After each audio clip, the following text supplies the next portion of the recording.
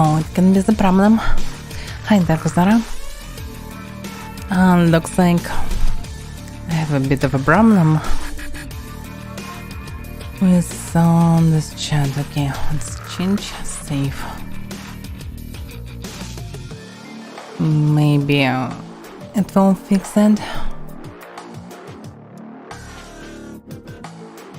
Because I tried to activate chat and Brime from Twitch, that actually can combine chats in one chat window on Prime. The problem is my main chat actually accumulates chats from every platform, so it can duplicate this way.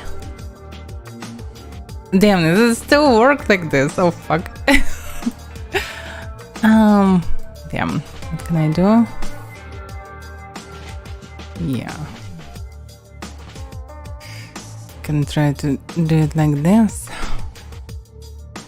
And so you see, yeah, there's a problem. Fuck. Yeah, I would. Okay, there is a way to fix it drastically this time. Give me a second.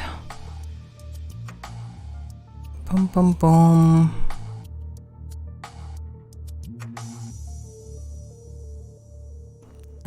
Okay, just like this.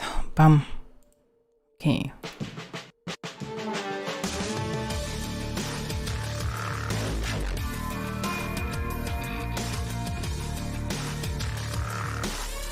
Yeah, now it should be fixed.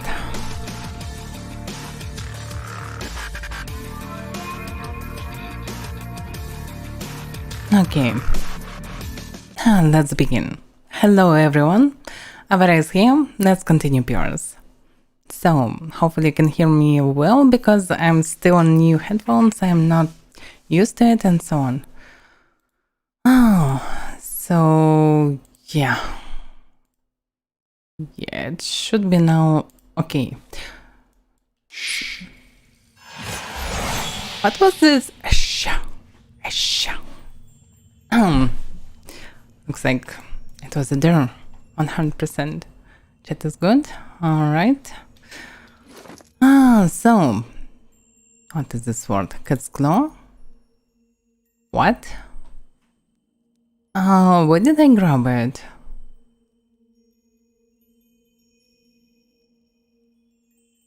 A knight once round the living ends in pursuit of adventure. Though few knew his name or recognized him by his blade. Graceful weapon fixed to a lion's head, pommel and crossguard shaped like riding clothes. Probably I got this from... Yeah, I probably got this from hunters. And on the bonuses, 3 damage reduction bypass. Not that drastically good.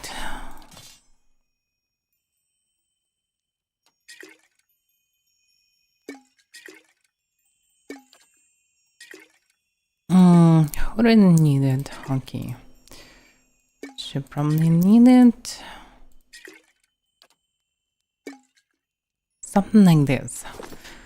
So I just finished with the praying to Bareth, and now I have blessing to actually go through the plot. The only problem is I still have quest for the dragon, so I probably still need to kill the dragon. If I understand correctly, I can skip this part and go straight under the Twin Elms, and probably this will be the end. But I also can go to Temple of Hineum, where this dragon is, and kill it. That's why I probably needed to upgrade. It's not like I need some upgrades. Yeah, rest in the lair of a sky dragon. This is definitely will be a sky dragon. The only problem is this dragon in the temple, not in the lair. But lair is not the key if there is any place where the dragon is lying, sleeping, hoarding its gold and so on. So probably it's okay. Anyway, looks like the dragon is dangerous, and to kill it I need to pray for the goddess. Pray for some help, I suppose. Mercy of the Tramps, what it is. It wasn't Patron, Scar that locals. Oh yeah, okay. This is another quest that I can do on my way to the dragon. So, emanates runes in Hinea's temple, and it has scattered her worshippers. I've been tasked with facing the threat. Travel to Hinea's temple. In the mountains above Twin Elms, something sinister haunts Hinea's temple. I've been asked to confront this terror and put in an end to it. High Priest Casfand and High Priestess Onwen told me about the dragon, and suggested I seek counsel from Hinea herself. I may be able to communicate with the goddess and Teir Emron in the Elms Ridge district. Yeah, I'm there, so I need to speak with Hinea. Which one? This one. How should I start it? That's the question. I know mostly nothing about Hinea, so... Journal. No, not journal. And good. I need a book about Hinea. Some clues how to start to pray. Item type. 10 years of down. I doubt that this is about Hinea. I definitely saw something about Hinea, but I don't remember where. The formation focus on efficiency, Brighton scripture. This is Abaddon. Brighton, Animancy, Idea customs. Artisan prayer. It's good to be artisan, it's so easy. There is a whole book about praying team. Oh, financial journals. It's about effigy, Skyen. It's about Skyen. Going. Missives of Hendecoat. Monsters of the Deadfire. Compilation, Acidic Poetry. Some of Woodica. I don't need Woodica. Giftbringer. It's for Ondra. Yeah. Skyen scriptures for Skyen. Become God. It's for Tussin, if I remember correctly. Yeah, got hammer, blah blah blah. Yeah, it's about it. Idea Empire original. Knights of the Crucible, dozens. Great Western Stag. Enigmatic God of Cold, by the way. Remorgant, probably. Yeah, still I know nothing what to do about this God of Cold. I saw some weird temple, but I'm not sure what to do with it. So, 103 billion, Eurasian calendar, Curse of Pangram, Manifest of Bread, Midwife's Memoirs, Queen of Birds, Helena. Okay, finally. My mother lived every note of life's song. Bringing me into this world was her last words. For this my father scorned me and abandoned me. And for this very same fact my town's midwife and adherent of Helena raised me as her own. When I came of age, I learned that Helena visits us on the screams of women in childbirth, and when a woman dies giving life to her child, her soul is carried away and reborn as an avian attendant of Helena's court. Through the miracle of the Queen of Birds, my mother has been with me, watching over me my whole life. I wear the fetish charms of the cloud singer, the bird I dreamed my mother became.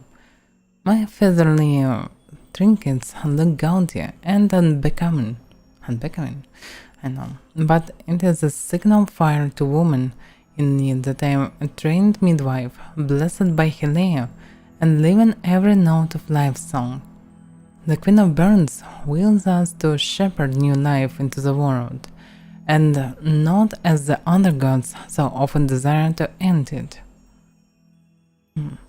A follower of Magron once mocked my fate, saying I worshipped paintbrushes and birds, feeling things beneath the gods. I do not resent the other gods and the brutal necessities,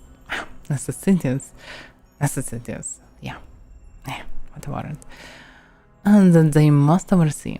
But is not language, love, the arts, and creativity that which separates us from simple beasts?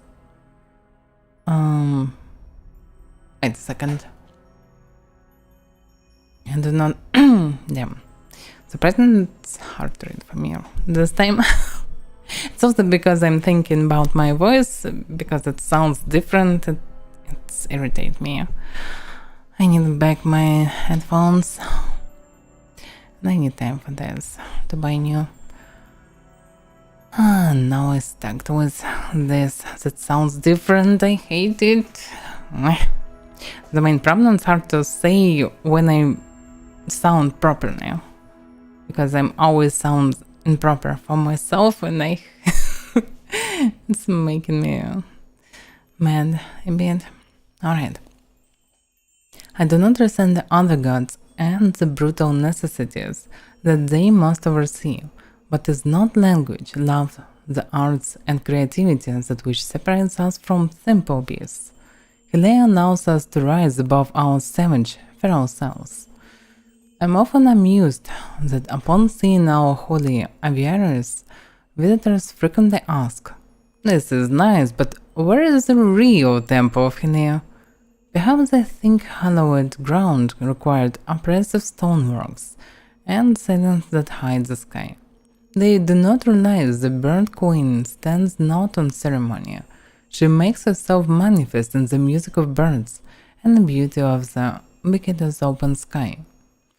Helena prefers the worship of two children singing over 1,000 petitioners sadly praying for victory. The Sky Mother asks so little of us, and yet so much. We are charged to live every note of life's song.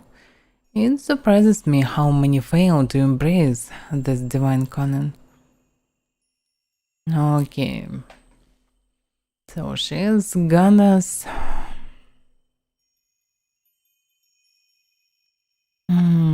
It's hard to say goddess of what?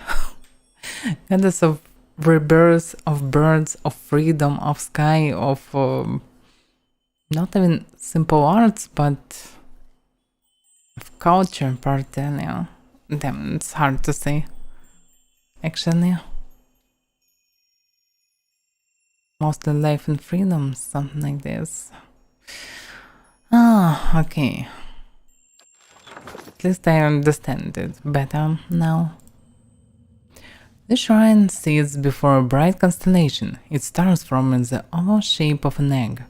A pair of wings sprout from the egg, stretching out to either side. Alright, let's pray to Helium. You step before the shrine and prepare to recite the ritual words.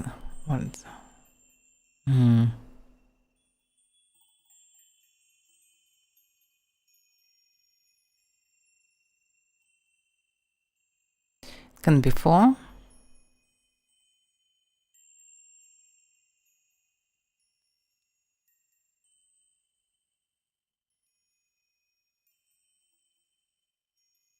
Okay. Leave every note of life song. Your words seem to ring in the air, your voice rendered melodic and lilted by some unseen art. You shut your eyes to pray. As you wait in darkness, the world around you changes. You feel sunlight, bright and warm, on your face. A light breeze carries music to your ears. As vivid as this sensation feels, you somehow know they are not real. You look around and find yourself standing in an open-air temple built on a mountain summit. It's filled with elves, ornaments, and assorted other keys. Ringing the entire scene is a fringe of trees, their verdant branches filled with burns of all different colors, shapes, and sizes. Angela takes it all in with squinting eyes and a wry smile. And I am supposed to feel at home here. Really? Everyone is singularly absorbed in a particular pursuit. And Orwan sits with a canvas, a paintbrush in his hand and jar of green, blue and yellow pigments at his feet. An elf and an Alma standing to the side, unlocked in conversation, their expressions dancing with the night. Still others scribble stanzas of poetry, or cradle sketches on shelves of paper, losing themselves in the delicate minutiae of lines and syllables. You feel the breeze again, and 2 elves basking in the sunlight shiver. The largest group gathers in the middle of the temple. They sing a lush, chaotic harmony composed of several complementary melodies.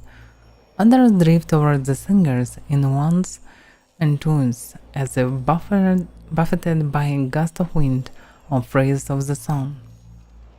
A ripple passes through the trees. You think it is the wind, but the chirping changes to screeching. Hundreds of birds take to the skies, all headed in one direction, away. Saganya raises her bow. Something must be coming. The devotees glances at the trees, just barely distracted from their activities, but the wind picks up, scattering their pages of poetry and art and ripping the songs from their lips. They look skyward, and you follow their gaze. A dark shape blots out the sun. You can't tell what it is, but as it unfolds and expands, it seems to fill the sky. The wind roars over the summit. That explains the birds. Before you can flee, a shadow falls over the temple. It begins as a stain in the corner and spreads, blotting out the flagstones. It reaches the nearest kid, a blackfruit Oron. The darkness swallows her, leaving only a puff of smoke in her place. The 2 elves that you saw earlier, a man and a woman, flee.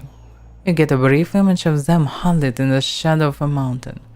They seem to see you too, and they reach out, calling silently after you. The others, however, seem frozen. As the shadow advances, they likewise vanish one by one. The driven gale scattered their ashes, and the charred remains of their creations. The grieved mother holds her hand. Songs of joy turn to screams of agony. What purpose, what lesson could possibly lie behind such destruction? You look up again at the source of the shadow, but the eclipsed sun forms a blinding crown around the thing. You can't make out any details. You can, however, feel it. Restore my temple. I look down and find the soul standing next to Helene's shrine in Ter Evron. Your pulse still races, and your skin is damp with sweat from a strange encounter. Just like this. So she just showed me and demanded. Oh well.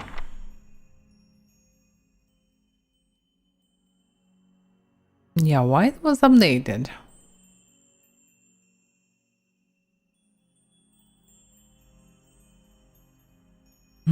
It seems, however, that the gods are willing to offer great power in exchange for a promise to deal with the stolen souls in the manner of their choosing. There would, however, be a price for betrayal. Oh, yeah, okay. I already agreed with Berenth.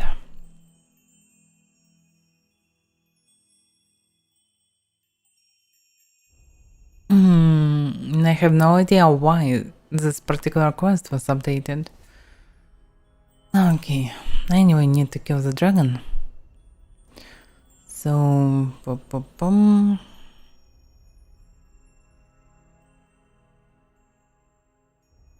yeah, in the goddess vision, I saw her followers terrorized, struck down by terrible menace. Presumably, removing the threat will earn me her favor. The vision showed me a male and female elf who fled the mountaintop. Last I saw, they were hiding in a ring of stones, the ruin of an older temple in Twin Elms. If there is a district of the city with other temples, I may be able to find the elves there. They could show me the way to Helene's temple, and they already did it. So I just need to go to this temple and kill the damn dragon, if I can. I actually hoped for some help from goddess, but looks like no. Huh, surprisingly, second quest at the same time. Alright, let's grab it, why not? Right. It's not like I need it, but wow. So, it is time to leave this place. Finally. I probably can rest in the inn to get bonuses. And then I can go to the north, to this temple. Also, I can help others. What the hell? Stop right there! I'm not a criminal scum. If you mean that. Yuvara and soldier. Yuvara. Yuvara sounds familiar. You're in the wrong city, Inquisitor. So the same as Inquisitor again. Hi, Ray. The Phantom Soldier rides his short sword to your chest. Did you think you wouldn't be recognized here in your old home? I've seen your trials with my own eyes. And why it's not voiced funny? I have seen you in light pyres with good people tied to them. People I'd know many a year. He says that you by the throne and your airway titans, whether real or image, you cannot tell. They deserve your confession. He raises the point of his sword, holding it a hair's breadth from your eye. Suros, what are you doing? Startled, the soldier releases you immediately and turns to face the speaker, a woman in a plain wool tunic, fully a head shorter than him but somehow seeming to tower over him. You have seen this woman's face before, but from afar, bloodied and burned as she lay scratched across an iron wheel. At the moment, it is marked only with concern. An assassin sent by the Inquisition, my lady, daring to approach our camp. If she is so poor an assassin is to approach an armed guard in daylight, I should have little to fear. I would hear what this woman has to say. She stares him down until he can no longer face her. He turns away, sore-faced, and pretends to be suddenly distracted by something far off. Why are you here, Inquisitor? Good question. I shouldn't lie here, because I have no idea what's going on.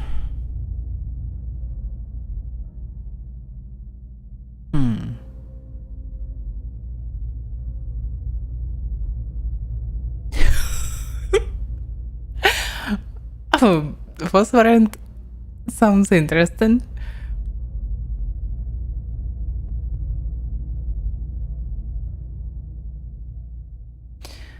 Grand Inquisitor Theos, ex Arcanon, dispatched me here to spy on you. Avaira doesn't blink. Nothing as desperate as that over there. I'd never have known. I hope your next assignment is more stimulating. Listen to my lectures is dull work for a spy. Where are you from, Inquisitor? Around here, actually. Is that so? I meet so few these days. Many of my followers journey from other cities and kingdoms, and most of the soldiers were conscripted from the surrounding countryside. I welcome the thought of having someone around who knew Kratin in better days. I would like for you to stay here in our camp as my guest. My lady Avaira, I beg of you. This is an Inquisitor. This is a desperate attempt on your life. The only way it can succeed is if you allow it to. No longer able to remain quiet, the soldier approached the Avaira and put his hand on her shoulder, drawing her aside. His voice is hushed but by no means private. This is a missionary, same as I was, taught the wrong things as I was. If I can't have faith in one woman's ability to reason once she knows the truth, what hope do we have?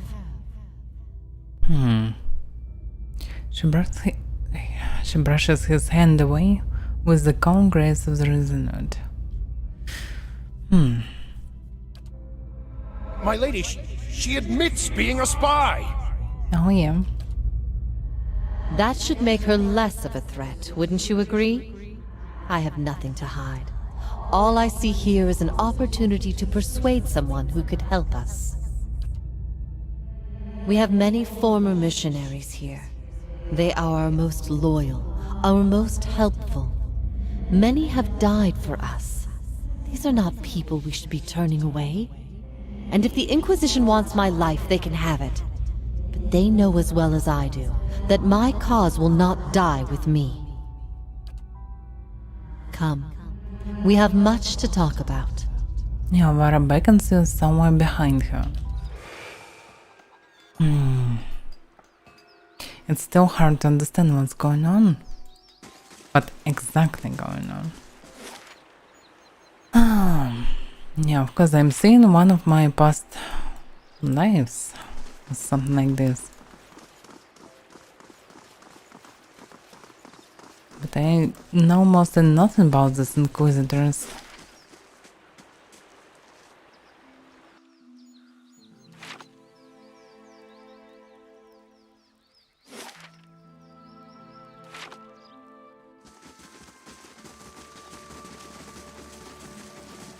Okay, we need to rest and then we can move.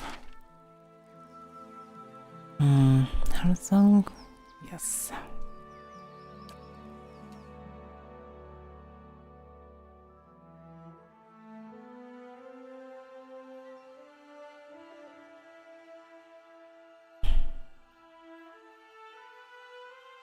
It's so slow. Use some time to restore my spirit.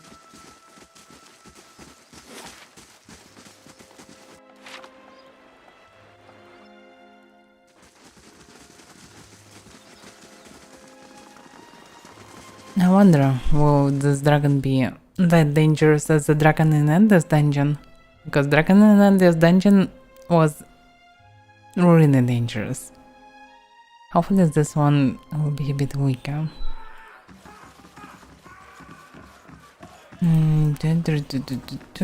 Yeah, I need to speak with Good this day, one. stranger.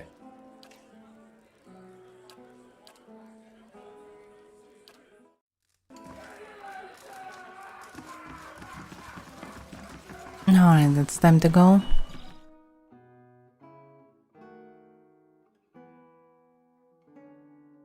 I wonder how many items, usable items I have.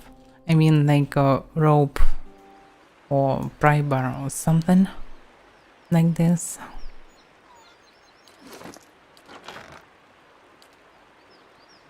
I have tons of torches. 7 rope and grappling hooks. Okay, I have a lot of them. 9 pry bars. Okay, because I was afraid that I already uses all the ropes. So it can be the problem because it's very often useful stuff.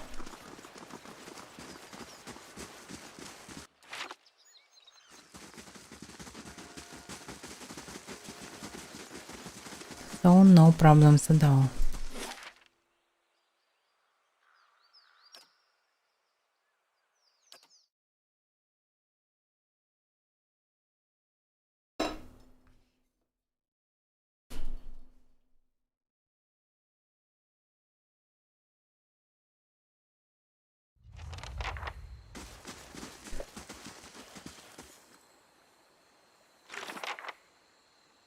So, Queen Derwodan Scout has come to Twinhouse to find help for her friends, who are on an expedition to recover lost artifacts. Though the group hasn't been directly confronted by the Glenfordans yet, Queen was on patrol and discovered that local sentries have already caught scent of her expedition. Queen asked me to warn her mercenary companions about the impending danger while she attempts to thwart the scouting efforts of the Persian Glenfordans. Find the Derwodan expedition by the pilgrims camp in the Northworld wilderness. Okay, I've arrived to the Northworld wilderness where Queen's expedition should be making camp beside the pilgrim's trail leading to Helios temple. I'm to warn them that Glenfordan scouts are on their trail. Okay, nothing really useful. And what about this one? I've arrived at the Northworld, the forest outside of Twin Elms. The steps leading up to the nest are carved in the steep cliffs that border the northern edge of the wilderness. So surprising this location wasn't just connected. Wolf leader. Trunks long and swan and shadow head east. There sparkled with blood. Someone was eaten. Looks like. Hello, Wolfies. Bye bye, Wolfia.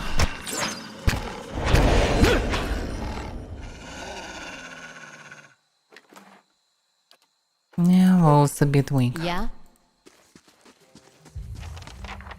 Arrows, crude and fledged, with bright feathers protrude from the corms. Am I late? It can be.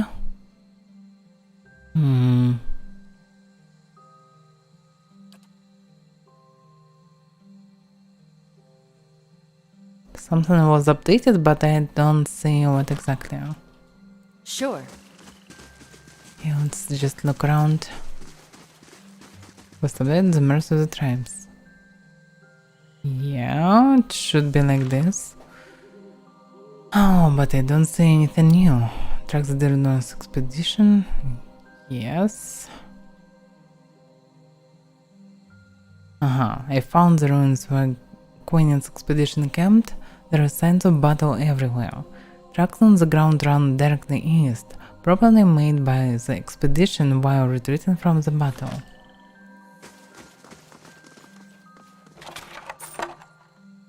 The inscriptions on this altar, almost unreadable under a layer of thick moss, pay homage to Hinea.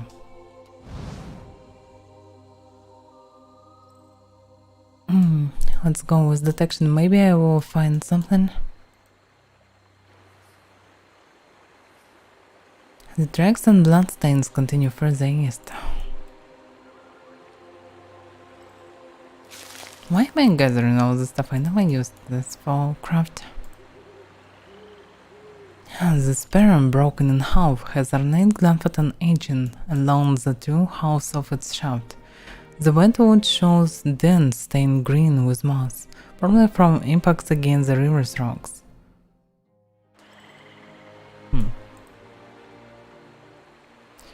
The tracks and bloodstains continue further east. Yeah, let's just track it to the end.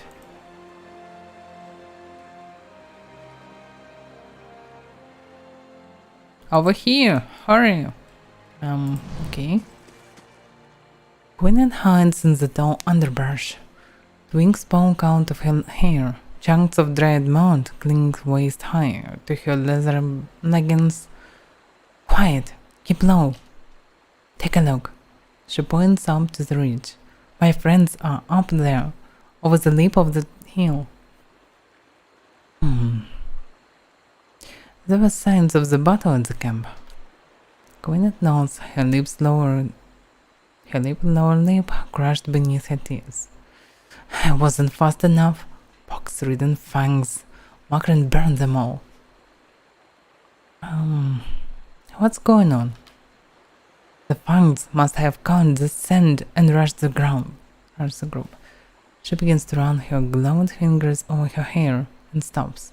The pressure snaps one of the twigs stuck on her black curls. Some of my friends are still alive, but the fangs have them surrounded. The expedition? Quinn brings her hand back to the pommel of her astok. Oh, what remains of it has taken cover in some ruins above the cliffs. The fangs must be toying with them, or letting them starve a bit before the next attack. We need to act or they're as good as dead. And how did the fangs get here? Gwyneth looked down to her feet, shaking her head slowly.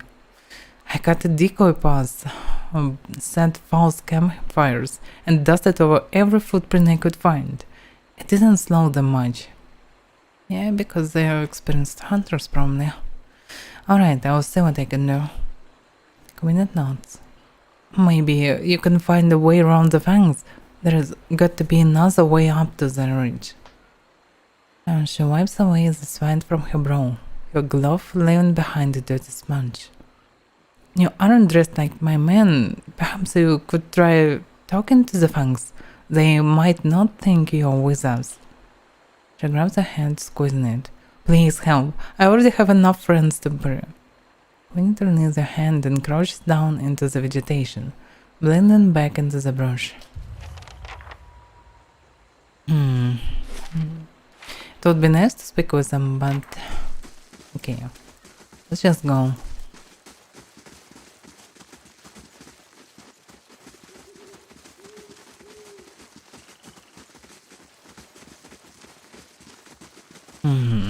And the fangs.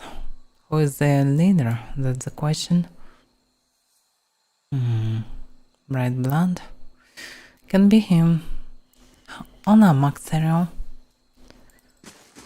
Tread carefully, Estramore. Yeah, I was right. An elven woman stands beside the stag, patting the great beast on its neck. As you approach, the animal jerks its head in your direction and rears up. Stillness. The woman orders the stag, pulling on the skin of the stag's neck until it ceases to bark. Easy now. No need to fight. Yet. She turns to face you. One ear is missing its top half, and many battle scars raise her otherwise smooth skin. More foreigners. More unclean feet trampling on our lands. More blood to feed the trees. She shakes her head. You should not be here, Stramor. Her hands moves to one of several blades strapped to her hips. If you are here in our lands, it is either to steal from us or to aid those who would. She gestures to the north, at the ruins of unwritten buildings protruding from the underbrush. The wooden mercenaries, looters. Can you hear their panicked whispers? Leave this place at once, or we will kill you when we finish with this Estremon. Yeah.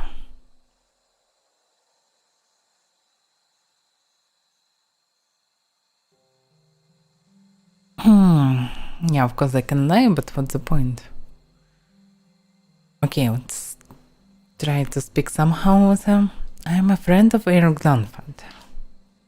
She holds a gaze on you. The great stag stomps in front hooves on the ground and turns to its master. Do you speak the truth, foreigner? If you are indeed a friend, you would respect our lands and not defile our sacred soil with your trespass. The woman clenched her jaw. Its muscles quiver under the pressure until suddenly calm returns to her expression. If you have no bonds of kin or kiss with the looters, I'll give you a chance to prove it. She draws one of her swords, and with a swift arcing motion, points it to the ruins beyond. The invaders must be purged from our lands. Prove your words, and we will believe your words. Tell me about these mercenaries. Raiders, looters, same as all other Dirwooden thieves that pillage our lands. The woman touched the black stump where half of her ear used to be. We tracked the Dirwoodens from their first step beyond the Great River and waited for them to err.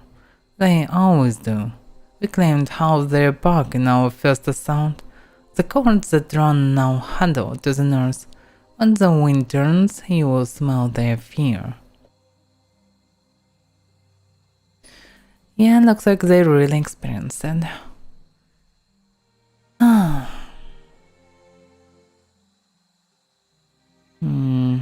Yeah, it's a bit tricky to not to start a bloodshed.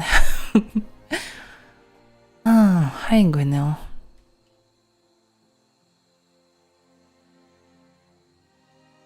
If they surrender, we will let them leave. Softness such as yours will not bring them to heel. Their greed knows no bounds, their memory honors no history. What use have we of prisoners? What example do we send to others but letting them live? She shakes her head. Why would we forgive again?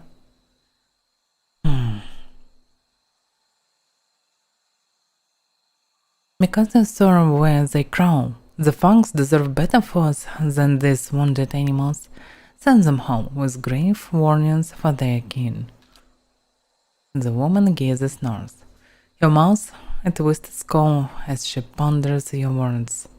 The great stag nudges her shoulder, and she reaches up to scratch the animal's chin. Blood was spilled, and life sprouts from a soaking ground. She looks at you with a cold glare, mutters a curse under her breath, and chases her blade. We will let the raiders return headless. Their leader must pay for the crimes. Only then may the rest go free. She waves a hand northward. Go, deliver my message before I see the fall in the decision.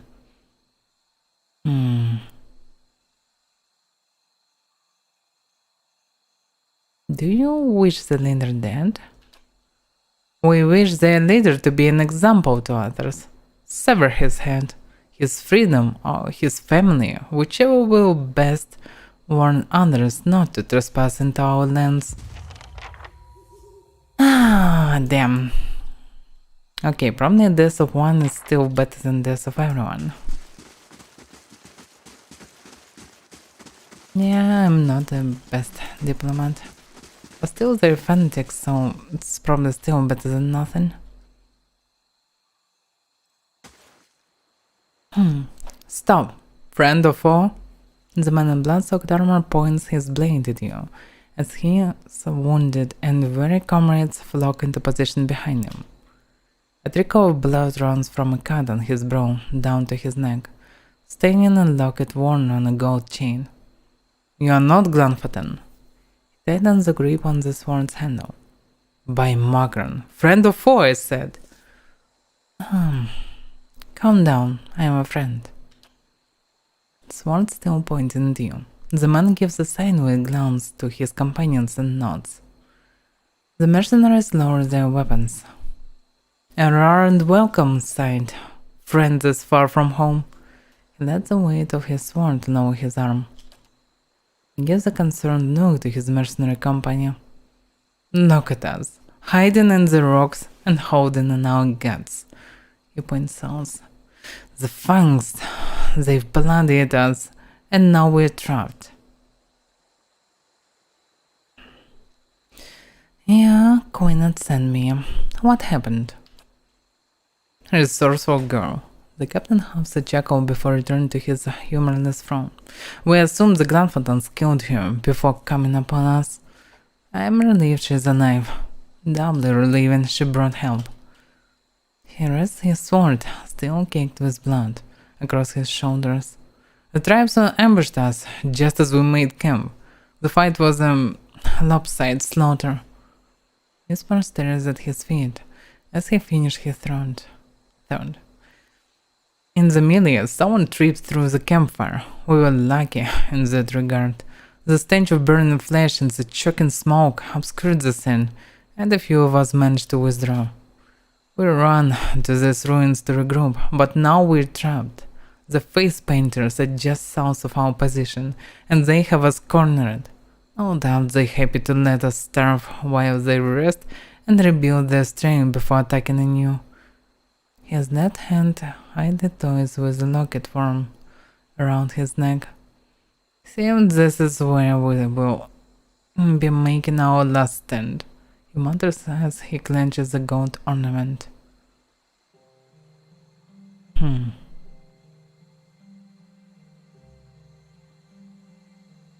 Interesting.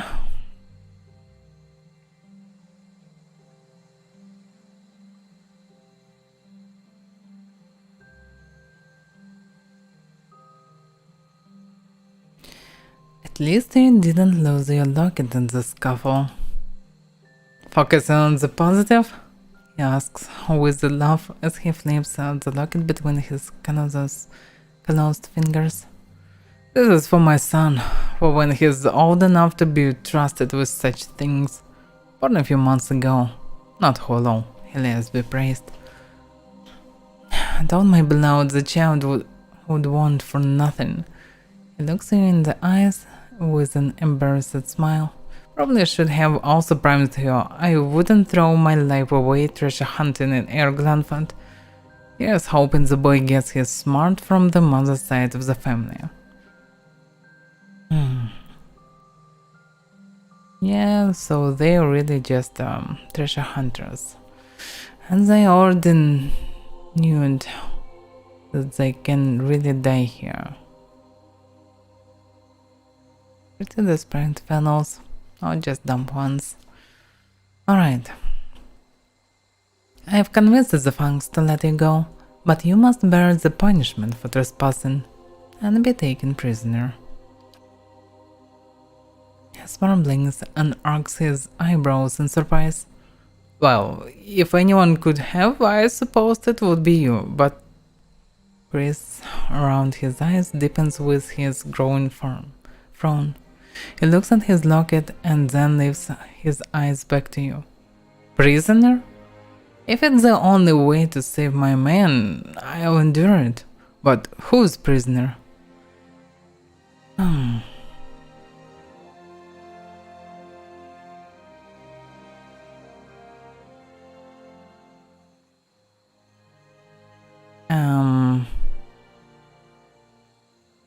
I don't fully get it. I mean, the leader of the Fangs actually wanted him dead. Why am I have option only for prisoning him?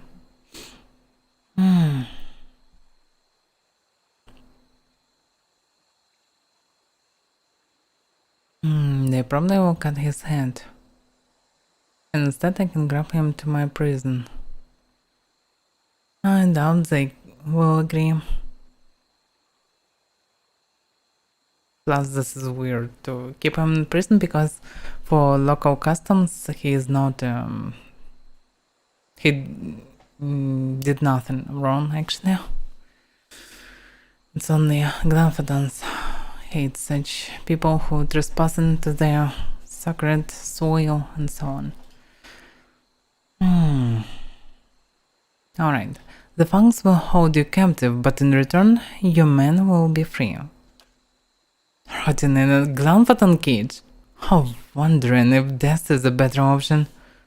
He pulls a chain and lock it off his neck and hands it to a nearby soldier. You know where this needs to go. The two men nod at each other. The captain turns to his company, each of his soldiers staring back, pale with fear. Esmer takes a deep breath, then raises his fist in the air. New orders! You are to fall back. The expedition is over. Show your gear and make for Defiance Bay at once. The mercenaries exchange glances with each other, waiting for the first one to obey the command. Are you deaf? I won't tell you again. Time to go. Now. Esmer's booming voice springs the reluctant mercenaries into action. Wounds addressed one last time. Camping gear is secured, and within minutes the men set off on their march, nodding at their leader in acknowledgement as they pass. It is my duty to see my men return home. Oh yeah. So they will not behead him. Oh, so they really just grabbed him. I don't see any man without a hand, so probably, yeah. Return to Queenet in the Northworld. Evading the Dirodan expedition, they are safe from the immediate harm. Queenet waits on the southern edge of the Northworld to know of their fate. She probably will want to rescue him. But I'm not sure that this is a good idea.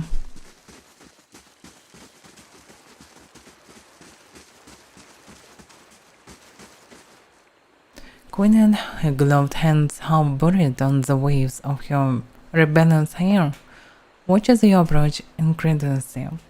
You did it! Her dimples frames a beaming smile.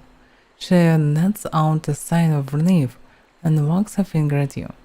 We'll be chanting your name back in the gift. Everyone will know what you've done for us, I promise. The smile cracks for a moment as she looks off to the distance.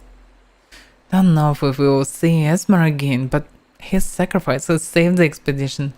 We couldn't have negotiated our way out of this without your help. She scratches her cleft chin with her free hand and gives her a measuring look. But you're the type to deserve more than just praise. Coin? Weaponry? She rubs her gloves fingers together. Or if nothing tangible suits your fancy, I'd gladly share my skills with you.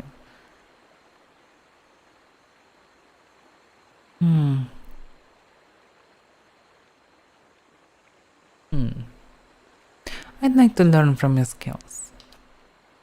Queenet nods enthusiastically. I was hoping to say that. She removes the gloves from her hands, stowing them in her back pocket. When you spend as much time as I do in the ruins, you learn to strike fast, and to strike without warning. She holds her stack out in front of her, its blade parallel to the ground. The key is efficiency of movement. Avaira was granted Agent Delaware. She walked through several footwork drills that focus on quiet footfalls and measured breathing. Place all your weight on the final step when you're ready to strike. She yells for emphasis as she demonstrates a swift, silent lunge. As you follow her example, she nods in satisfaction. I think you've got the grasp of it. I'm honored I could teach you something new. She half curtsies and turns to take her leave. So, what it is actually?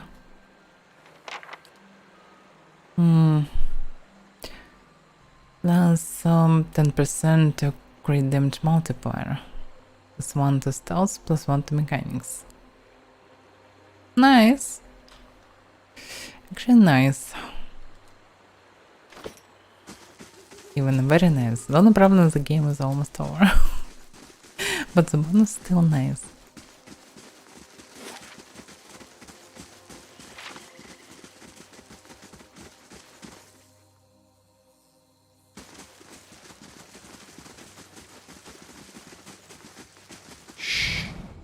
Oh, what is this? First lurker. Okay.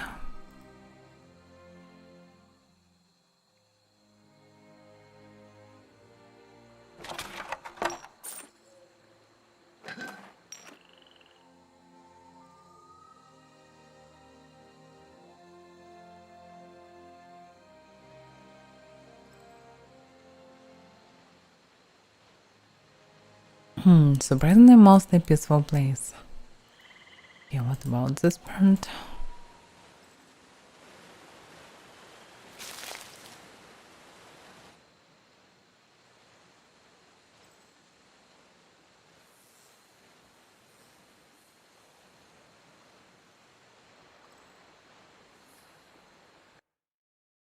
Oh, there's still girl. They are still very weak. That's a lot of them, by the way. They probably still don't need anything.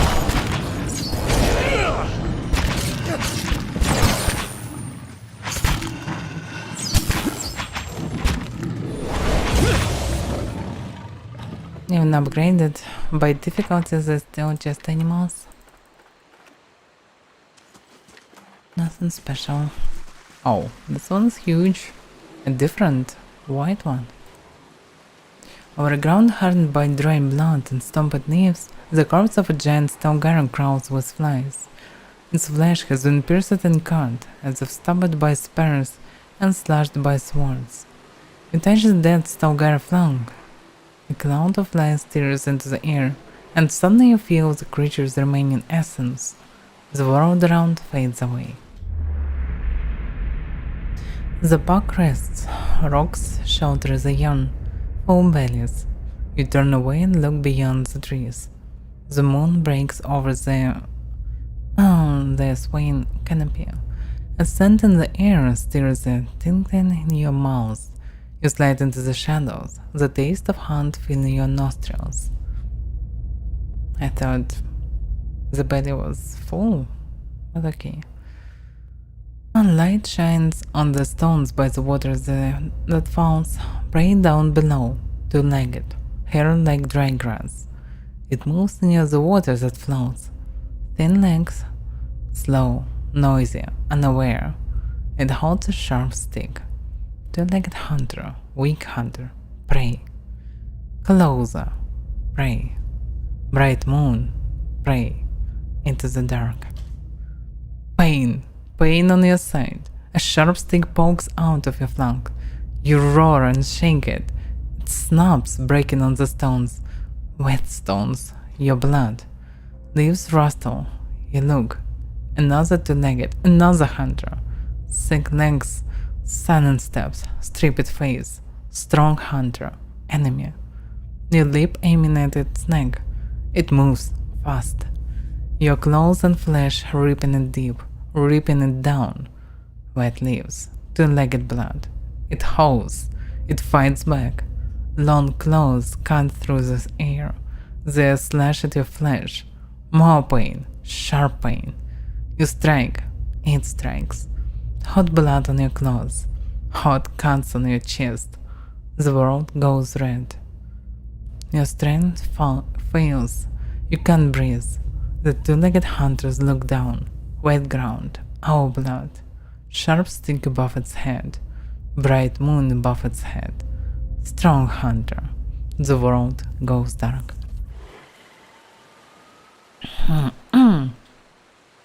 It was interesting experience.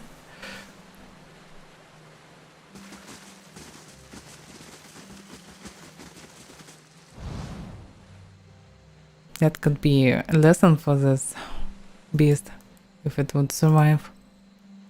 'To not hunt on a full belly. but not to risk.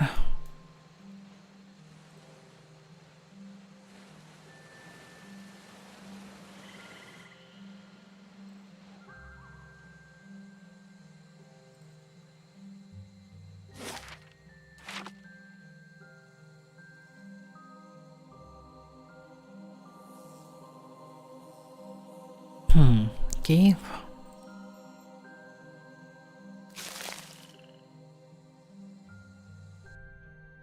Another ruins. With other stones. And other beetles.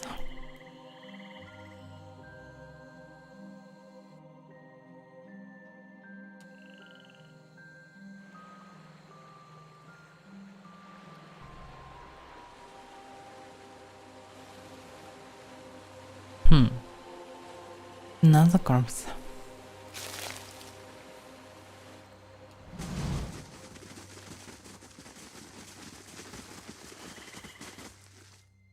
Let's go.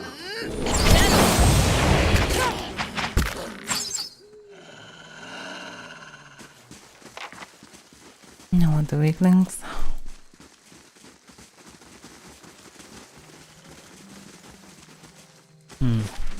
So it looks like something in the middle and this cave.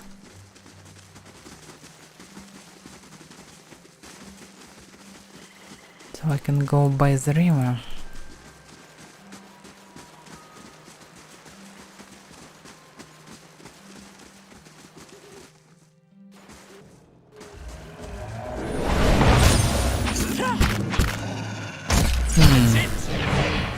It's kinda dangerous. A bit. Should be a bit more careful. Stun them.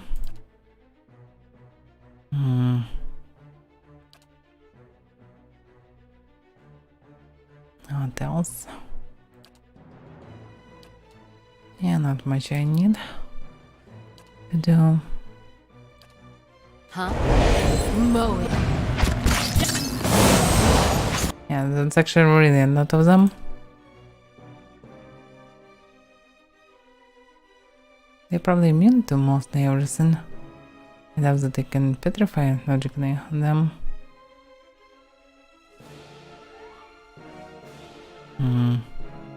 Logically, not much you can do about controlling them.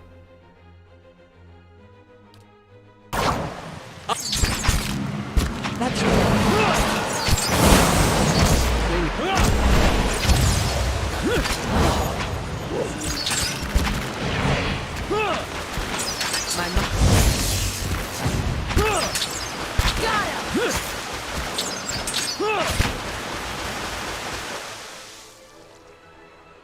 And the silence.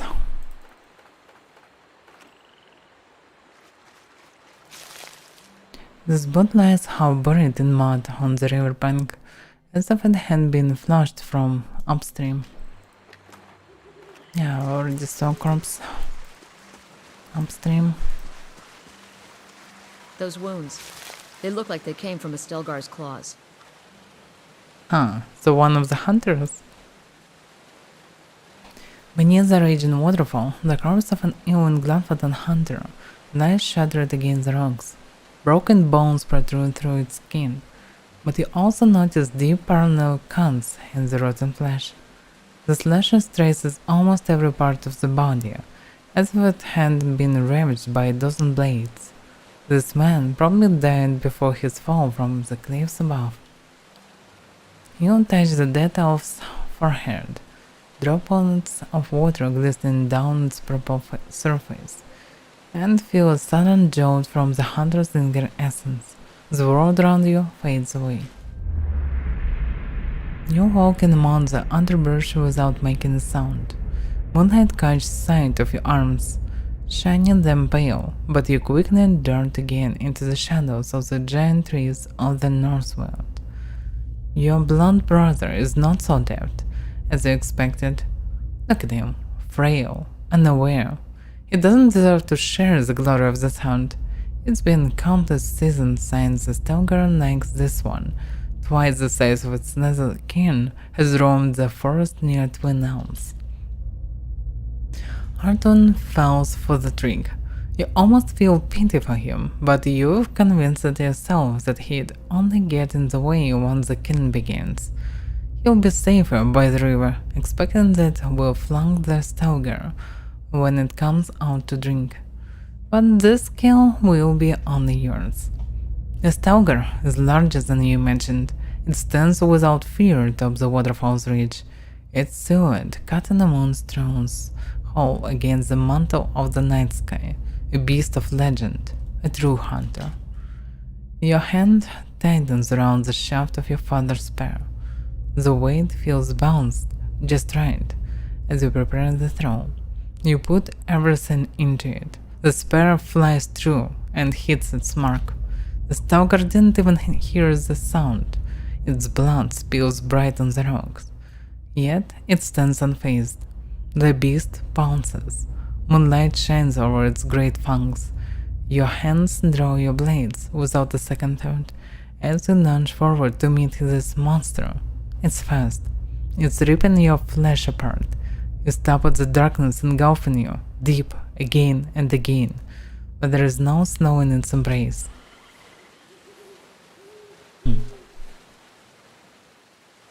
Interesting.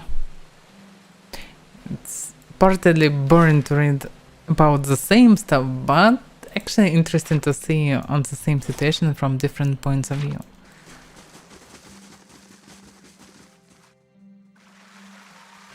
But beast point of view looks more interesting,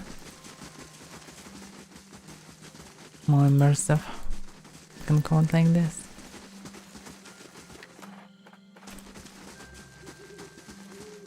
By 7, double up.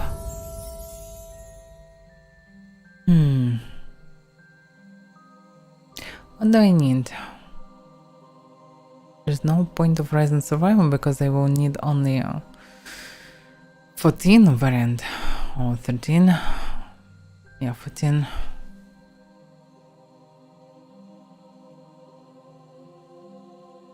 I can rise stealth to be more stealthy when I will need it. Paladin ability. Okay, this level up can be useful. What it is? Inspiring Triumph. Inspires all allies in the vicinity when the Paladin downs an enemy. Not interesting. Okay, so the same abilities, probably from the bottom should be something new. How the Martyr. The Paladin targets a fallen ally, creating a pulsing beacon over them. It increases the speed and damage reduction of nearby enemies, while decreasing the speed and damage reduction of nearby enemies. The beacon disappears if the ally is revived. If the Paladin is knocked out in battle, this ability is automatically applied to him or her. Oh, interesting. So I can get profit from fallen ally. But only for 3 seconds, really? 1 per encounter. It's... Wait a second, now what duration? 18 seconds. This one for 3 seconds. Strange stuff. The idea is good, but realization is pretty meh. Through force of will, the Paladin can destroy any spirit to summon creature below the Paladin's level. Not interesting. Inspires urgency in one of the Paladin's enemies, increasing his or her attack speed.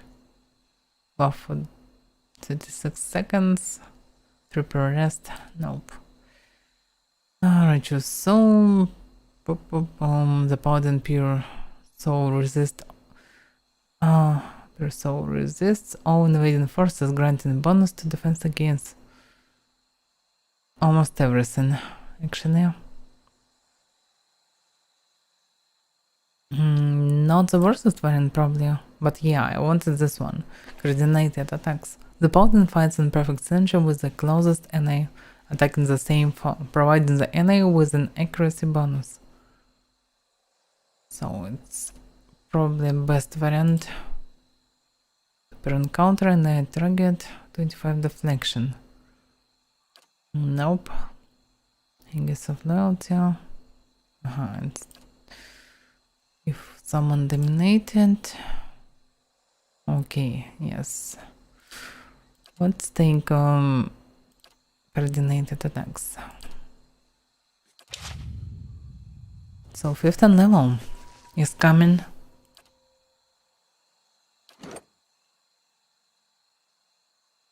Yeah, others are close to it as well.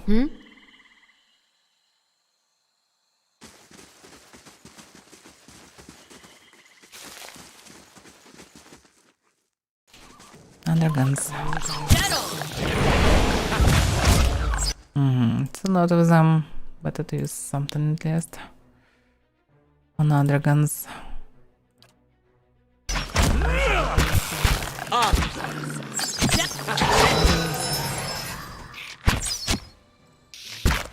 Damn, it was too effective. Let's go.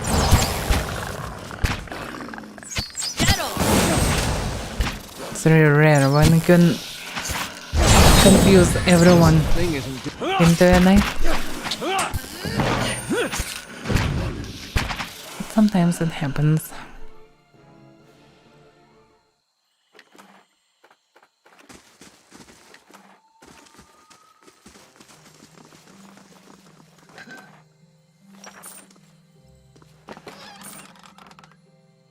The clouds above the cliffs of the north world reflect and the threads and surface of the spear of Avaira.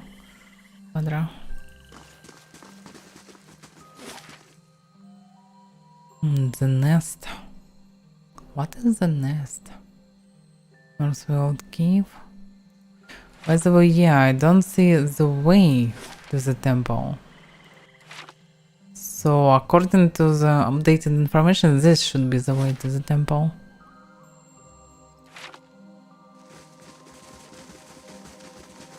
Also, the nest is a pretty proper name for a place for a goddess of birds.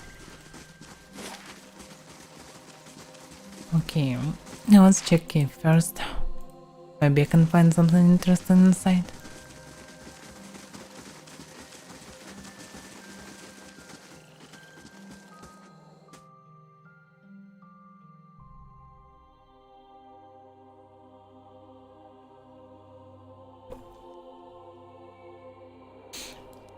I wonder, can I finish the game today? It would be pretty nice, because it will be way easy to plan next week for me. Because it's hard to plan a week when you have no idea when you will finish the game. According to my thoughts, expectation, we should finish pretty soon.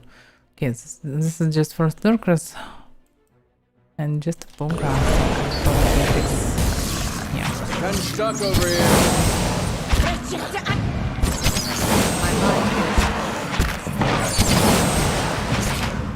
Actually surprised to see such low level enemies.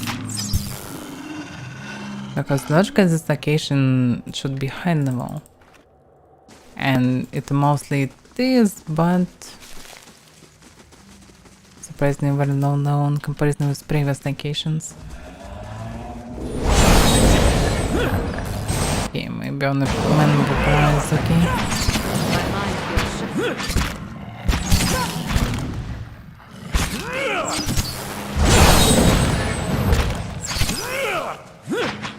Definitely feels better when at least half of the team is ranged. It should be that way, I think. Because when everyone is melee, it really sucks. You need some ranged, especially when mages are mostly not ranges, are controllers. So it probably should be like 2 controllers, 2 ranged, 2 melee, something like this. So this is just a... wait a second, maybe I'm missing something. It's nothing here. Probably some quest can be in there. Maybe it's just a bunch of mobs. Because why not? Hard to say.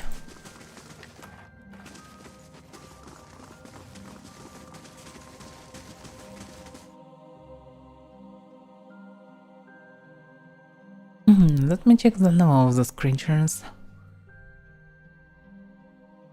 Because it all feels strange.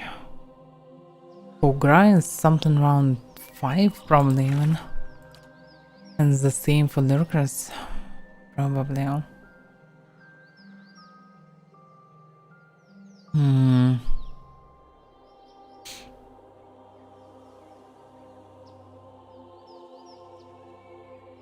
Yeah, the only problem is to find the name.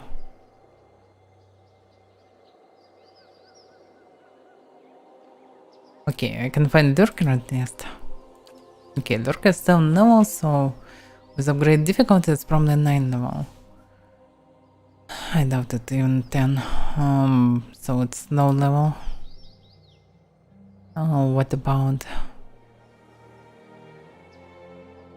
this Pogra?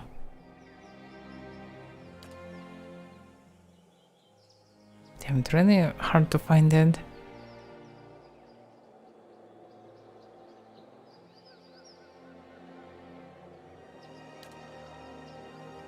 Yeah, Pogra is the most low level, 6. And Man Pogra, 9. So Man Pogra is logically 12 level now. Still lower than previous locations. I wonder why. Zone past. Okay, so this is the only way to the temple. Logically, it's better to rest, but I'm not sure. We have all the abilities we need, probably. Let's just save somewhere, just in case. It's still a dragon. Endless Dungeons also was very easy, but the dragon at the end was enormously dangerous. Actually unkillable. This one probably will be weaker, but still very deadly. A wooden stair hugs the cliffside, providing an impressive view as you work your way higher and higher. Not too far along the path, however, you find your progress interrupted. A large boulder appears to have fallen onto the road from somewhere up above, and it now sits squarely in your way. Okay. The stone, the boulder, sits. Can I just sit nearby for eternity? Alright, let's first of all examine the area.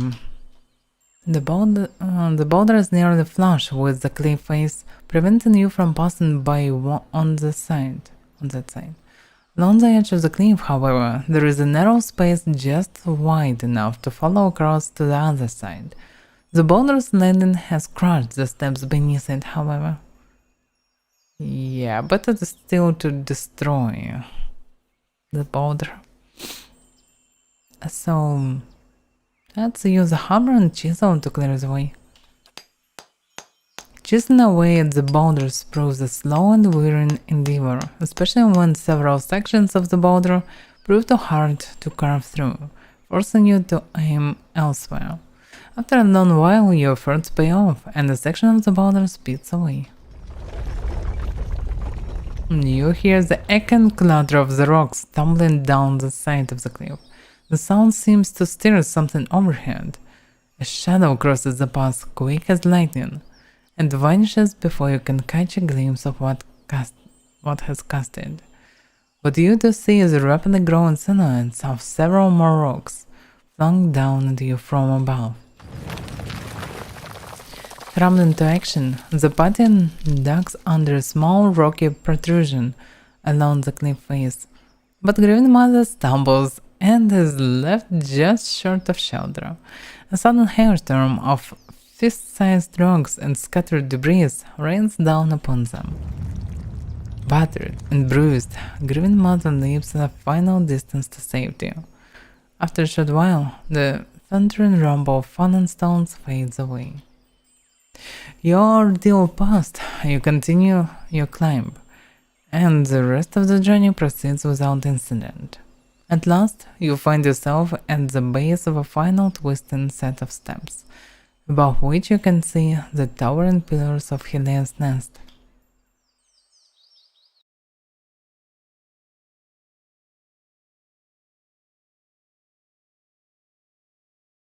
So this is it.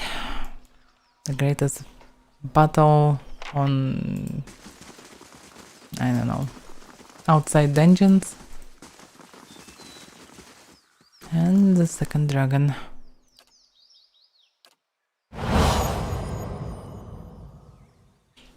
Let me see.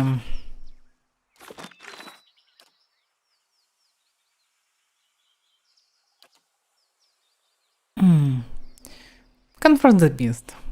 What a hard quest. Okay. Something very large has been here recently. Right. What can it be? The edges of the bones are brittle and blackened. By the way, actually, yeah, I probably can see what they want to do. If you will speak and pray to the goddess, just because you want to pray to exactly this particular goddess, you will get this unclear information. We can only see that something happens at the temple. So you will not understand what's going on. And still, you, in theory, can not understand what's going on, because there are no mention about dragons. But if you will speak with this pair of survived priests, they can tell you about the dragon. So this is the only way to truly understand that there will be a dragon. But who cares? Oh, the dragon's smaller. Still pretty huge. And now the fun begins. I'm not sure this is fun. As you reach the summit of the mountain, a gust of wind stirs the air. You hear a noise like the snapping of sails, and the sky is briefly blotted out. A dragon lands before you, shaking the ground beneath your feet. It draws itself up to its full height and spreads its wings, barring your passage. Its neck, its back, and the ridge of its spine are covered with magnificent plumage. It hisses at you, and while the sound is unlike any language you've ever heard, the beast's meaning is utterly clear. Vermin invading my nest, threatening my hatchling. You shall feed my young. Seriously? A small worm crouches in the corner of the temple behind the dragon. Yeah, but the temple actually, how it managed to produce hatchlings? This is a bit weird. Probably the dragon was pregnant before arriving to this temple and just decided to make it its nest. Be careful, Watcher. Your mind is on edge, not with hunger but with fear. There is a little more danger than a mother defending her offspring. And I'm doing this for the goddess of life and birth, and birds, and sky. Probably killing pregnant, okay, not pregnant, but dragon with her hatchlings that she actually just trying to defend, not the right decision. So I probably don't need to fight with the dragon.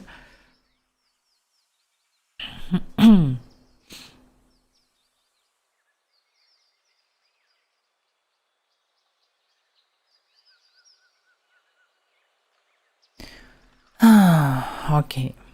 You have young here? I will protect my last hatchling to the death. And that death will be yours, rodent. Yeah, I have a bit of a misunderstanding here.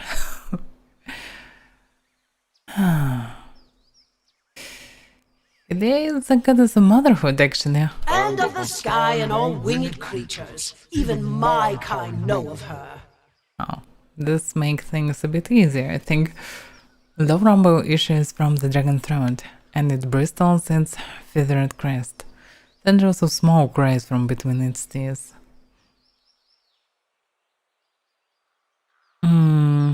Is that why you came here? I came to care for my remaining hatchling. My kind requires territory. Few places are safe for our young. This is a lesson that cost me the rest of my brood. So that's why she's so desperate. Because she probably nests somewhere and lose her hatchlings. The dragon runs a forked tongue over teeth the size of short swords. A chunk of flesh is nudged between two of its cuspids.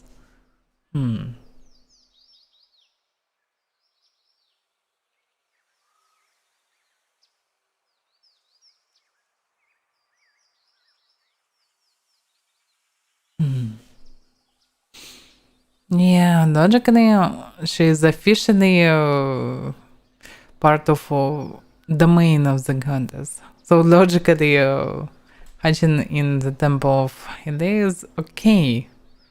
The problem is that she can worshippers of Helle. That's actually bad. Yeah, I can agree that she should stay, but I also should somehow manage to deal with worshippers. Okay, then you should stay. Raising your offspring here would honor Helle. So be it. Go then, and with my thanks. The dragon slowly lowers its wings, watching it carefully. It grunts and lowers itself onto all fours. The green mother's eyes are warm, approving. Truly, you are full of surprises and rare insights. Yeah, it's all good, but what about dead worshippers? I thought I will have another round of dialogue, so I can actually try to persuade this dragon to live side by side with worshippers. Probably worshippers will be will gladly accept such a variant. Live side by side with such a magnificent creature and so on. They probably can bring some cattle for sacrifices. But no, I don't have such a variant. Okay, so petition Helle and terror everyone in Elm's Reach. I decide to let the dragon Vernon stay in Helle's temple. It seems to me that the goddess of light and motherhood would value the lives of these creatures too. Hopefully the goddess will understand my perspective. I can pray to her and terror everyone. She probably will, I think. Okay, I expected to fight, but no fights allowed.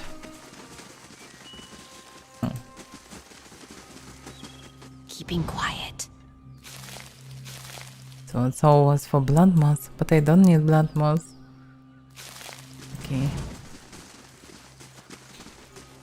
Let's return to Elm's Reach. Yeah, to Elm's Reach.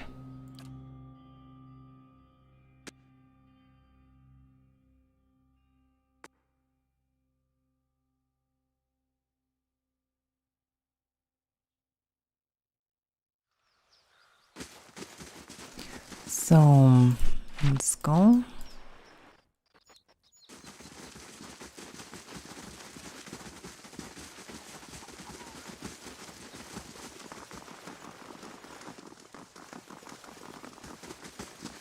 But the problem is this two hunters can be connected to the god of hunters.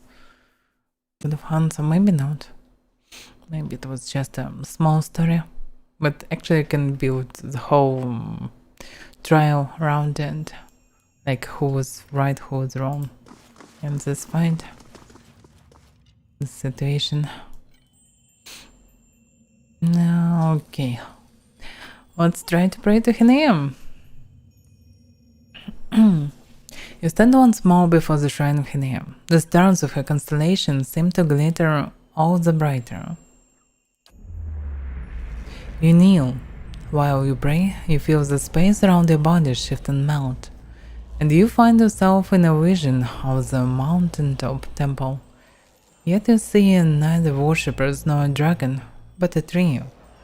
Its limbs wrap around the perimeter of the temple, tapering into twigs and branches of all sizes and angles. They seem too long and too numerous to be held up by the meager trunk, but they hold steady in the breeze. A single sparrow lands on the nearest branch. It watches you.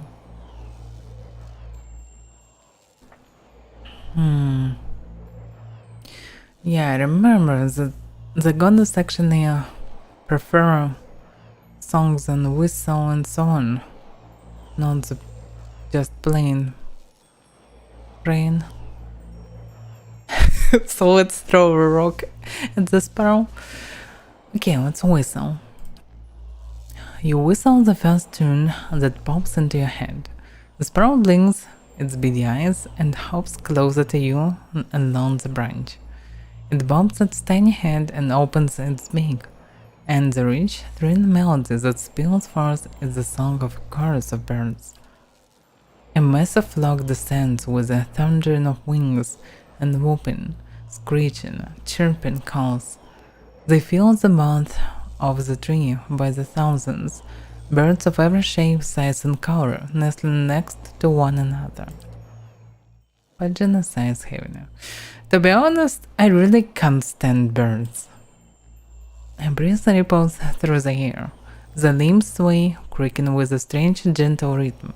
A few hundreds of the birds flit from their branches, forming a brilliantly variegated flock in front of the tree. As they meet and swoop in unison, you catch a glimpse of someone looking back at you, cloaked by the flurry of feathers. A watcher, I believe we stand in the legendary court of birds.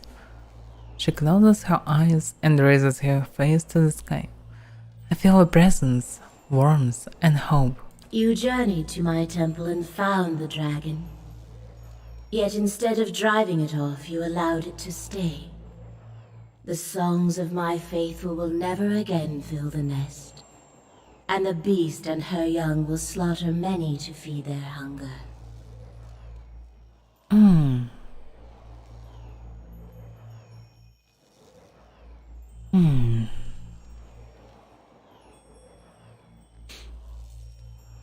The dragon sound shelter for her young. Are you not also the goddess of motherhood? And even in a creature so fierce you find tenderness. Your long journey has revealed a compassionate and generous heart, Watcher. There is something else I would ask of you. The masked flock wheels around the temple.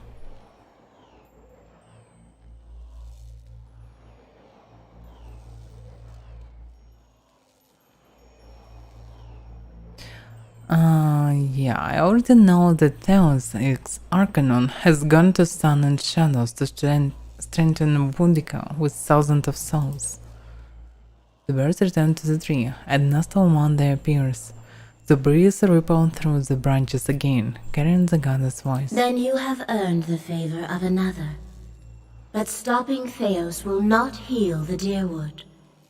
You must guide the trapped souls back to the bodies they were stolen from. Hollow-born children whose eyes have never seen the sun. Yeah, that's the problem. The Green Mother claps her hands once, setting off the music of chimes. After long years, let their wounds be healed, their tears dried. You could restore them, give their families hymns of joy after years of lament. The priest tickles your ear. Peace and restoration give purpose to suffering. There is no meaning, no redemption in pain that does not lead to fulfillment. Cemetery demands that great rejoicing follow suffering such as this.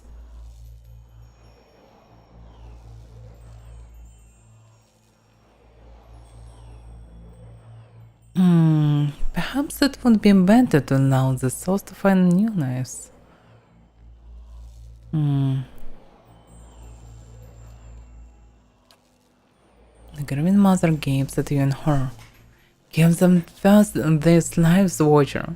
Let them know the love of parents who waited for them, tended them, and let their return bring healing to the Deerwood. How can they continue to another when they have not fully lived this life?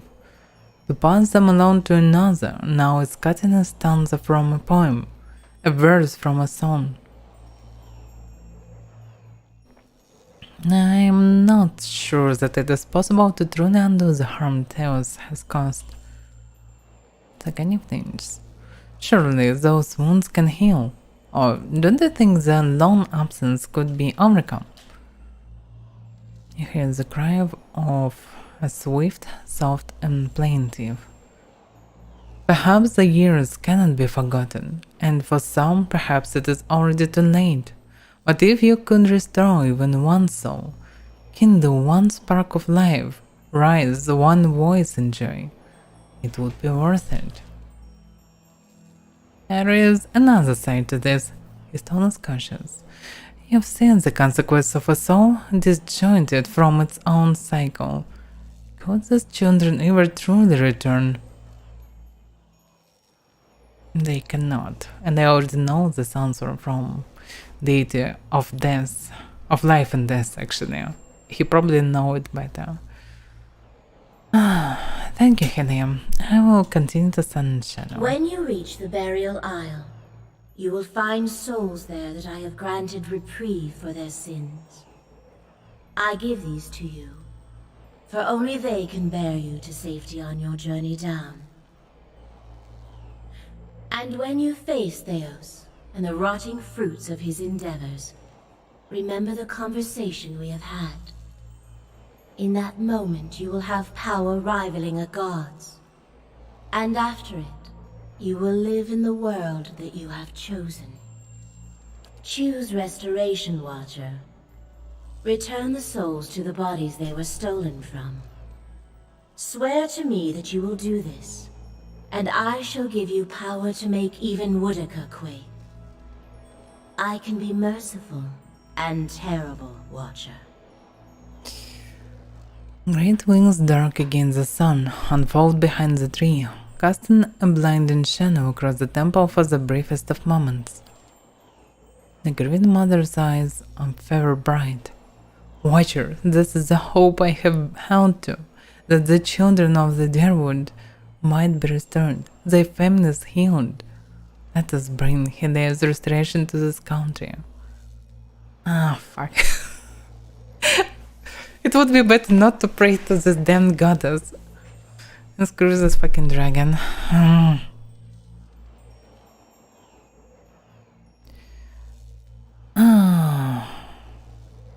Why can't I say no? Yeah, I know that it's not the smartest decision to say no to the goddess, but still. I did something for her, so I just did it because I should. And I don't want to swear for something.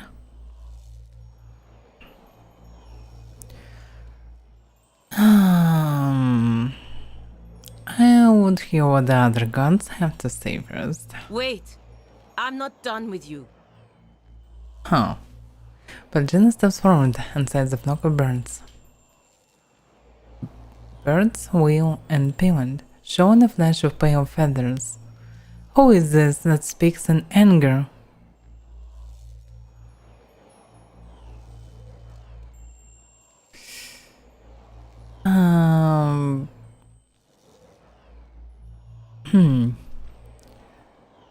I'm not sure what to choose. Please forgive Panagina's boldness, Hinea.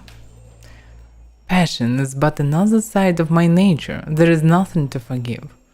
The birds settle on the branches and regard Panagina. It's not often that any of our kind get the chance to speak to their...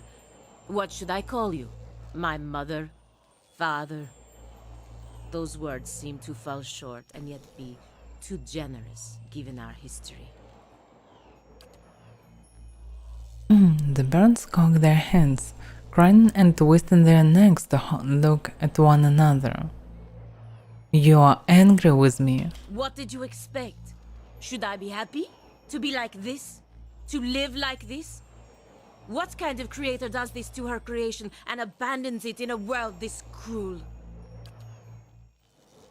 And should I have plucked you from your home, wrapped you in my wings, and brought you to a nest like this one?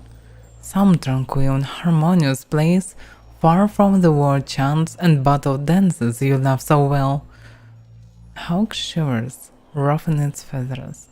Tell me what you want. All I've ever wanted from any of your kind is to take some responsibility.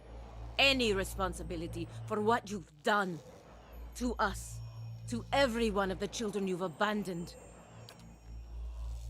The birds flap their wings, rising from the branches. You are a song of ferocity, and one I love well. I hear your furor and rage, and it is the music. Your prowess and valor leave a trail like a tapestry upon the world.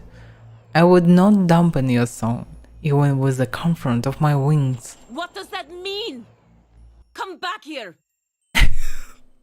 Pangina shouts angrily into retreating flock of birds. There is no response. Pangina feels clench in frustration. Yeah, this god is pretty.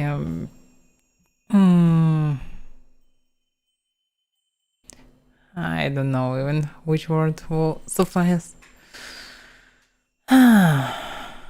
But instead of actually make her angry, she just make her bring her fun a bit. A bit of joy. Like a gesture, for example.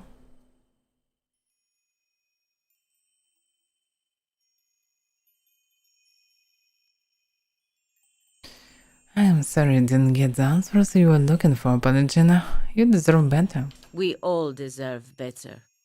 Her shoulders slump in resignation. So, how it was ended? It was just ended. Okay.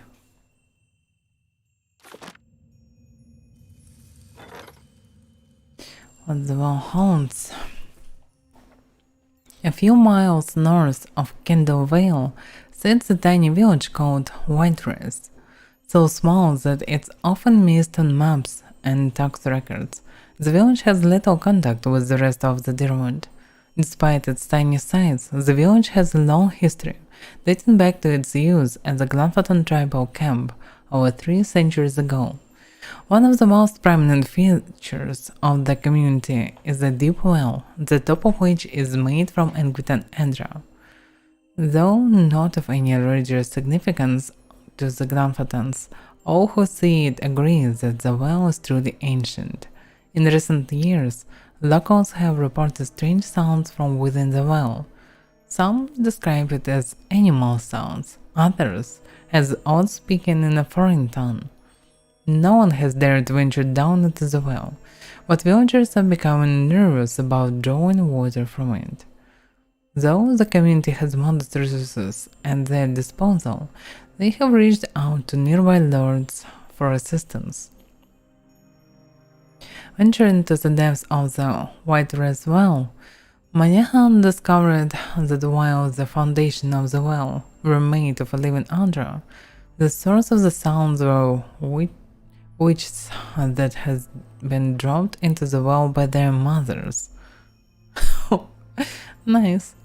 In total, a dozen women from Whiterest and the surrounding woods had dropped their children into the well after they learned they would turn into witches.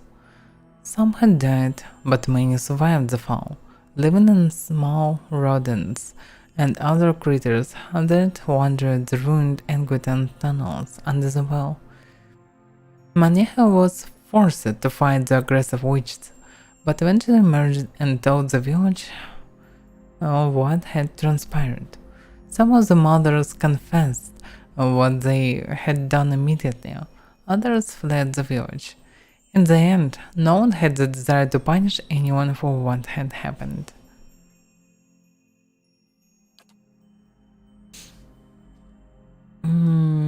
Okay. Close.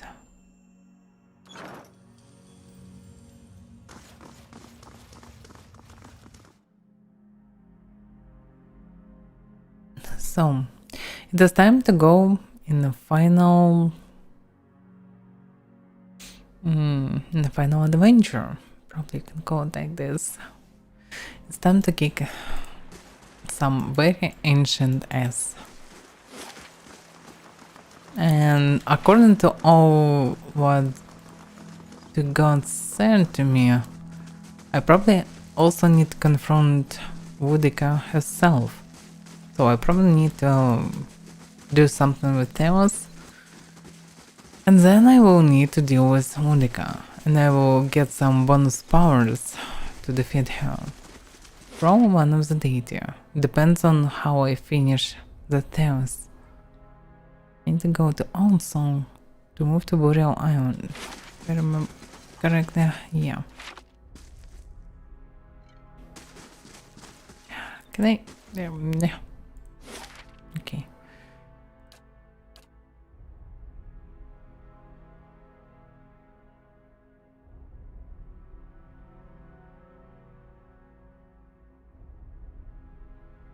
I probably even can continue without rest.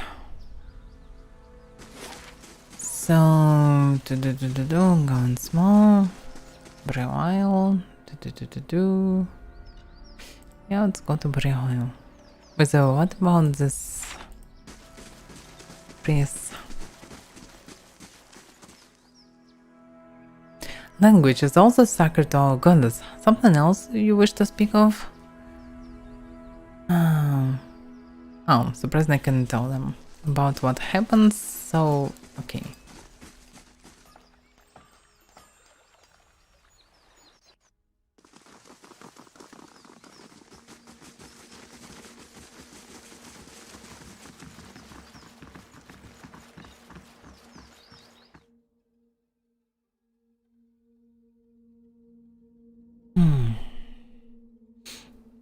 So I need to cut through hordes of specters or undeads, or both of them, to this hole, and then jump into it. And it does look like Theos' kind of place. Yeah, and if I will like him, the goddess will save the day. They will not smash onto the rocks and survive the fall. And then I can find Theos and kill him. Because I doubt that there is any other alternative to kill him. I remember when I was a girl, and the missionaries came and told us about the gods. They said we could see them in the stars. Avira looks off in the distance, and something only she can see. I remember when I heard that, I snuck out at night and climbed the watchtower in the old fort because I wanted to see them better. That fort burned down a few years ago when we cast the missionaries out. It was the missionaries who set fire to it. They didn't want us to be able to use it. Shame. There was history in that fort.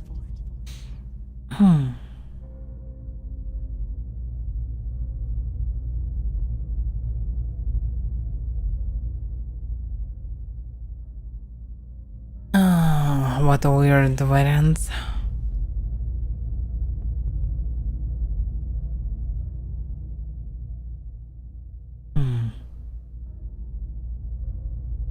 Yeah, they'll do a lot of wars if they ever return. Those missionaries are all inquisitors now. Strange to think they are the same people underneath. But I suppose you would know. She looks at you. You called this place home once. Do you worry about it?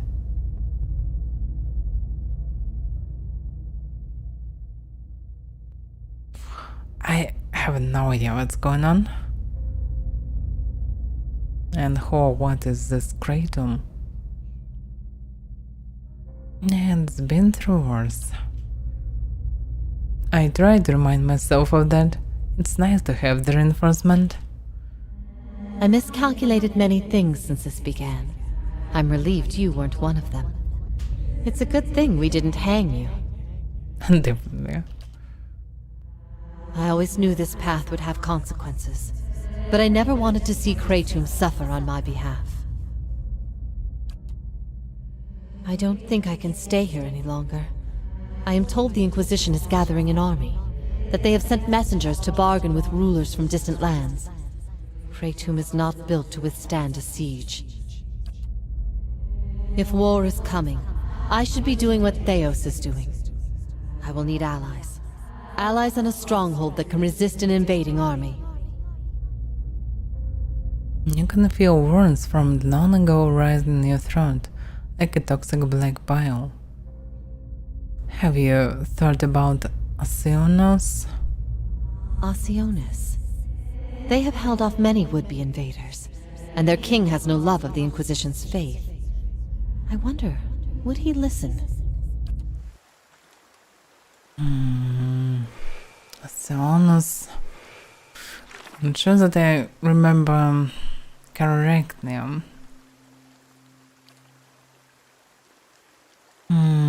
Not Vestarium.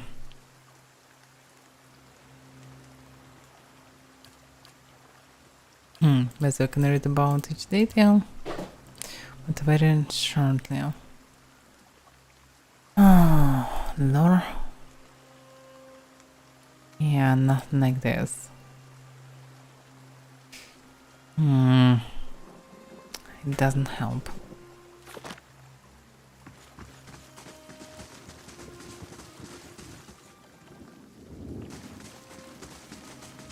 So I'm gathering the souls. So I need to run around and gather all of them, probably. Proud druid? And druids are there.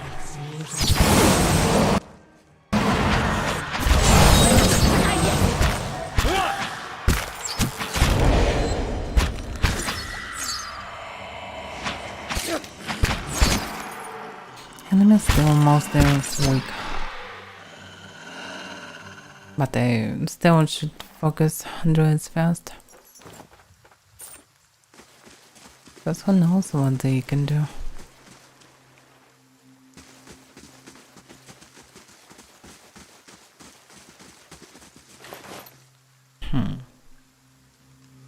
Now the unique sword. Additional attack speed. Last blade of the white forge. Oh. Yeah, it's Dragonsteel blade. It was probably added before Dragonsteel DLC. So it was made for some reason without Dragonsteel. And it's just exceptional. I don't really need it.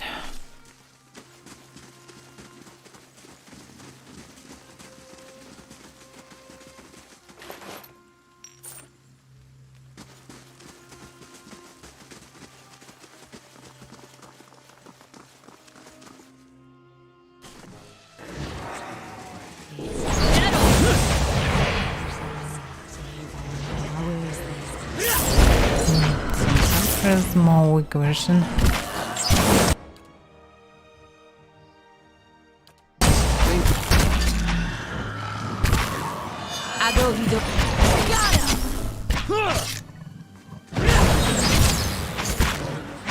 My mind feels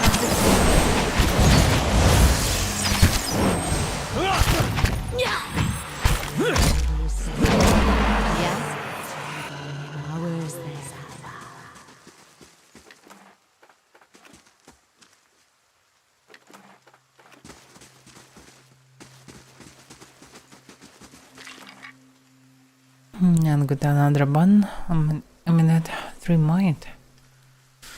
No, we have cloaks that better. So we don't need it.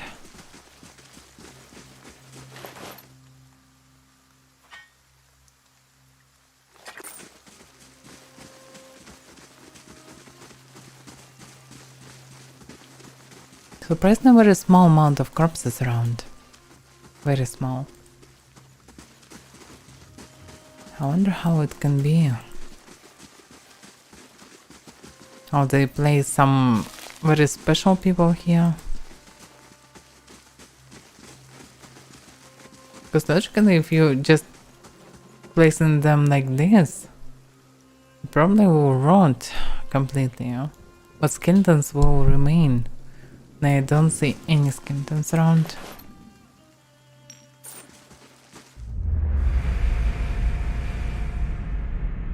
No, yeah. Acquisition.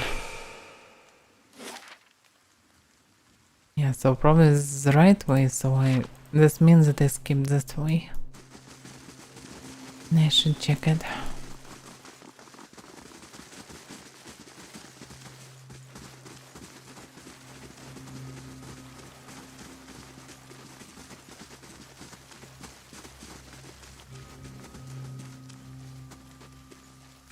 They shall see nothing while I see much. Yeah, I expected to see something at least. So, if we found this, we can rest actually. Why not?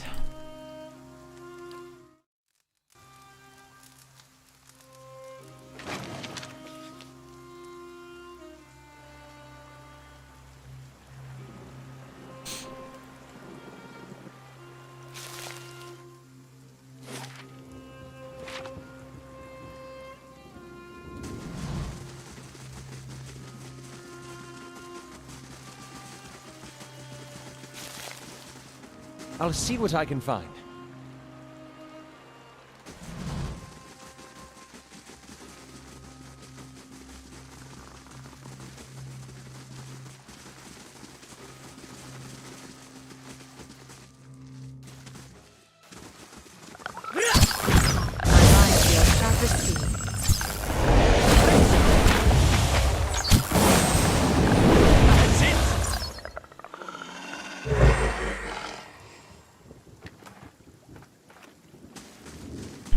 What it is? You enter through a doorway into an underground tunnel. A staircase goes upward, leading to a dim passage. On the upper level, light filters through the collapsed ceiling. A wall of piled stones and rugged blocks the way ahead. Let's examine. Though your observant eye, the moss looks dangerously unstable. The rocks appear to have held together through sheer chance. Moving even one could send the rest tumbling. So better to clear it first. Alright, let's clear the rubble with the primer. You wedge your primer against a large stone and put all your weight into it. Your effort dislodges the boulder and draws free with a heavy groan. Other slabs and chunks of debris begin to break away. The massive pile creaks and rumbles, threatening to lose 1,000 pounds of stone around you. As the debris tumbles down, you lunge through the narrowing gap. However, green moss isn't fast enough and disappears behind the fun rocks. Disappears? Green moss emerges from a cloud of dust, agitated and crudding tender ribs. Light breaks into the tunnel up ahead, growing brighter as you continue. Soon the passage ends, opening up high on the cliffside of the burial isle. What was the point of it? We just damaged found nothing. Just she was damaged.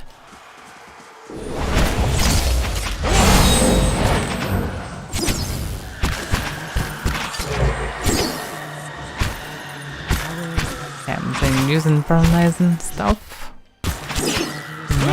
Not much we can do about it.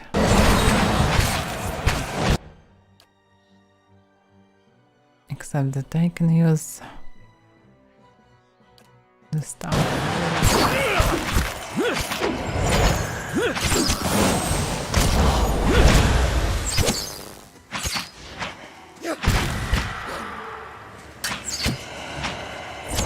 Is doing the job. All right. Sure. The statues of who? Actually, helmet not similar, but a bit close to what Irid's tells. I wonder how it's connected. And I couldn't click on it. Alright.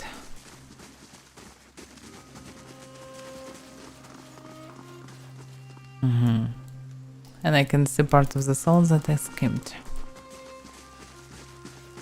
Probably cannot go through the tunnel again. So looks like I need to run a lot around this.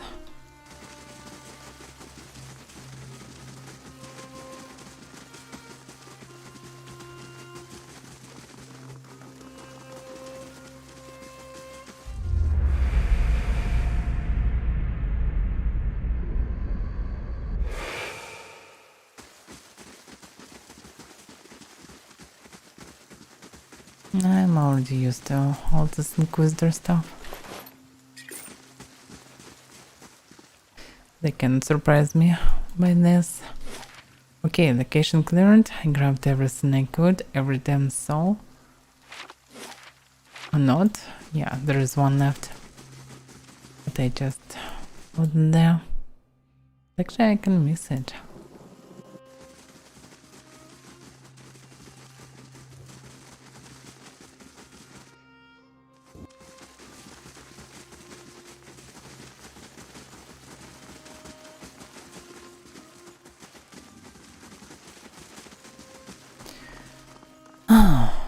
Okay, let's go. This is the hall. And there was Ghost, I suppose. I think Ghost Another the same turn, way. Inquisitor. Sound signals someone's in attendant, standing beside a large crank.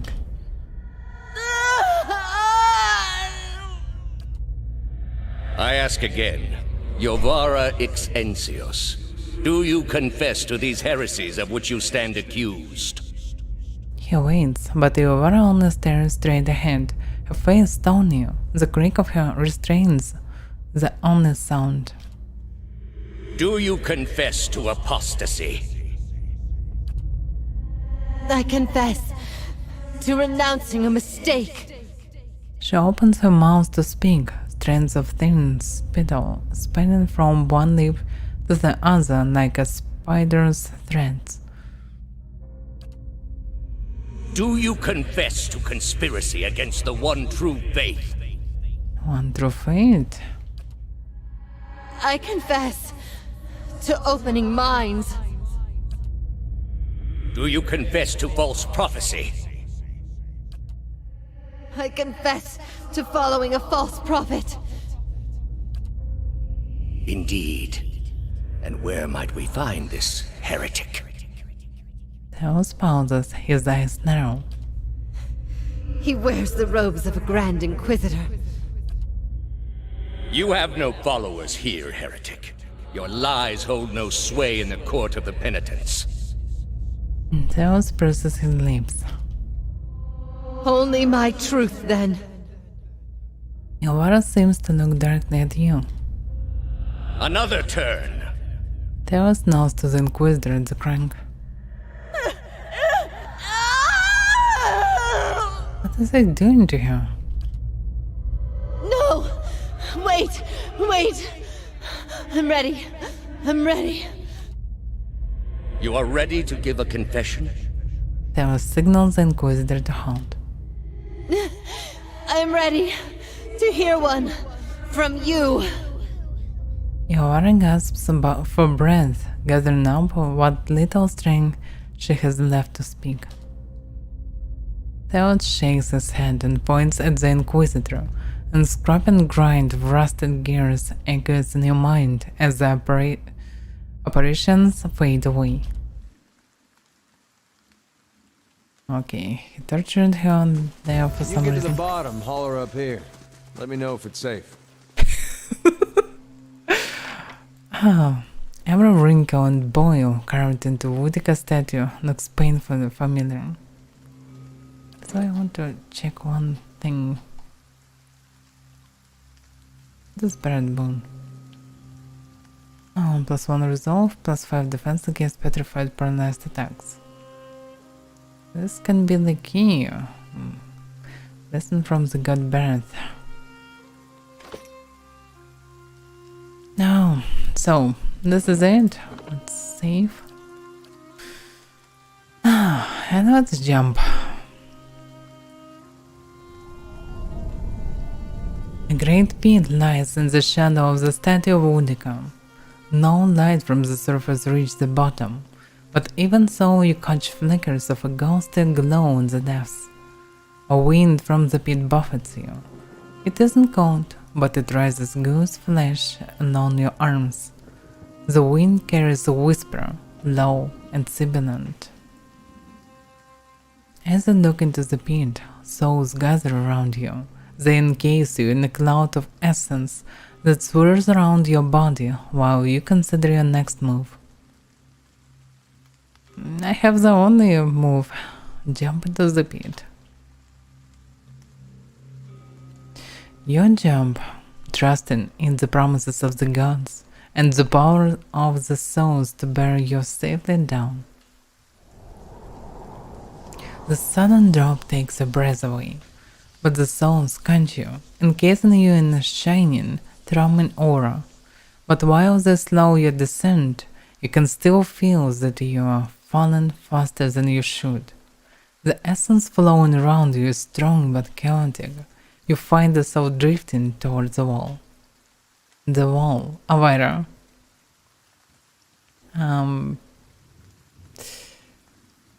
Yeah, I'm sure why all of them not available. Yeah. Are they? Yeah, logically they are available, but for some reason different color. It's a bit weird.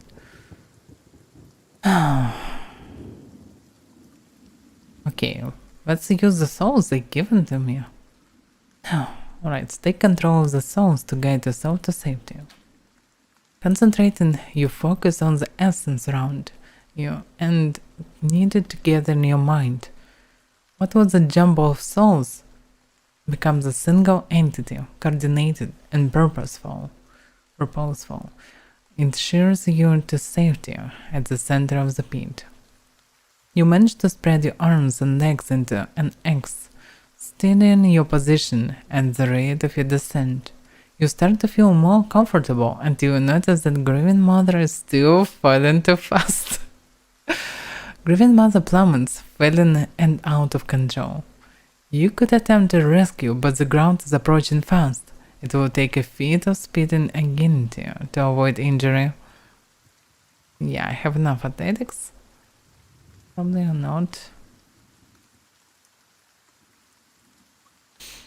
Yeah. I'm still a damn priest of damn Barrett, blessed by damn Barrett. So I'm commanding the souls holding your companion. The souls reach towards the turbulent essence around the Grieving Mother. Through the incredible force of your will, you are able to organize and bolster the lost souls enough to slow your companion's fall. Grieving Mother reaches the bottom with a gentle thump. You reach the cart of the penitents, millennia-old stones safely under your feet.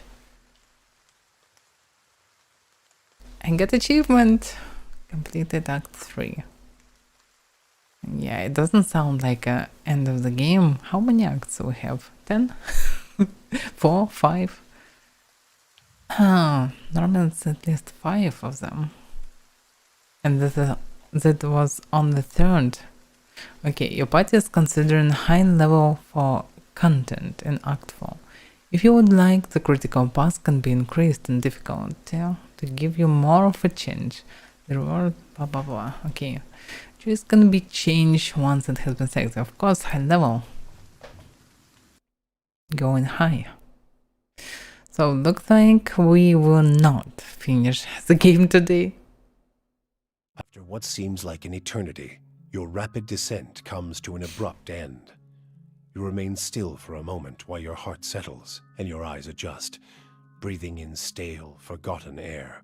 Before you, A narrow and eroded walkway becomes faintly visible in the dim light, cutting a winding path through a cavern so expansive it seems a world unto itself.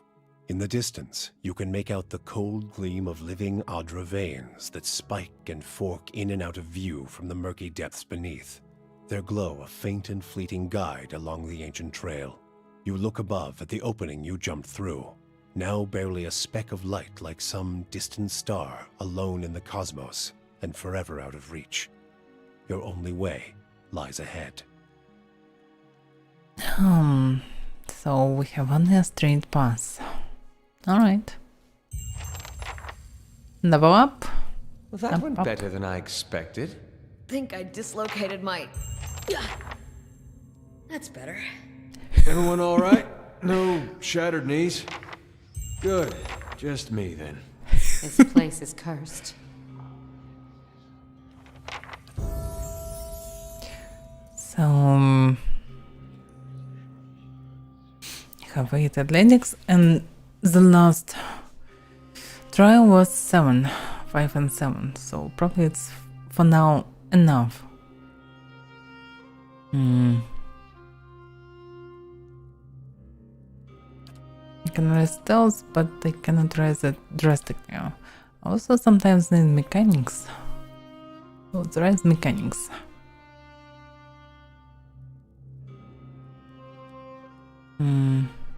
Okay, maybe lower.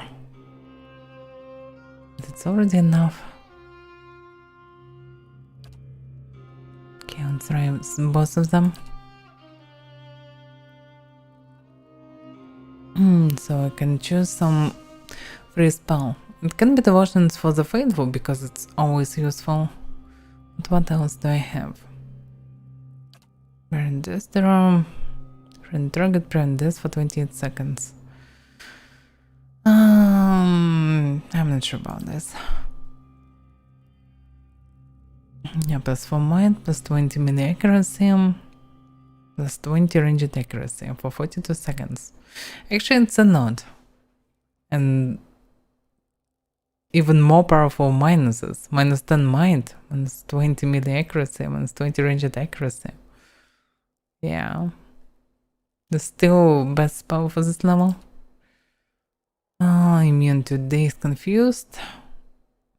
Rather, they can be useful, and I can use it just by spell slots because I have a lot of spell slots and I mostly never use them.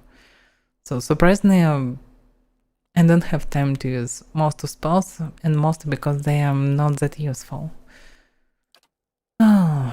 So, Search and Seal, blah blah blah, Shining Beacon, instant all defenses, and burn damage.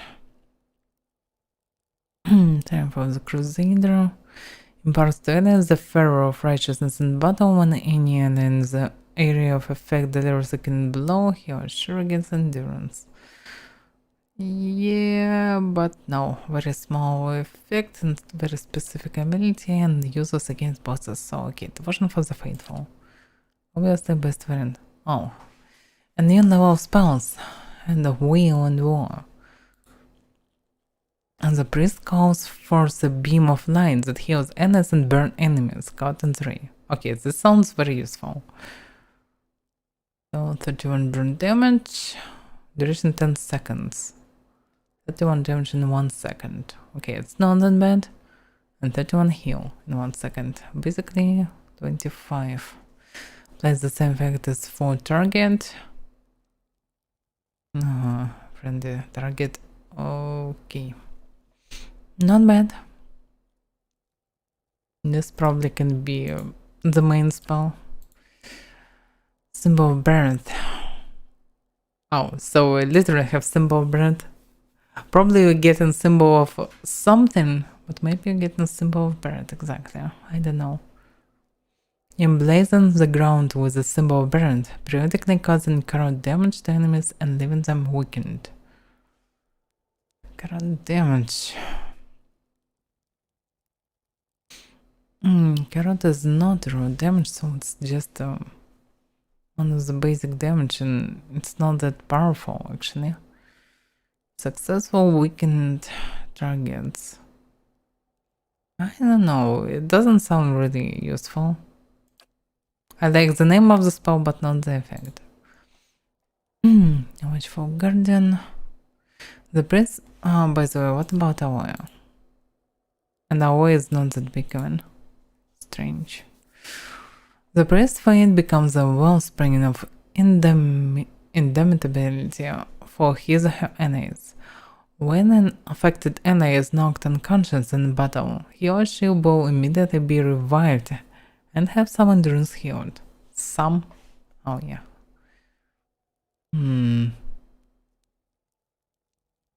So it's like a buff without duration? Interesting. When an affected enemy is knocked unconscious in battle, so yeah, you can cast it only in battle, and in this battle it will work like this. It's actually cool that you can resurrect before the target will die. And wait a second, oh yeah, I'm getting this. So I get on the 3 spells. Second mostly users, first one is pretty cool. Oh, but that one in tough fight, especially useful. And by the way, friendly Avaira, 7 meters. Okay, this is best spell, 100%. This is the buff that you should place in each fight, in each battle, at the beginning. Then I can do any other crap, but this is really good. Its heal plus resurrection is enormously good. It can help to defeat dragons and other morons. A really good one. So, there.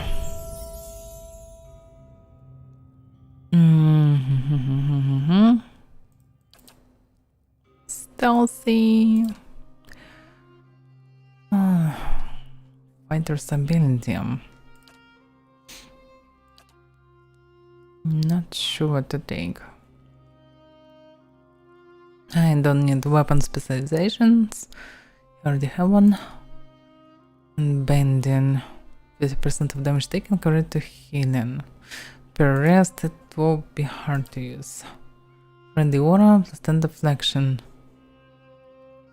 Yeah, but minus 10 accuracy self. No. Clear out. It's like living hit. Per rest. No. Into the fray. Not the worst variant, it's actually okay. It can daze enemy plus do some damage, plus you can actually pull the enemy, so it's a variant. 2 per encounter is actually good. Take the hint. Friendly aura, 50% of damage taken redirected to caster as raw damage. And that's the problem. Raw damage cannot be anyhow removed. He's the toughest one, yes. But still not that tough. He will die immediately if any away will cast. Still, I can resurrect him, yeah. I'm not sure about this. Not the worst variant, interesting ability actually. Especially with his constitution. I need to think about it. Thunder and Blow. Minus 8 damage reduction for enemy. Some bonus damage. Per encounter can be useful, but not that useful. Charge to per encounter with nice crushing damage. The fighter dashes across the battlefield in flash, inflicting crush damage on anyone caught in his or her path. Actually, this is good because you can gather enemies around the tank. Plus, you can actually rush straight to the caster, so the charge is good. Trigger an immunity to per encounter. Immune to slash damage for 15 seconds. Meh. If the fighter is hit by damage that does at least 10% of his or her total endurance, he or she will gain immunity to the damage type for a short duration. And how it's connected to immune to slash damage?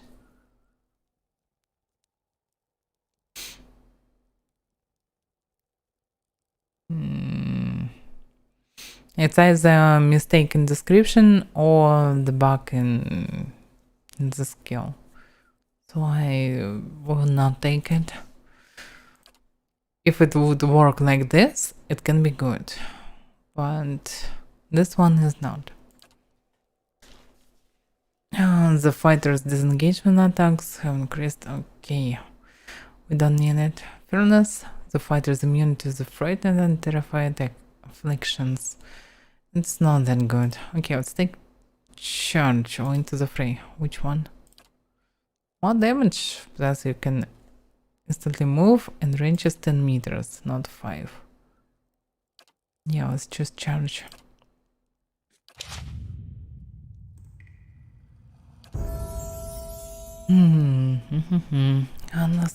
Unless. Oh, he mostly don't need anything. Okay, let's take stealth. Because why not? Can bounce back bow. The wizard sounds frightful bow that does corrosive damage to enemies and leaves them terrified. Each bolt of energy the wizard fires bounces to an additional target. It overall sounds very good. And the damage is really good. This is a really good bow. The only problem, this is a bow. And he is not an archer. And he probably cannot use spells. Because logically you can't use bow with this book. So it's like transform himself into tower. Talents can be used to customize your character beyond your class ability choices. Some talents modify existing abilities, but others add... What the fuck am I reading? How it's connected? Calcus Freezing Ring. Ghost and skeletal hand rakes across the area, doing freeze damage to enemies in the area, leaving them weakened and hobbled. Yeah, weakened is not the worst variant, but still not that powerful. And hobbled will just stack them. They still can attack, they still can cast. And for target, not far away. Skeletal hand rakes across the area, doing freeze damage to enemies in the area. But for some reason target. Anyway, we'll do damage to everyone probably. This is good damage with such a huge AOE, but still, what we have else?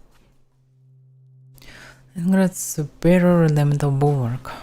The wizard is protected by elemental shields that guard him or her against burn, corrupt, freeze and shock damage until they are overwhelmed.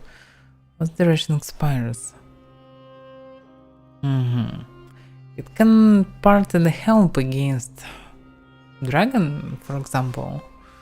The only problem, dragon can do around 200 damage plus with this, and wasting spell and turn to use this for himself, not for everyone. And you cannot okay, it's not that good. Surprisingly, a very strange balance of such a spells in this game. Especially for party RPG. Measure Grimoire Imprint allows the wizard to temporarily borrow druid, priest or wizard spells of 7th level or lower. For a short duration, the wizard can cast the stone spells freely. The idea is interesting, but mostly still useless. Maybe in some situations can be interesting.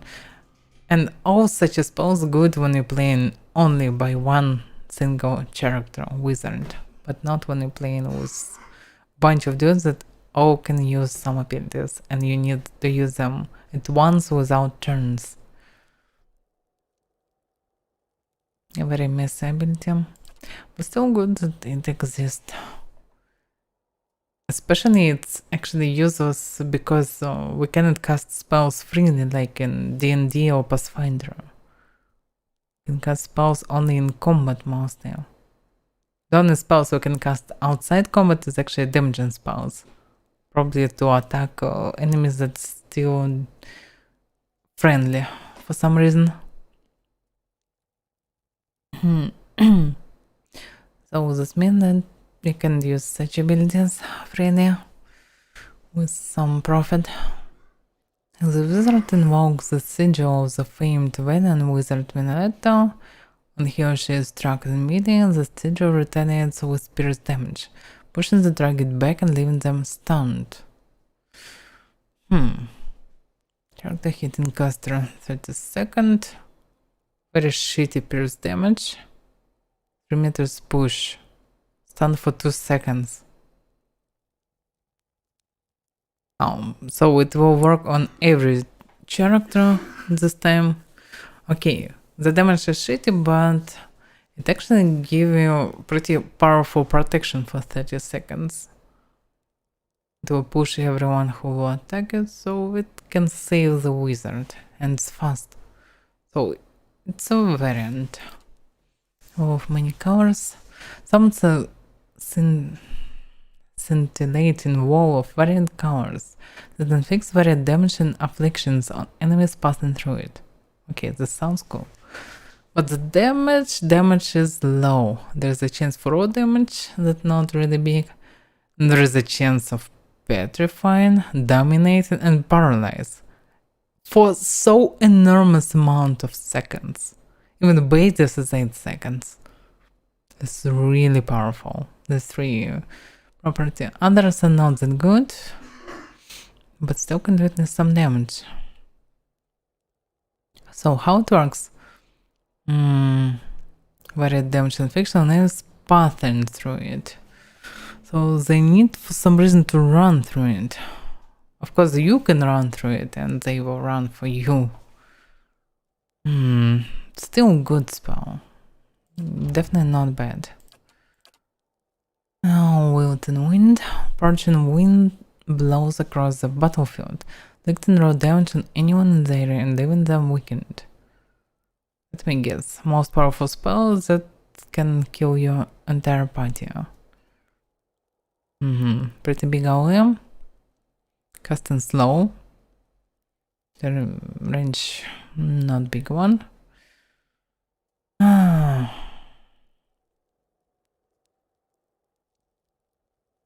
the spell is powerful. Like more powerful version of priest spell. At least twice more powerful. Even thrice, because this is raw damage. The only problem, it will damage everyone. But casting this stuff, how it works, raw damage on anyone's area and leaving them weakened. So it will work. Yeah, it's like a raw fireball. Damage is not that powerful to use on one tough target, and using it on a group of enemies will probably lead to attacking only 1 or 2 of them, or attacking ours as well. Damaging ours, I mean. So better to choose wall. You can place it just in the middle of a group, and everyone who will come will damage from this.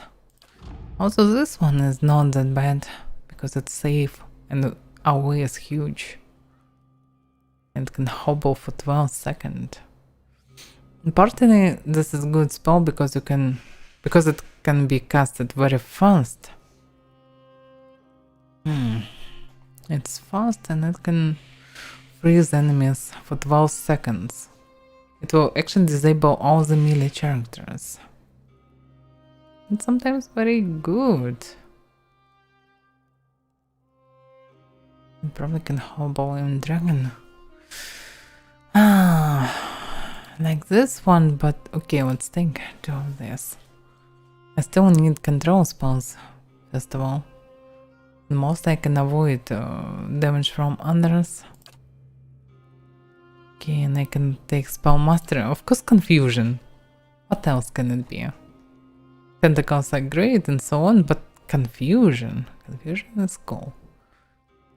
Very cool.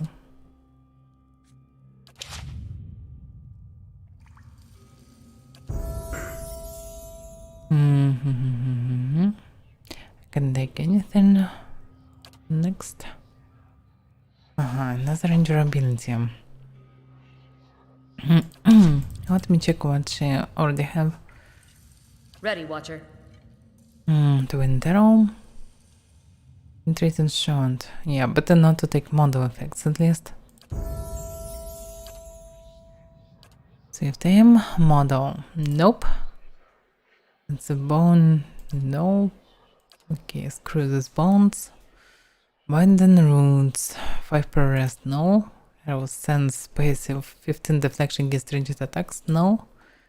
Master's Call 3 per rest. No. Stunning shots passive. Takes advantage of enemy destruction while engaged by the ranger's animal companion. No, there is very slight chance that she will attack the same target as the companion, and companion always dead in tough fights, so it's useless. Like that, it's to save the companion mostly useless, because you can fail to do it in the right moment. Powder burns. Yeah, it's model. No.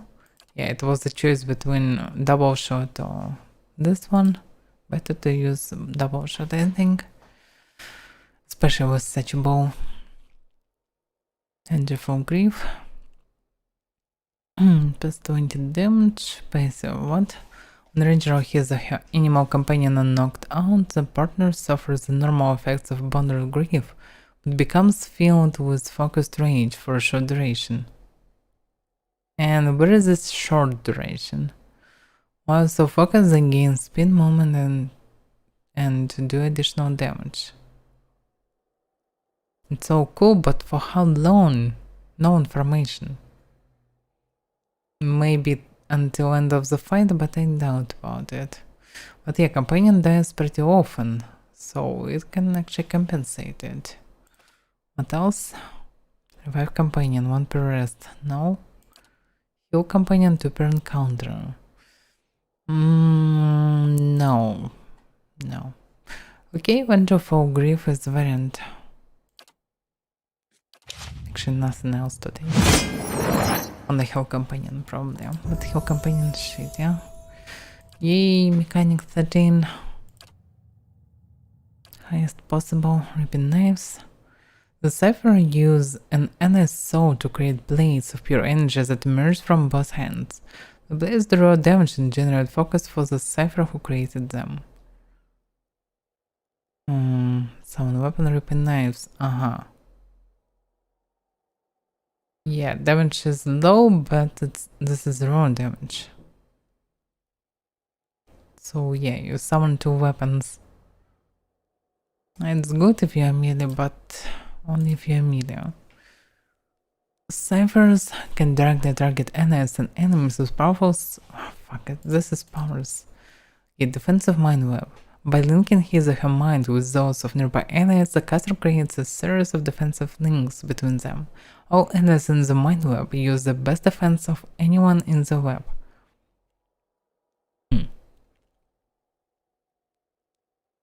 I'm not sure how useful it is, but it can be useful in theory. About low level.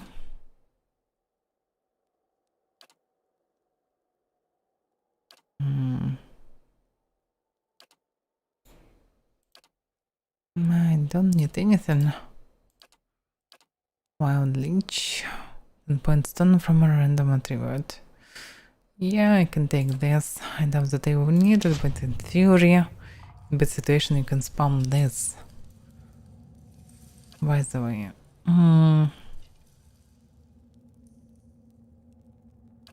No, using these abilities.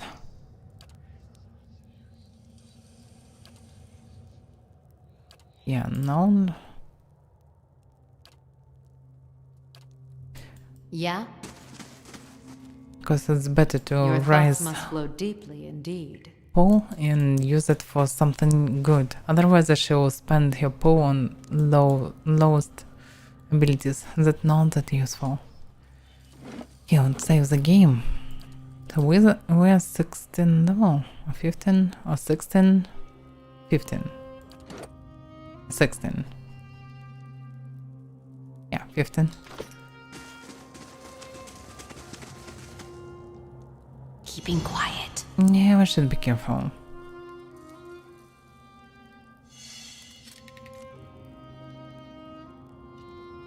now I really doubt that we will finish today.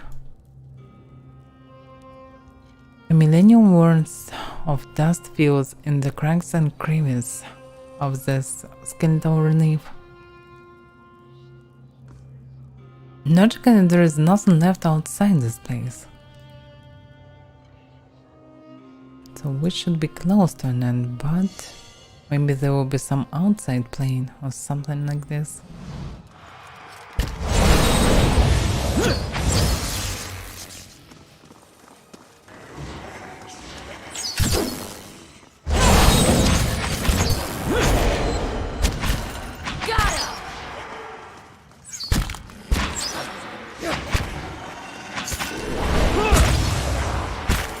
So many of them.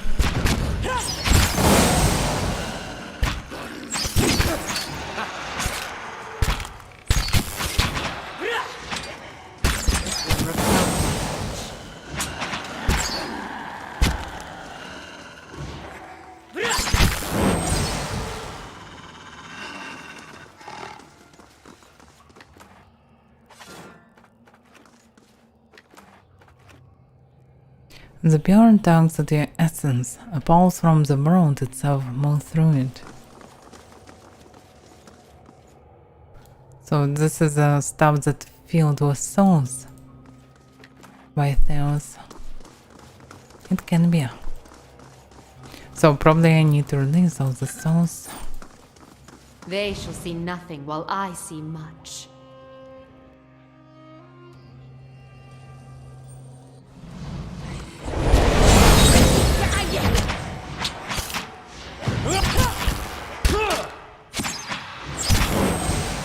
Which now the specters? It doesn't feel like a thread.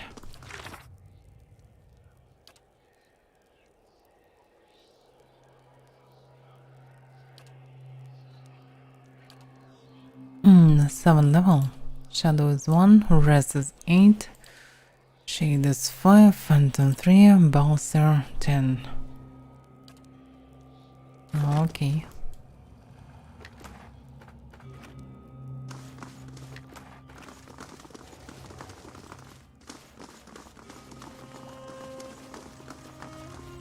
The pure tags at the essence, both from the world itself move through it. So there are a few of them. So that was not like the main column. Something like this. Something here calls to me. Wait a second, drop here.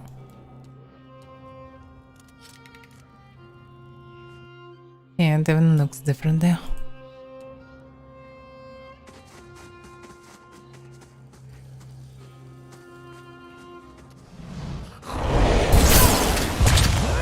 No, okay, this looks more dangerous.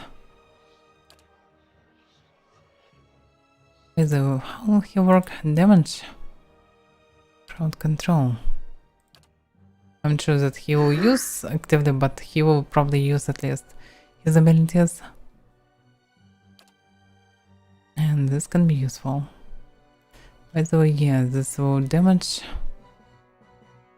vessels, and they are vessels.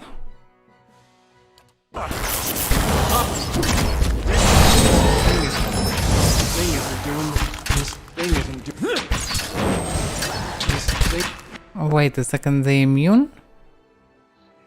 And reanimate?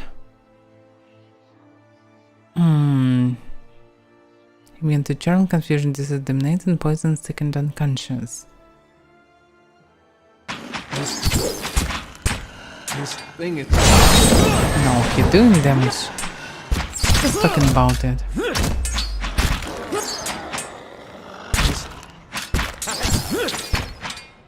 Hard to say.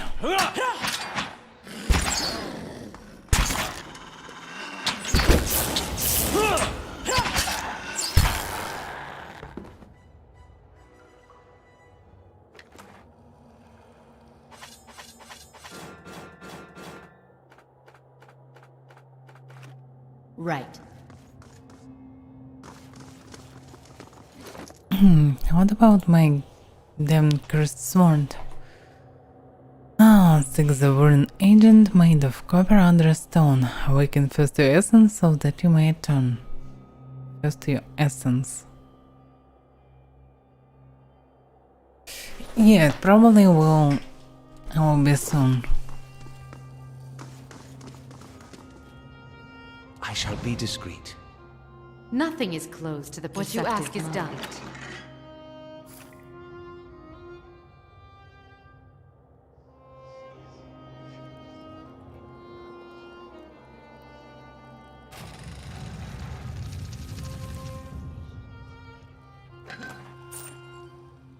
According to music and place, it should be the end of the game. It feels like it. But it probably not it. Okay, I can see something inside. Something familiar. Yeah, Avaira. A column of Avaira rises above you, stoic and silent. Its ridges layers immeasure and stink for the passing of ages. It feels to you as a thick block of ice, and you perceive buried deep in its core a dim, flickering flame, all but extinguished, yet preserved against the ravages of the elements. At your approach, the flame seems to steal you and draw strength, and the layers separating it from you melt away, and you are bathed in its glow, a bright beacon in the gloom. The glow seems to fade, as though you had adjusted to its intensity, and where it was, your warrant seeps into existence, an intellect shade hovering above the moist prison floor.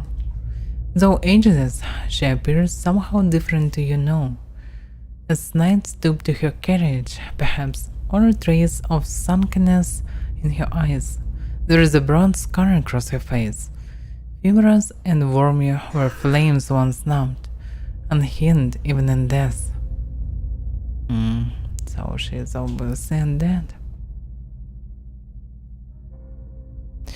Alright. You've come back. I had thought to have set you on the right path ages ago. Or did I merely fail a second time? So she can see me, or she can see another life of mine, or what?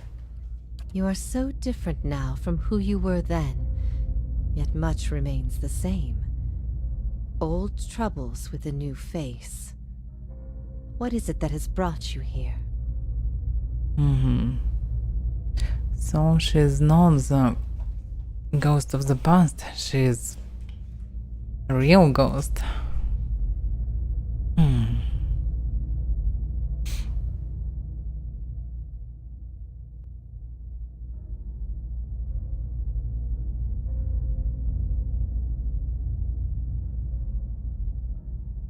Yeah.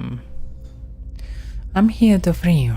A gallant gesture, if a bit misguided. And yet I suspect there is more to this than you have said. I can only guess your presence here has something to do with Theos. The energy of this place changes when he is near. I don't know what he has done, but I do know of the souls that pass through here now. They do not come by choice. Yes, Theos diverted them from the cycle.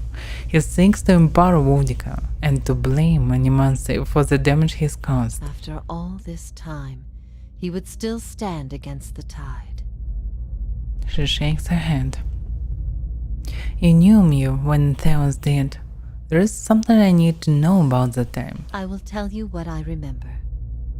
There is something about that lifetime my soul can't let go of. I need to know what it is, and I am running out of time. I see moments from that life. Of you, of the Inquisition, of Theos. I can see his influence, still hanging like a weight about your neck. So it always was.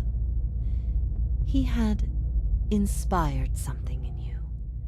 We spoke of him the last time you were here also. It was just after the trial. You were agitated. I think because you started to consider that what I was teaching may have been true. And what was that? Your smile tightens and her brow furrows. A look of pity.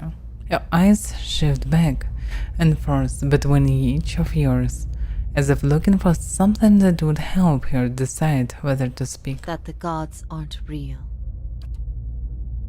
Paladina throws her hand back and laughs gleefully. Of course not. It all makes sense now. That can't be. He looks back. We've been following them for thousands of years. If that's true. Looks back to you for confirmation. Yeah, I think the gods, the deity here, are like titans, not real gods. She's not serious. That doesn't seem possible. Tagani narrows her eyes. What I taught was that the gods whose faith we had been spreading were not gods at all, but something else entirely. Something created by people.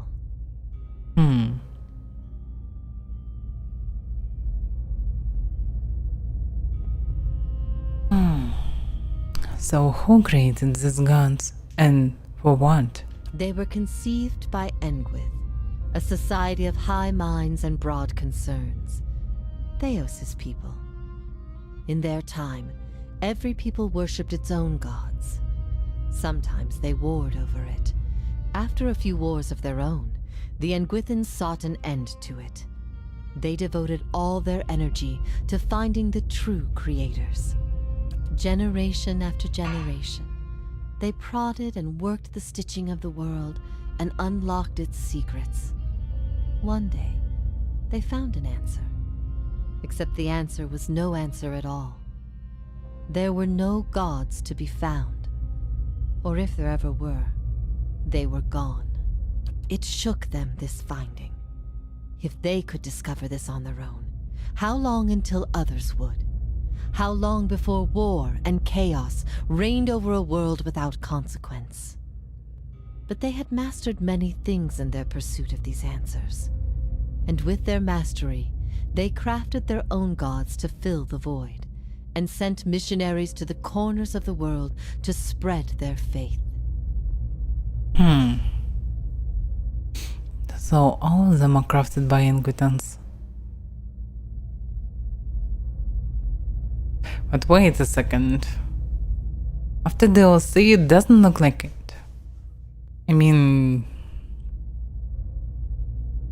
the gods helped Engwythans to create all these machines and get all this technology. Or not, wait a second, yeah. There was no exact information about Engwythans. There were information about ancestors of the dwarves. So these ancestors probably come there later, when the gods were created. Okay, it makes sense.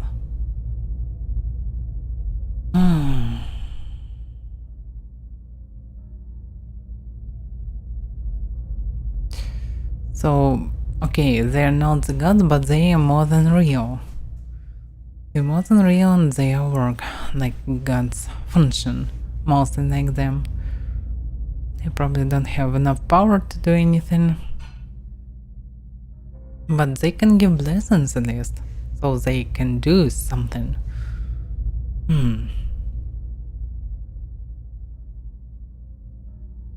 Okay. So, this is why you started your own fate? I never thought of it as faith, but I think you are right to call it that. Let the world see. Let them decide what to do. That was my faith. Yeah, but she already told me that Engwythan's afraid of chaos that will bring news about the gods, about that there is no gods. Logically, it should lead to, I don't know, communism? Like, if you understand that all you have is your real life, nothing else. Not like you need to work and in future you will be in heaven or something like this. So probably you start to think that your life really precious and life of others as well. So probably it will oppositely stop the wars. At least a lot of them. Instead of wars for fate or wars for some unnecessary stuff, probably will be more peaceful people. Because you will understand that dying is not really cool. That all you have is your life. I don't know. It all sounds contrary. I became a missionary because the gods brought me hope that I wanted to bring to others. For a time, the truth sent me to a dark place.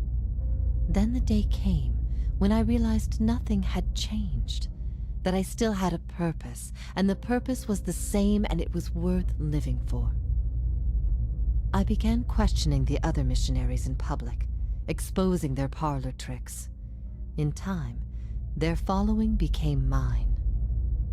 And how did you discover this? The Nguithan missionaries all knew it, but they never told the rest of us.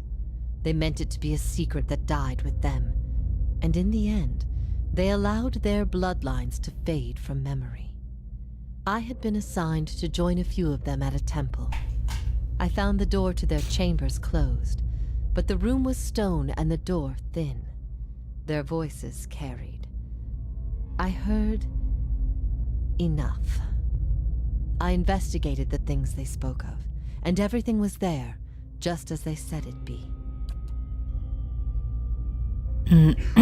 Later on, after I left the order, a few Nguithans found my words persuasive and joined my cause. They revealed what I did not already know. Is it true what you thought? You asked me this once before. Nothing I can say would be any proof, and it may be certainty your soul craves. Resolution. But if you are bound for the same place Theos directs these souls, you will see for yourself, as you once did. Everyone faces this truth at one time or another. Few confront it. Few have the stomach to ask what if. And in avoiding the question, they deny themselves an identity of their own.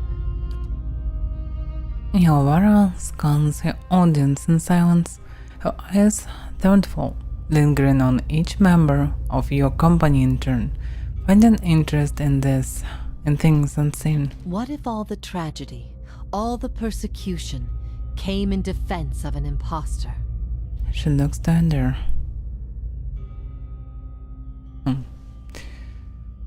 That's not... That can't be right. Aethys, he's done miracles for people. The power of the gods is undeniable. The truth of the story they weave is not.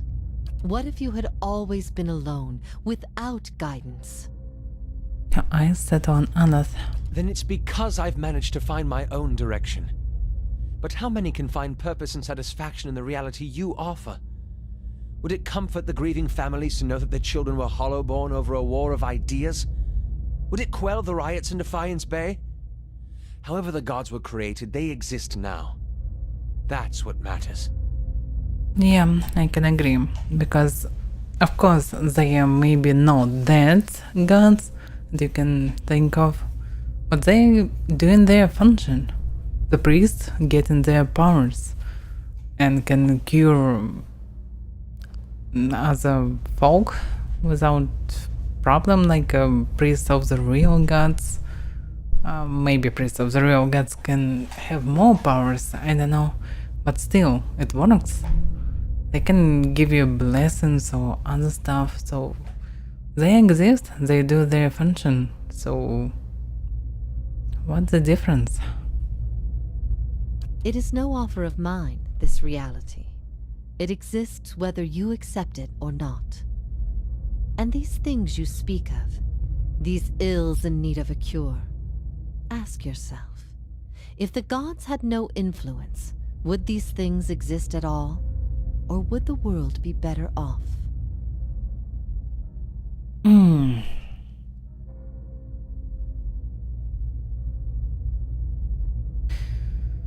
there would be no gods at all, eventually someone will use the situation and tell everyone that I know the truth. The real God exists. He still survived. Just pray for him. I'm the prophet. And I want the prophet. Everything I can relate to. So, if there will be no gods, there will be gods. Because the religion, it can be very useful, especially for country, for government, for rulers. So it can give a lot of power and obedience. So I don't know. Probably better at least half real gods than no gods at all. Especially they can give some hidden magic at least. It's actually good for people. We don't have medicine. What if our burdens come to us not because they are meant to be, but because they happen to be?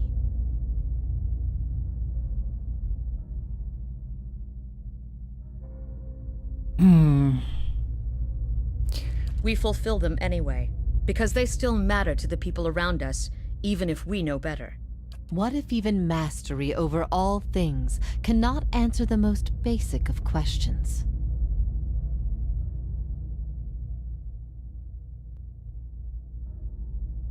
I stopped asking those questions long ago.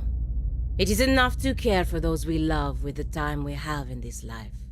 What if the cycle of birth and death is nothing more than a tool of endless preoccupation? She faces the Green Mother directly, seeming to see her as she does everything else. She does everyone else. The Green Mother turns Avaira's gaze, nodding her head almost imperceptibly. Damn. For a moment, all is silent. Avaira nods back, seemingly moved by some unspoken understanding. You feel the weight of Avaira's translucent eyes upon your soul. What if we can be assured of nothing?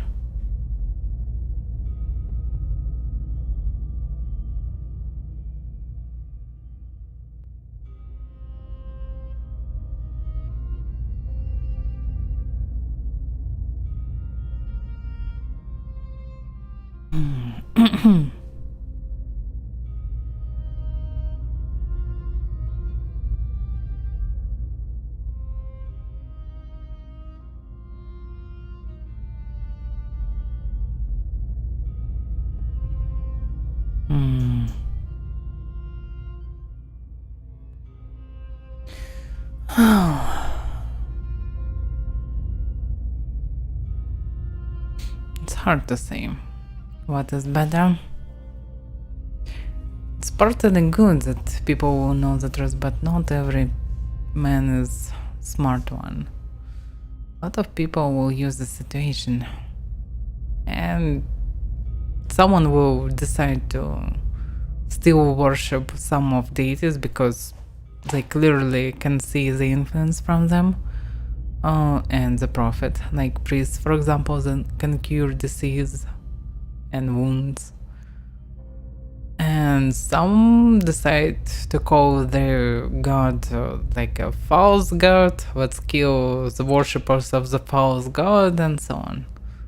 And the new wars will start. So I don't know. The fewer people who realize it, the better. Yes, I'm afraid you're right. That voice is quiet. We both know at least one other who would agree that none should know the truth. He condemned heretics by the thousands, yet it was only he who was truly faithless. I pity him the burden he bears. He carries it alone needlessly. I wish he would allow himself the relief of sharing it. But he underestimates everyone. I ask these things not to trouble you, but to show why they must be confronted. No answer is simple, but somewhere between them all lies a truth so beautiful, not even a god could conceive it. Do we not owe ourselves a chance to find our part in it?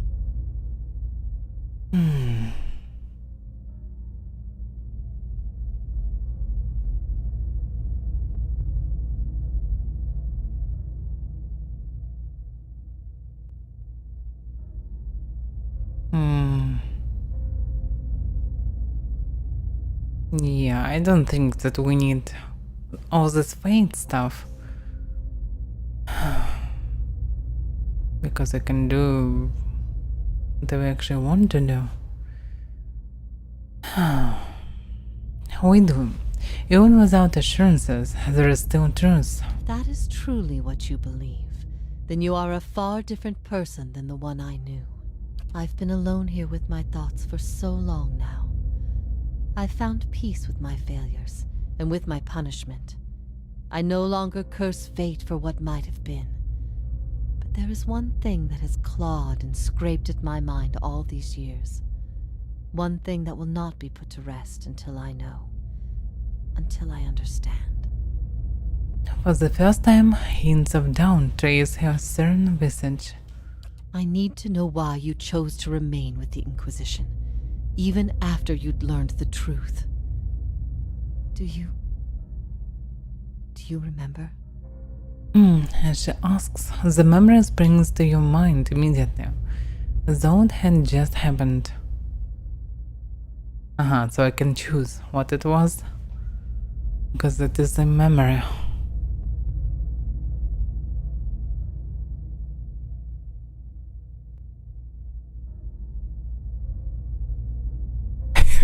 I like second word, I dislike you.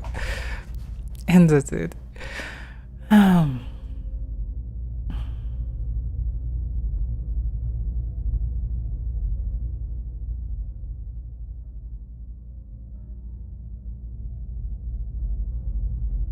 don't like any of this variant. And my character will never rejoin the Inquisition again. So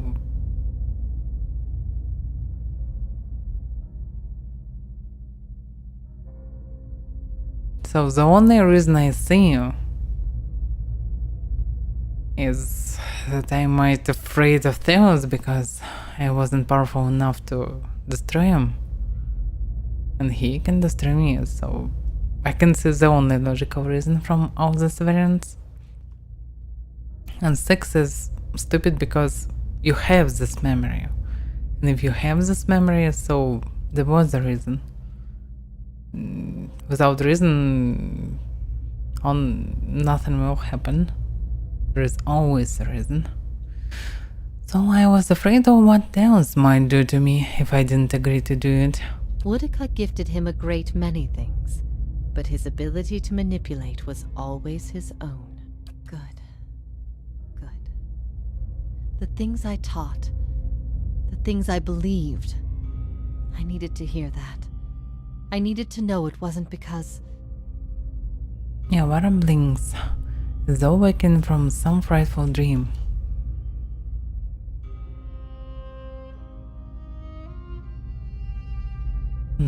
Because I thought Tails was right? I needed to know it. To know it wasn't because after everything you'd learned, you'd still rather believe in a lie. That is the conclusion people reach when they know everything, and my purpose has been a mistake.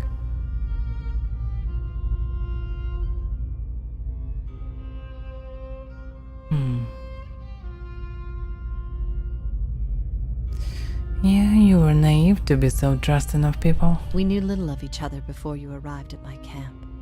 You might have been anybody, which is why your choice meant everything.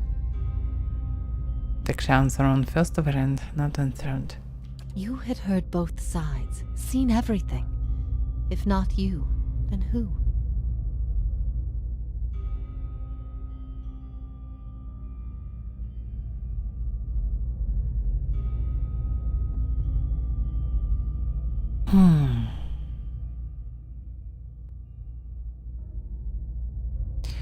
You're never going to be able to convince everyone of anything, true or not.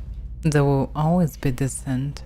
I expected dissent, but I needed to know that true faith would prevail. Perhaps I've been wrong to place so much importance on one person's actions. It was all I could do to feel like there was an answer. Even knowing what you've told me, some part of me knows it doesn't truly answer what I wished to know, nor will an eternity of silent contemplation. I will have only my guesses and suspicions, and that will have to do.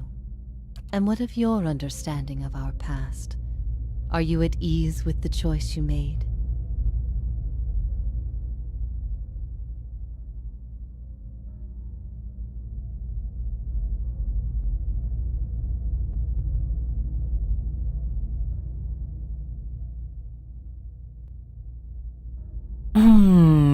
Yeah, I partly like the third one.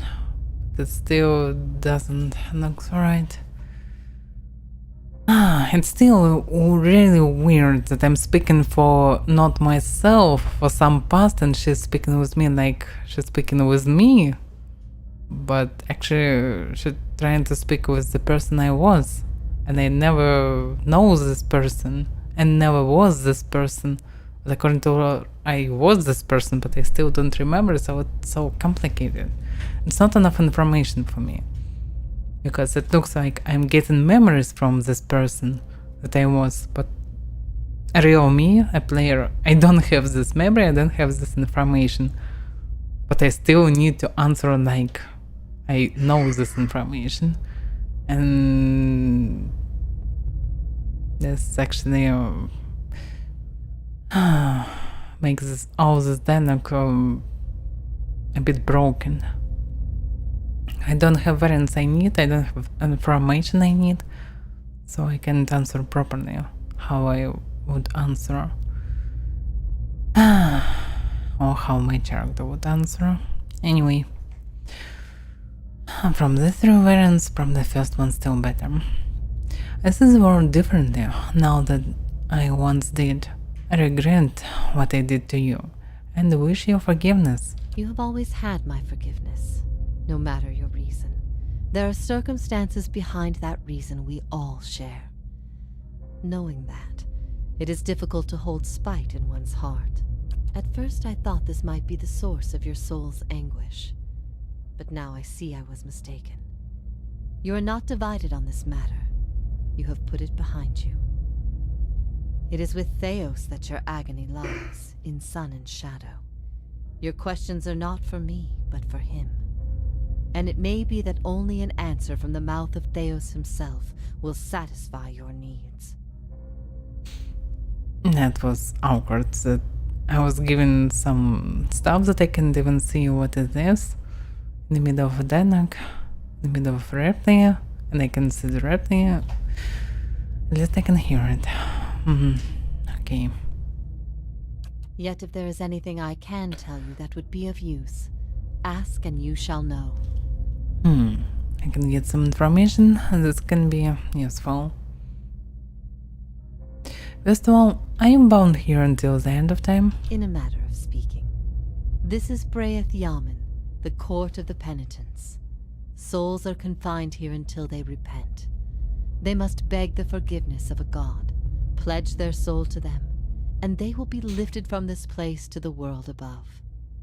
In truth, they receive leniency, but not true mercy. The spite of Woodica is eternal. They linger above, at the side of the old court, and are not permitted to leave the island, forever severed from the cycle. This is bad.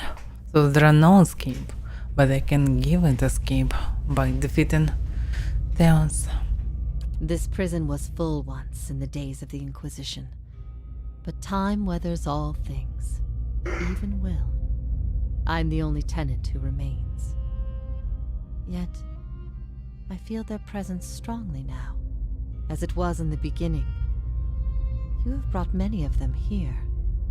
They cry out for the judgment of Theos. You have struck some bargain with the gods, then.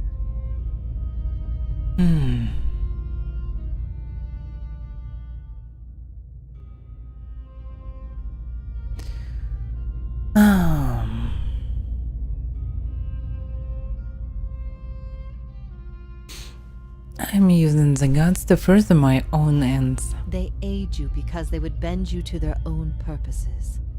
Engwith built gods from ideals, and an ideal on its own is a grotesque and vicious thing.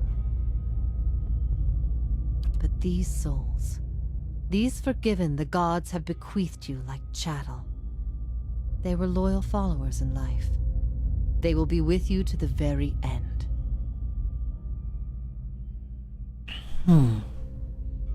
So she recommend to use souls for myself?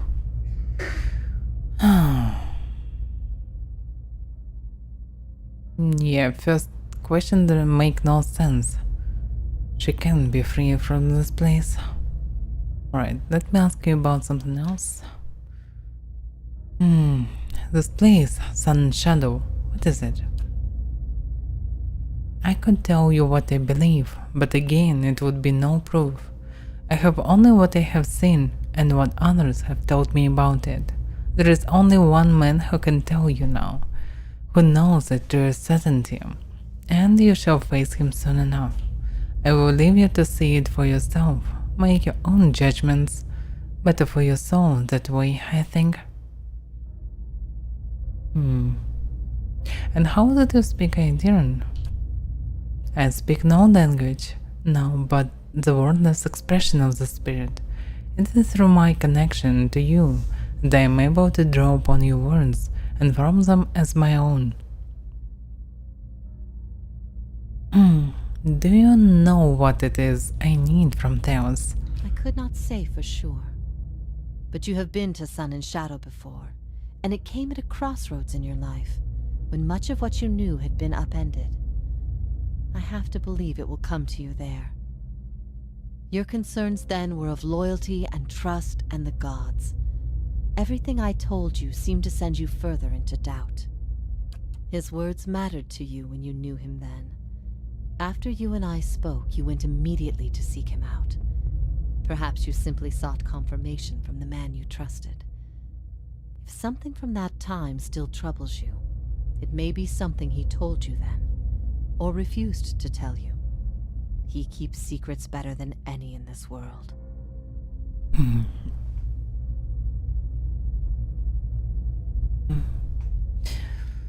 And why you think has Theos done all this? He cares only for the secret he keeps locked away. He destroys anyone who might discover it, no matter their chances. So he just want to save the secret about the gods. But what about Unica? That's why he's always favored Woodica. It isn't in her love of promises or justice. It's her disregard for the rules. Her willingness to do what is necessary. To Theos, she's not a deity, but an ally with which to conspire. When her power waxes, she does as she pleases with this realm, as well as hers. And she wants that secret guarded as much as he. If Theos succeeds, there will be a shift in the balance of power among the gods. Woodica was vanquished once, when the other gods decided she had gone too far, and her power diminished. With this infusion, there is no telling what she will do. The only certainty is that there will be chaos in their realm, as well as ours. And by the way, how can I get Theos to tell me what I need to know? You will not find a more resolute being on all of Eora. There is no offer you could make, nor spell you could cast, nor pain you could inflict that would make him reveal what he hides. But I see you have become a watcher in this life. Perhaps in defeat, when he can no longer defend himself, you might learn something from him. Yeah, it also would be good to be a cipher. So, this combination can bring me even more information. Damn, it's cool to be a cipher, and probably a lot of additional stuff in Dinox for ciphers. Yeah. Damn. Alright. And actually, the cipher, exactly, the class I probably should play in this whole game, because it suits my WoW logically. It's half fighter and better than priest. It's actually middle fighter, as the paladin, for example, and it also can cast, and some really good control spells and some good damaging spells, but mostly a fighter. So actually nice combination. Maybe not the best one, but definitely better than priest. But who knows? If I would knew how the game works beforehand, maybe my choice would be different. Alright, it's time for me to go. Theos will not wait for you. If you do not catch up to him now, you may never find him again.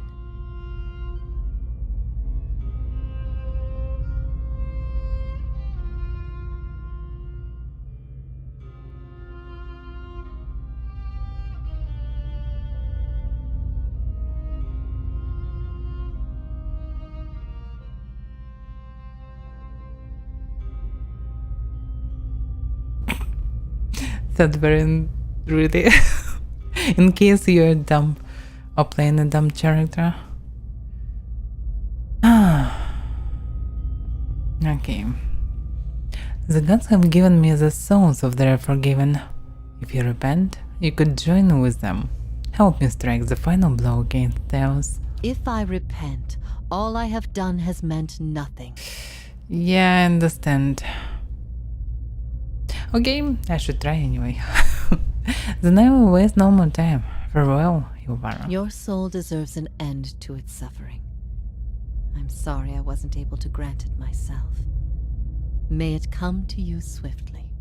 If ever we should meet again, in this life or any other, I hope to find you at peace. Yeah, I'm also hope to find myself at peace, not in pieces.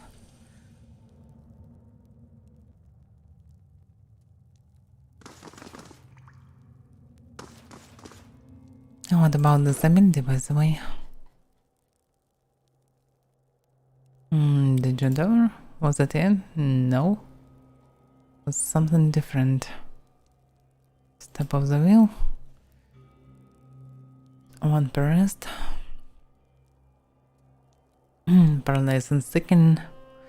For 4 seconds, the watcher gives his or her foes a glimpse into the afterlife by displacing their souls, momentarily paralyzing them and leaving them second. It would be cool to have something like this per encounter, but not per rest.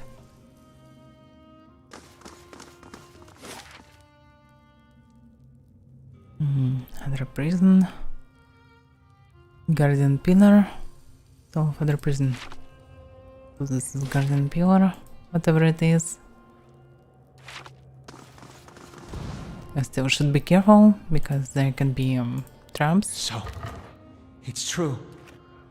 The gods are a sham that people have followed for thousands of years.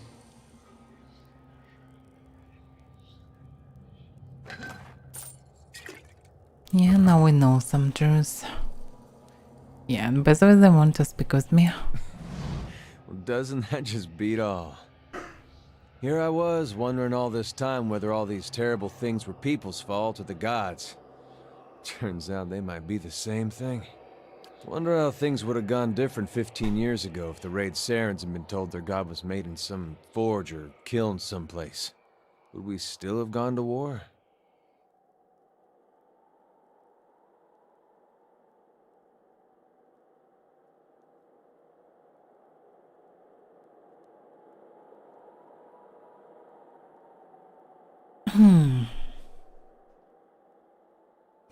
It's hard to say.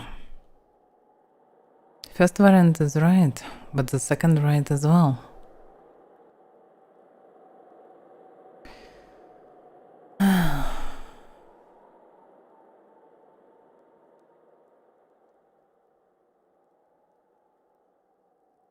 Yeah, actually, I already know the story.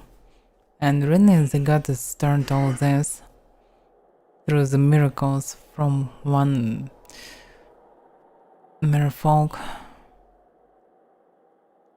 fellow. So, yeah, the gods made it. But not to fail. There is no point of doing this and fail. And everyone can fail, probably. People were starving. They'd have rebelled sooner or later. I could see the rebellion still happening, but I don't know that they would have invaded. He looks down on the ground, drumming his finger against his side restlessly. When he speaks again, it seems half to himself. I don't know.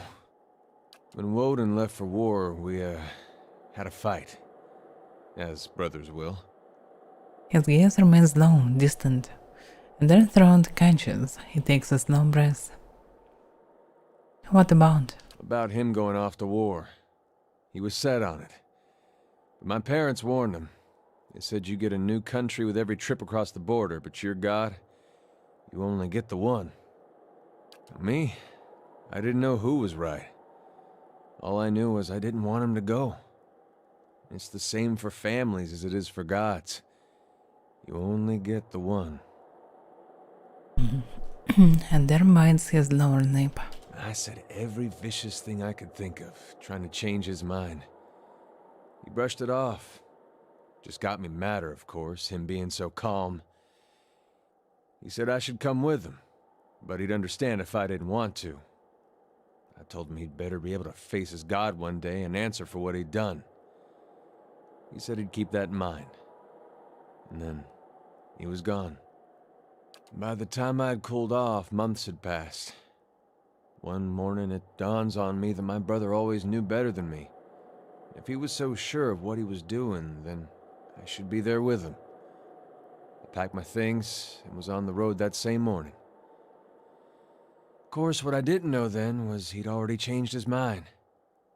By that time, he was dead on that field.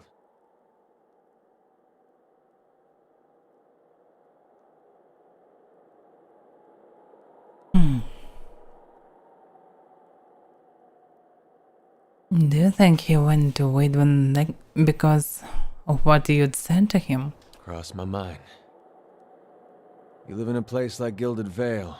You don't have a whole lot else to do other than think about things you don't want to think about. I hope that wasn't it. I hope he went there because it's what he thought was right. But it seems I'm not meant to know. Let's be on our way. Still one more mess we gotta straighten out. Come on then. I still owe you one.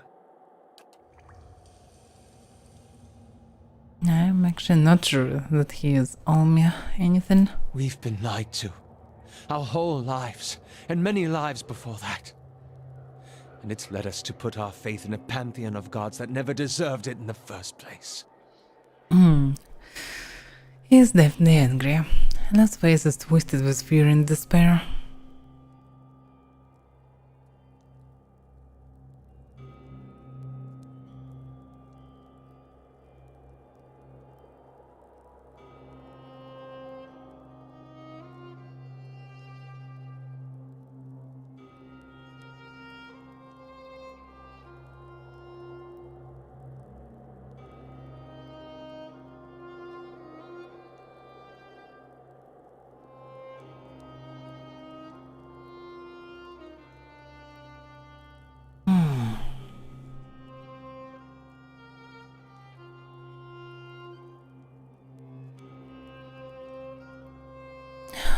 But what difference does it make? People will be what they are, whether or not there are gods to believe in. How can you say that after all we've seen? Even with the idea that the gods are watching us and directing our reincarnations, it's a miracle that we haven't all killed each other already. I've also been thinking, there won't be much left of Theos by the time you're done with him, if I know how you operate. That will leave the Leaden Key headless. Someone will need to fill that void. Someone who can clean up the mess that Theos has made of it. I even know one candidate. One side of his mouth twitches in a grin.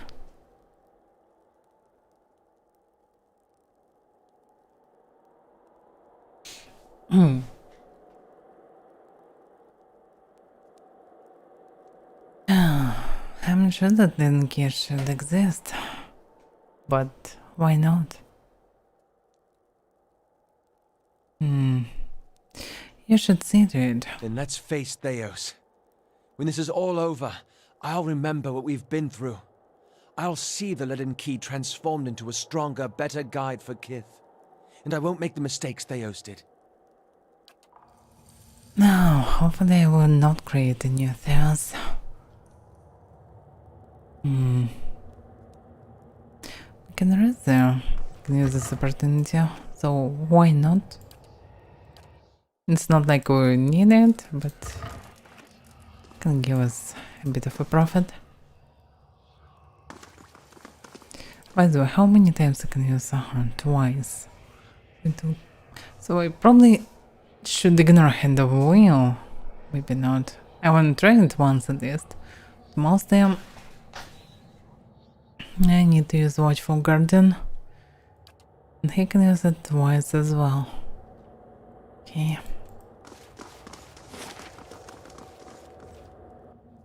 We skipped one of the parts.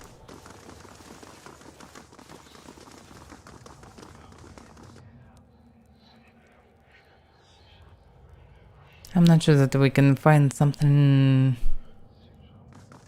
interesting. Oh. Why we can go this way? Oh, because the door is closed. Okay, I get it. If secrets whisper here, I shall listen for.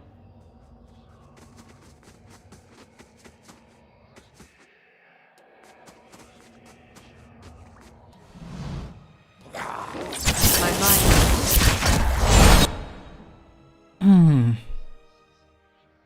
And blank. Yeah, they can be blanked. What about disintegration?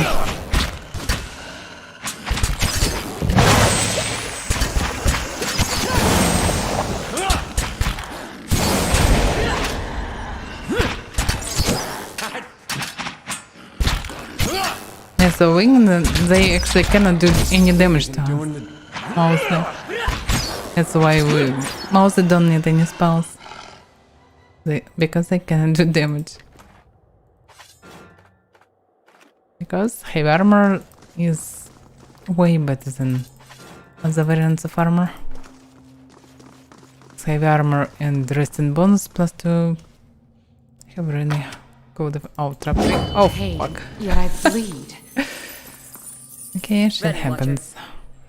Hey, I'm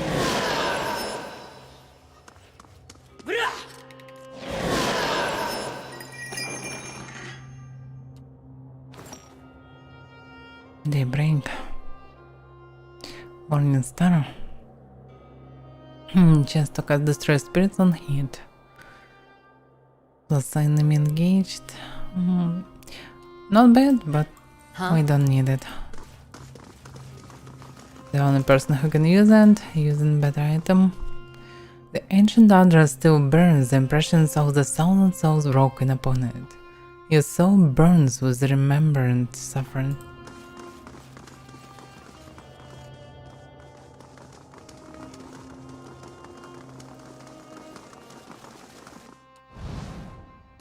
This may prove useful.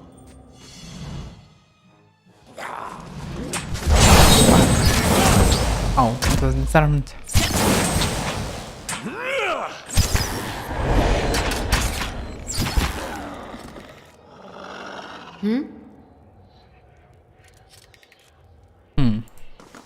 Strong one. There, your turn.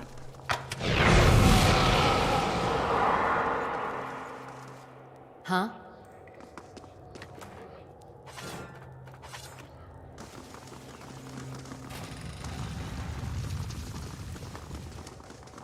Yeah, it would be better to rest outright, but we don't really need rest.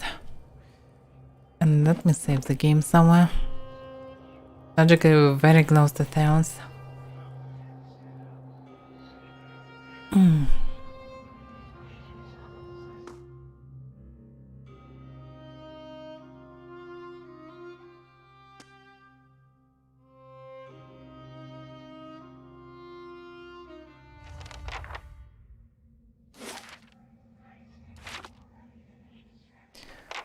So It's pretty dark here. I mean, really dark here. Anyone here in Echo? I don't know. A lot of petrified people.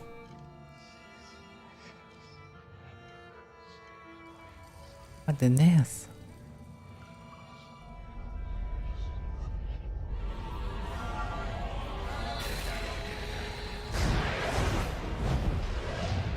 This gathered souls. Oh.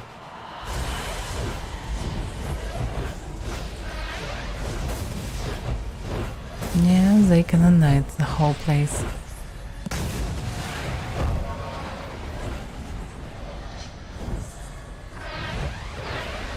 Yeah, it's pretty epic. I'm not gonna lie. Full of surprises, aren't you? Look at the size of this place. Many spirits stir here, edged with anger, violence. Can you do that again? I had something in my eye. Missed most of it.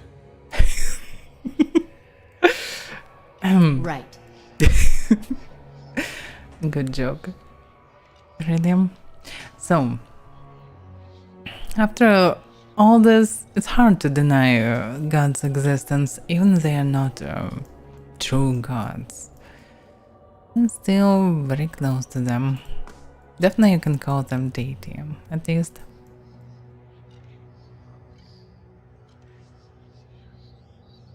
What about this one? Oh, can destroy peoples for diamonds. I'm not sure that this is good. In the end. It's so silent and no one is here. And good and shade. Whatever it is. Defense is not that good, so I assume it's pretty weak. Okay, like alternative zombies or something. Spectre zombies. Sure. They move like mindless husks.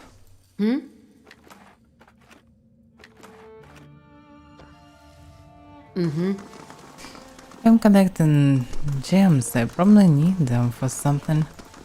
So I doubt that the game will end on this. And still there is a dark one. Can I do it again, really?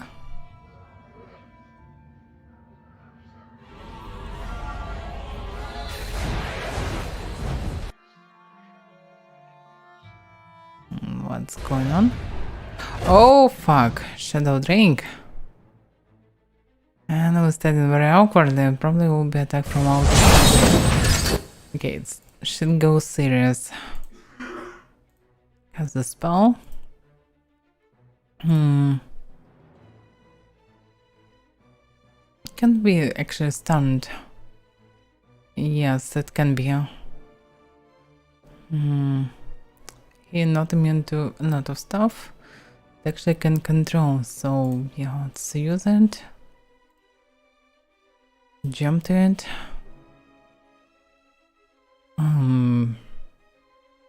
This is a burn part. I'm not sure that I really need something, so let's just buff ourselves. Sagani. Doggo. Yeah, you're doing everything right. How may I help? This thing isn't doing the... The thing immune to something.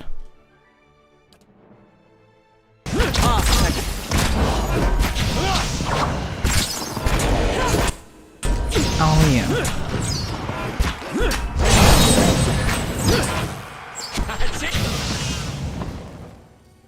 It wasn't that hard.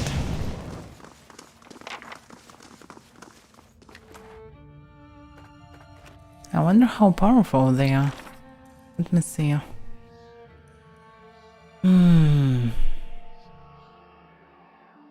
From which category they are? And Reanimata was a 9 level, so they were 12 level after upgrade. number.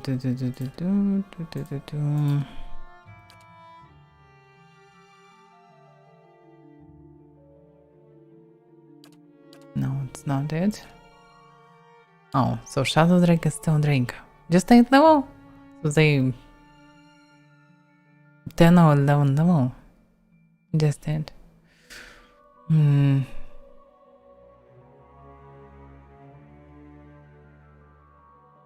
Shadow. I don't know. I don't see the special shadows.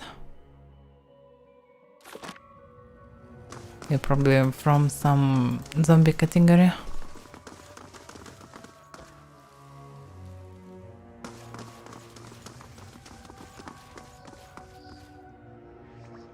Chalky bits of bone break away between your fingers.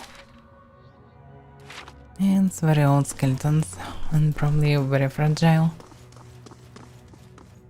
So far it's pretty easy. Slowly Should be now. careful, can be traps.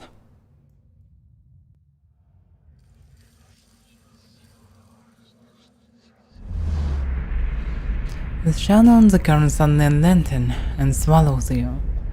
When your eyes adjust to the darkness, you find yourself in the midst of what must be another vision. You are surrounded by mists. The ground feels springy under your feet. You imagine that as soon as you take a step, the soil behind you will erase all trace of your passage. As if on cue, the mist before you clears just enough for you to take a couple steps forward. You do, and the fog closes behind you. You continue for several minutes in this manner, one step at a time, never seeing more than the ground right in front of you. Eventually, rays of light cut through the haze, and you find yourself facing a canyon wall. A dark head twists suddenly, as though something had flown in front of his face. What that? Something whizzes past you. Just as you turn, you catch another weird moment. Out of the mist flits a shape, small and round. You think you see another and another. They tickle the corners of your vision. You turn back to the canyon wall. The sun shifts along its path, and what looked like a smooth rock face is the hollow of a cave. A figure steps out, its features shifting and changing before your eyes.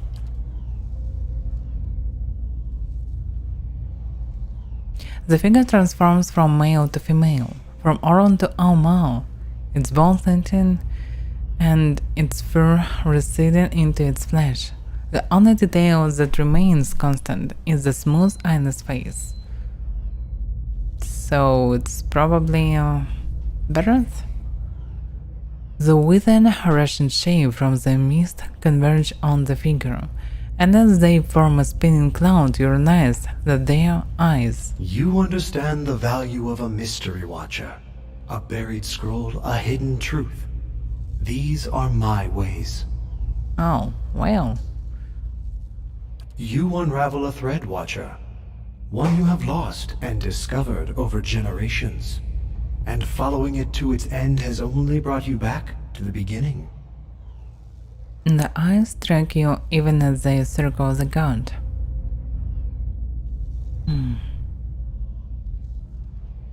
What are you talking about?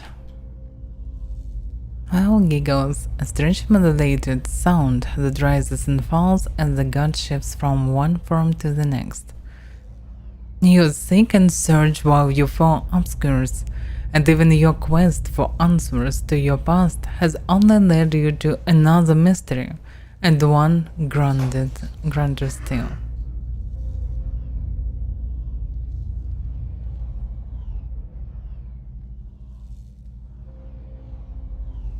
No.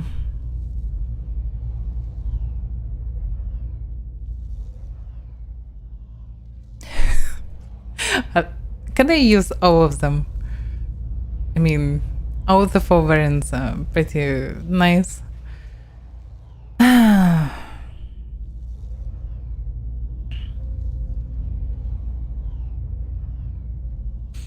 Right, my goal now is to see to the souls Theos has trapped. Yes, but what would you do with them? A nebula of souls, blind and brimming with potential. The answer to Woodika's question and the beginning of yours. What would you do with them? Changing from elk to folk will raise its darkened hands to the swarm of eyes. Thunder clouds form overhead, casting shadows of movement across the canyon.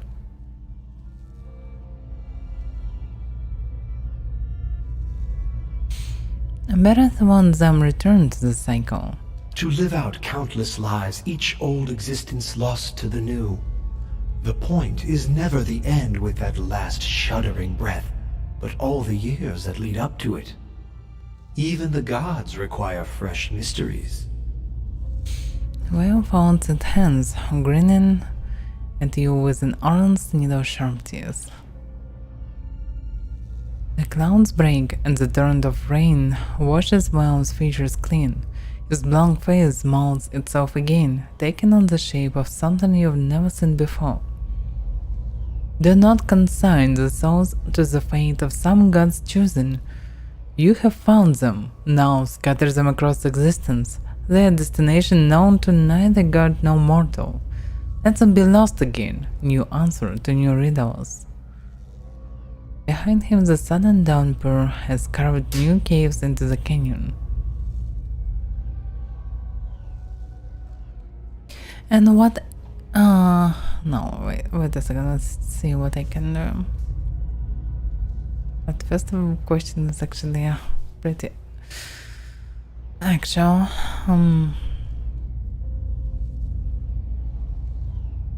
Yeah. You say I shouldn't let a god decide their fate, but it seems you asked me to do just that. In a way. But something must be done, and hurling them from the machinery of other schemes is the truest course of action. Yeah, but it will lead to his schemes, probably. And what end would that serve? No end, Watcher. That is the purpose.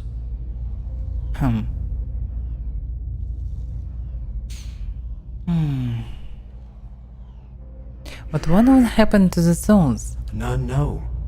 They could end up anywhere in the realms of gods or mortals, whole or divided. Discovering them again and charting their course through the ether will be a new mystery. Okay, so he wants to do this only for his amusement, because he is bored and need new mysteries. Farewell, well... That is a word for endings, and this is but a crossroads. Even I do not know what you would choose. Oh, you definitely don't know. Shadows from the new caves mount and spread across the landscape, covering you in darkness. When the night returns, the vision is gone.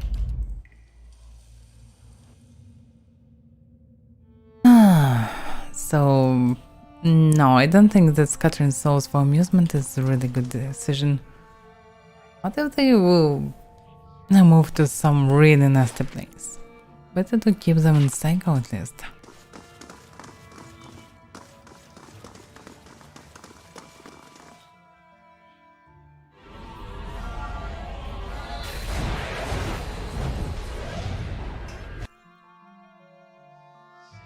Another Shadows Arena. Okay. Do I need to cast something? I don't know. I can cast Blessing Test.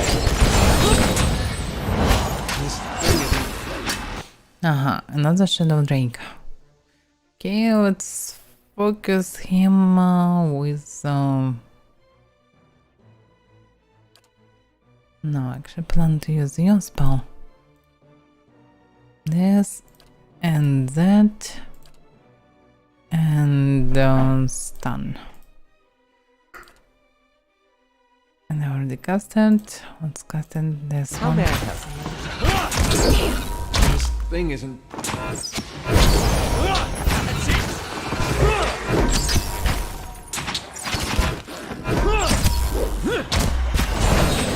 This thing isn't doing the.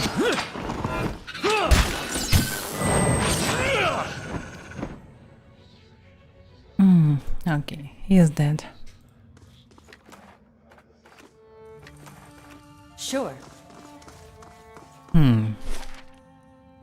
So this is the entrance. So yes, this is the current where all the souls should move logically. Yeah, let's look around a bit more. My thoughts will be as silent as my feet.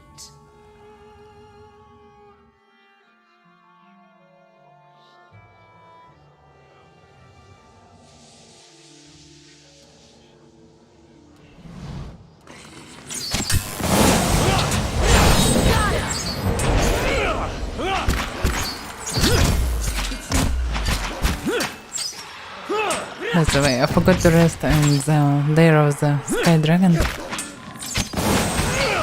Oh well. It's not a big deal. Even if we will not finish the game, I want to kill Theos today. I shall be discreet. Even if it will be a bit later than normally. It's a new Friday. I have a bit more time. I can wake up tomorrow later without heavily breaking my schedule.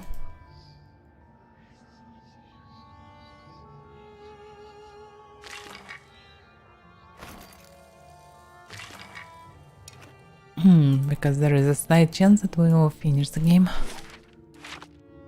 What would be nice to do today. But I still doubt about it. Probably I still need to deal with Vundika. Thoughts will be as silent as my feet. Surprised I can go there, because it's probably too dark. And this can be the way where I should go, but after opening this.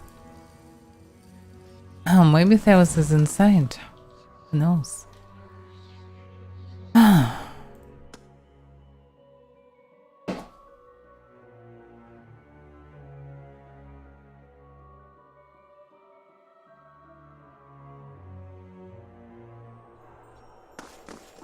They shall see nothing while I see much.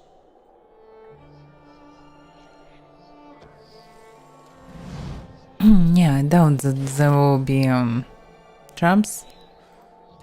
Machine to gather all the souls. And this is the main arena. It's very nice to run around. Oh yeah, we are very close. So, there is a chance. Final fight.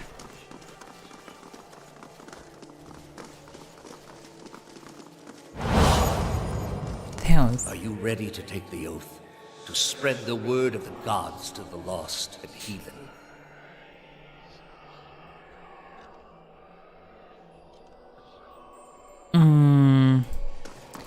So he is speaking. Without me or someone else? Ring of Unshackling, 3 of them. It can be just coincidence. Okay, let's save one more time. Probably he'll use a lot of control spells.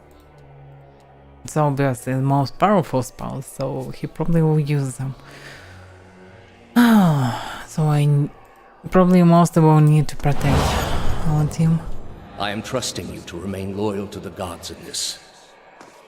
If you do not, you will have greater powers than me to answer to. But you will answer to me as well. Greater power. He means Vundika, or he means someone even higher than Vundika? Out of power. I wouldn't ask this were there any other choice.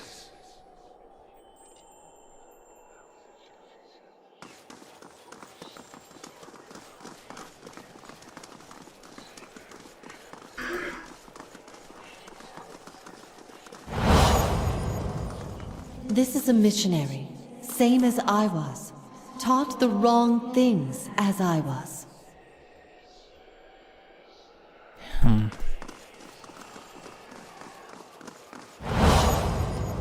Oceanus. They have held off many would-be invaders.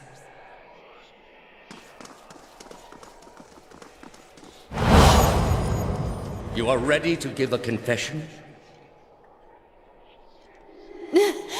I'm ready. hear one from you. Yes, I remember all this.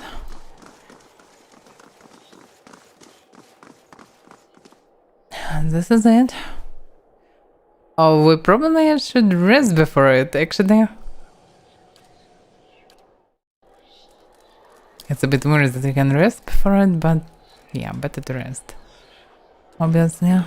Okay, let's do another save to be close. Because who knows how hard it will be. If you control really good and will be immune to almost everything, it can be the problem. I still remember the final fight of Baldur's Gate 2, and it was a really hard one. Surprisingly hard in comparison with others. Oh,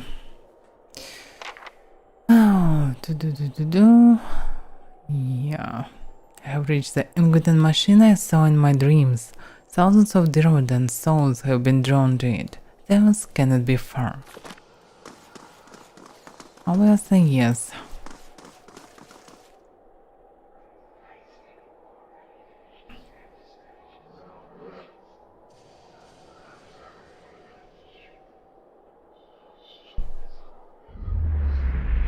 You've come to a circular room, grand and domed. Its walls lined with andra and trimmed with copper. At the far end, a greater pillar of andra pierces the floor from below like a ragged spike, its shimmering texture giving the illusion of boundless depths. Your thoughts are yours, and not yours, and they are all questions.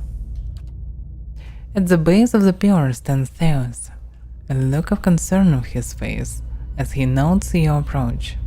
You have something you want to ask him, one question above all others spin madly in your mind, but you don't dare ask it yet. You need some admission from his first, some hint of the veracity of your suspicions. You are far from your post, Inquisitor. What brings you here? I am mad. Your mind races, waiting different angles of approach, your emotion barely in check. What is this place? We are in a sanctum holy to Utica. There are others like it in service to the other gods. I come here often to pray for her counsel, and in this space I may be assured that she hears me. Was the Avaira telling the truth? That woman sought only to destroy the foundations of peace and civility that my people sacrificed everything to build. I think people can build their own civility without burning millions of people, or at least thousands. That machine behind you, what does it do? It has many uses, but its purpose is to bring structure to the chaos that surrounds it. And all the statues? Who are they of? They are monuments to Woodica's greatest servants among my people. I hope to join them myself one day, but my work is not yet complete. So, yeah, I already know the answer, but was the Inquisition based on a lie? The Inquisition was based on the need to cut the flesh from a rotting wound. You are shaken now, having lost all patience for tact. No more evasions. You have to know.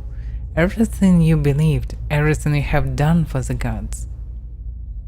Did you lie to me when you said the gods could end suffering? Theo says nothing. Are there no gods? What is a god? A higher power? A rewarder of good deeds and punisher of the wicked? Something men can turn to in their darkest moments when their days seem only like bridges from one tragedy to the next. Our gods are all these things. Theos' face remains a mask of impassivity.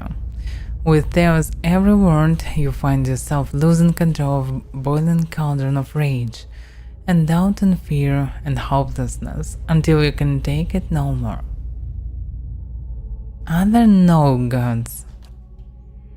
We are in a sacred place within earshot of the gods themselves. This is not the time.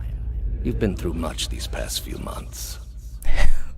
You definitely don't want to answer. Smiling calm, Theos put an index finger to his lips. You will return home and you will rest. When you feel you have recovered, you may rejoin us at the trials. The Inquisition is far from over, and I will have need of you. There are many who continue to spread the lies of the apostate. The Inquisition will not end until we have pronounced judgment on all of them. His eyes linger on you, and there is no mistaking the thread behind it. And your rage shrinks at the image of an iron wheel in your mind, monolithic and caked with the dread blood of thousands.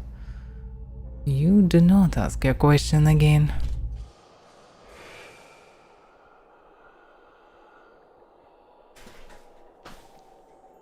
And how he teleported there, and why he was standing like this, and why he without his helmet.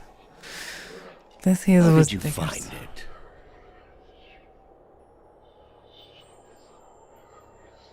I didn't. It was Lady Web. Another in a string of acts of petty defiance. For all her knowledge, she always preferred spite over reason. She actually loved you. Then she should have obeyed. I ask one thing of all my followers. She was incapable. A waste of rare talent and intellect.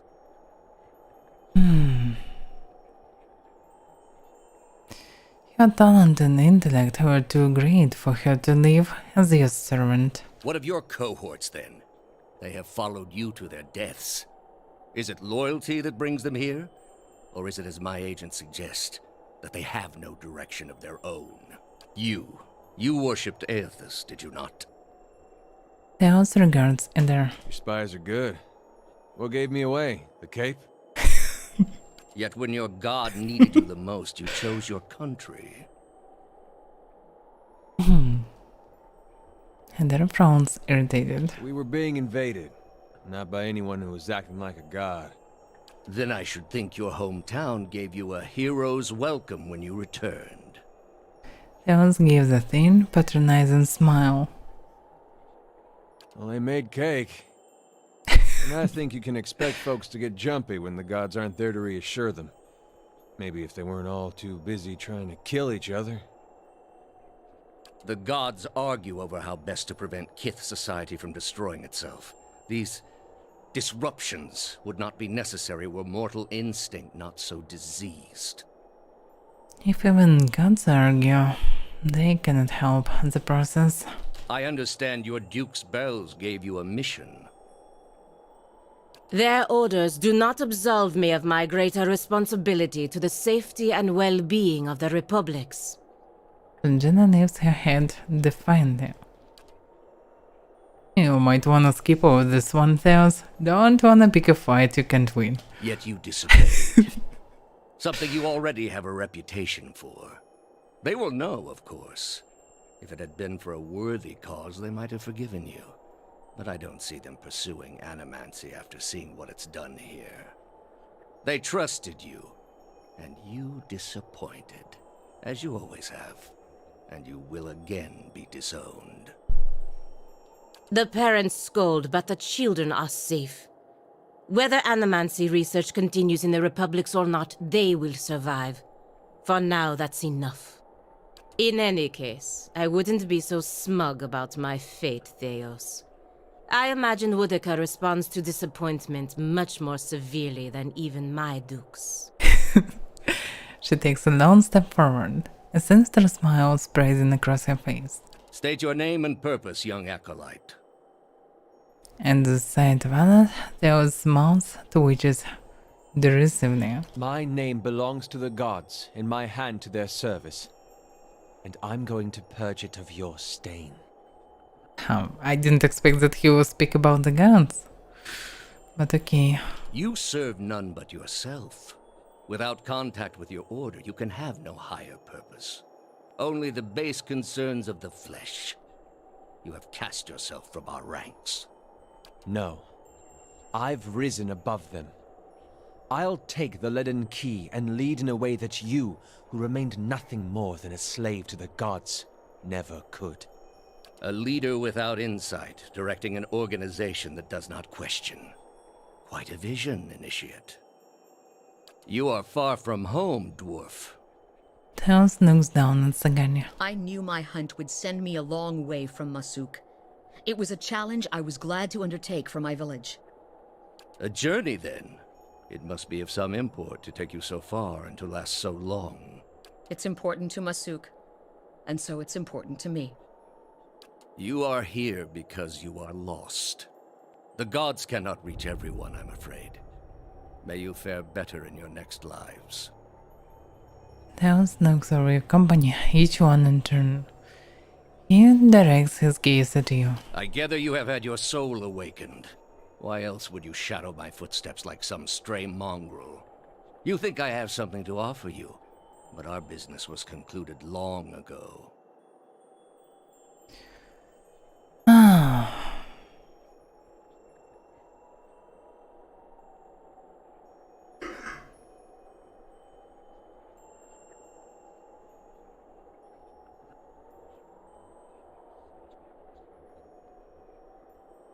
One of us is going to die in this room. You may as well admit you lied to me before that. I answered your questions once. That your soul is not fit to accept the answers is of little concern to me. I lied to no one. Not to you, not to anyone. The gods are real. They are everything we need them to be, and the world is better for it. Yeah, he never lied to others, he always lied to himself. And then he speaks truths that he believes is truth.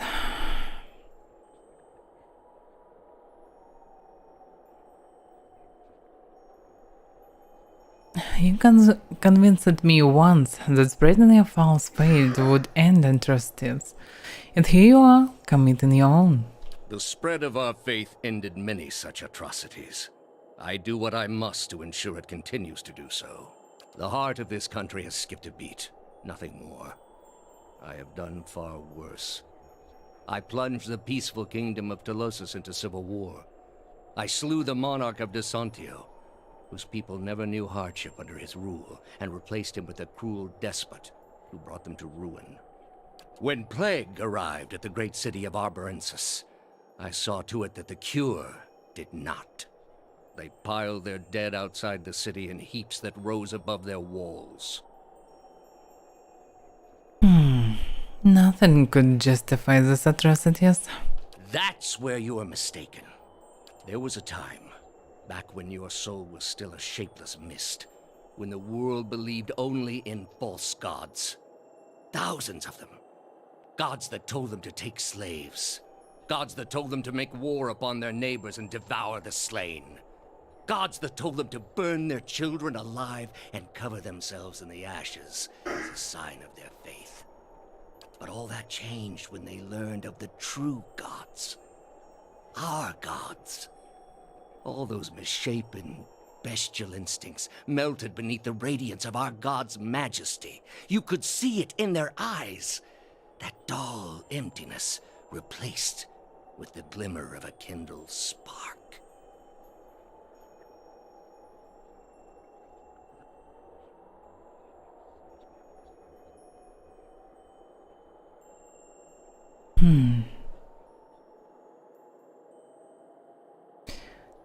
Damn, what a shitty variants. I don't like any one of them. Because okay, yeah, there are less gods, but these gods still demand sacrifices.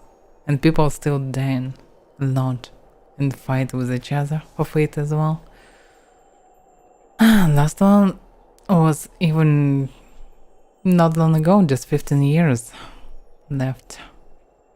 And still going. People still killing each other for this. The spark of false hope. There is no false hope. Only hope for things that never come. Have you imagined this existence? The one the apostate would have created. We are not all so virtuous as she. Without our gods, the most wicked, the most tyrannical, they would take that power for themselves. Yeah, of course, they will create their own fate. I can agree with this. But more than that, it would be a hollow existence. All mysteries forever unanswered. All purposes constructed from meaninglessness. No endings to bring closure. Only a wheel, turning without mercy, grinding our spirits to dust. Theos no longer looks at you as he speaks. The reflection of the ancient machine flickers and dances in his eyes. I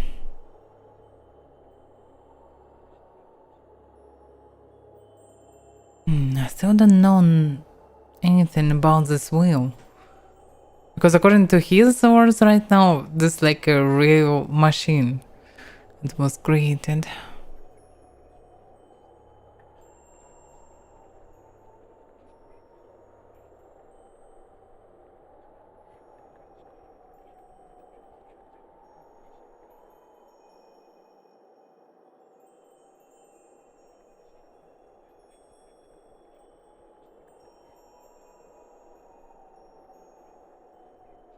Yeah, first one is naive, second is dumb, third one started okay, but not what I want to say. Was naive as well. Fifth, it's also stupid agreement.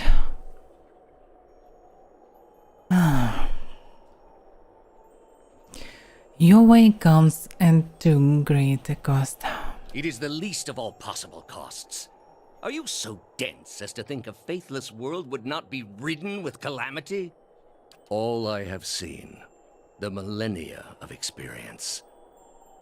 I will not be dissuaded from this course. This is the only way.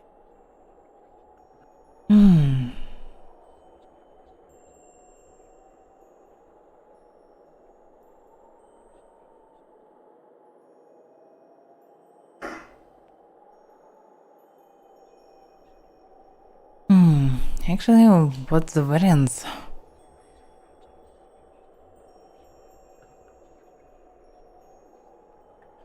I don't know, even if people somehow realize, but I actually have no idea how people can realize that the gods are not the gods, because they are doing everything gods should do, so I'm not sure that they can somehow understand that the gods are not the gods.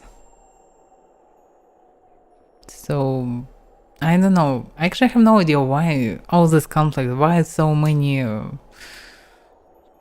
killed people, why all this? Okay, Enketon somehow decided that there are no gods. Alright, they created them. They spread the word about them.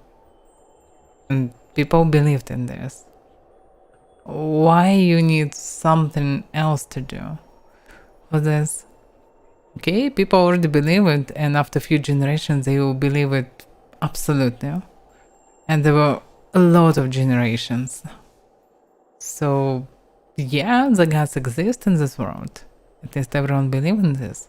And there is no point of telling them that they are not the gods, because they are doing everything gods should do. You know, the only weird stuff that he is speaking of is the fate. Or purpose. You don't need to live for the gods. You can live for your own, for your ideas. Without any gods or with the gods, it doesn't matter. So actually all this conflict, I have no idea why it exists even. Because there are no conflict, okay?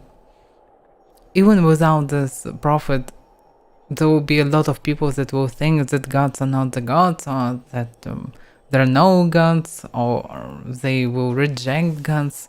But who cares? People will still follow the gods anyway, even if they are false gods. It doesn't change anything really. So I can agree with him partly, but not with his methods. Like, okay, there is no point of telling people that there are no gods. I can agree, but why we need to kill the whole civilizations because of it?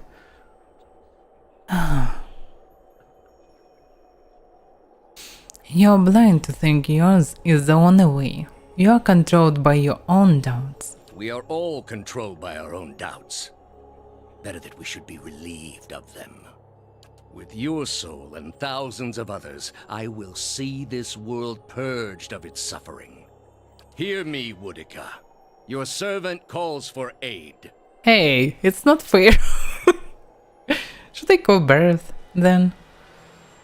And will Barrett come? Because if the game thinks that I want to tell everyone that there are no gods, probably the gods will not come for it. I don't know. The host puts his hands out low to either side, as though welcoming someone's in guest. He shuts his eyes and casts his face skyward. So what will happen? Rock 10! Hey, what a cheating cast. Oh yeah, living fucking statue.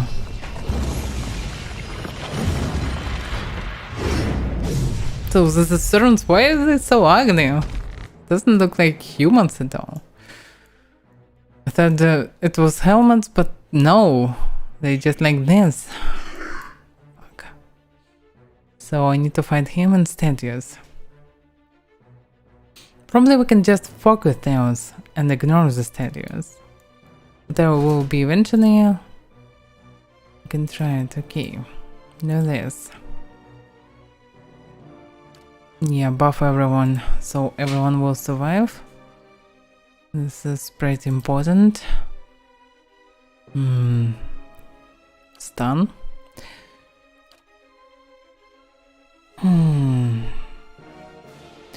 He only resistant, not immune. But have good resistances here. Anyway, cast armor on him. Market prey, yes. By the way, yeah, I'll mark him first.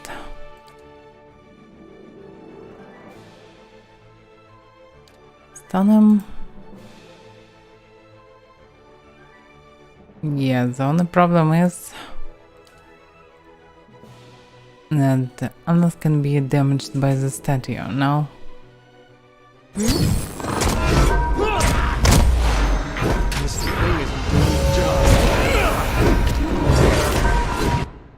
What was just happened?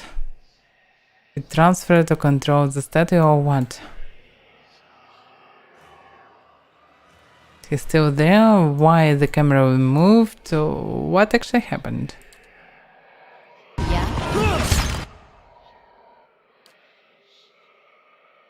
Yeah, probably I should do something. I'm not sure what exactly. Fortify, definitely not. Okay, I can do some buff at least. No.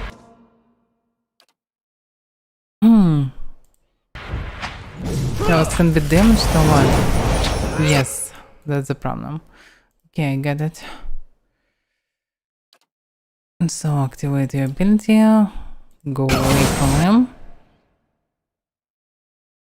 They are immune to charm, confusion, disease, dominated, poison, sick, and unconscious, but can be stun paralyzed.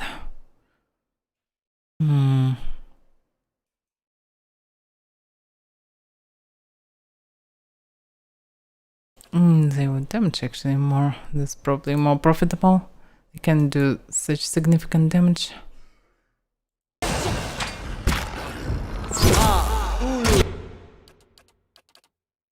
Why am I tanking fucking statue? I shouldn't do this. At least not without some buff.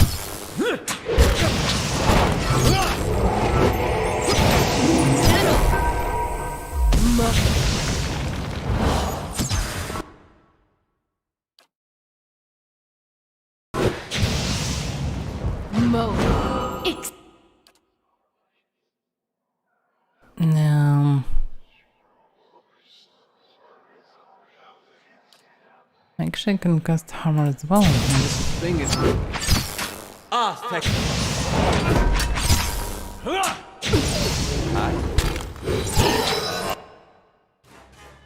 No, okay. I'm stunned or what?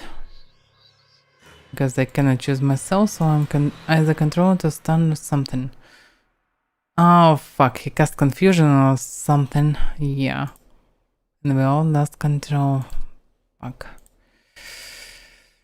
Okay, this is bad. Try to stun him. That maybe will help. Damn, he controlled all who can actually save the day.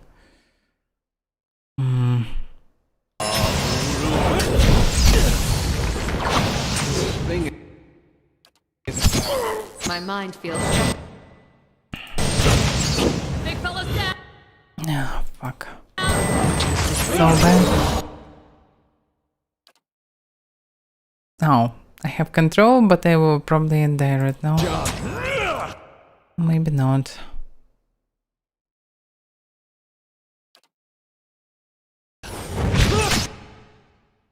I'm mostly dead, actually. Yeah, just drink potion. Drink potion. Time to drink some potions.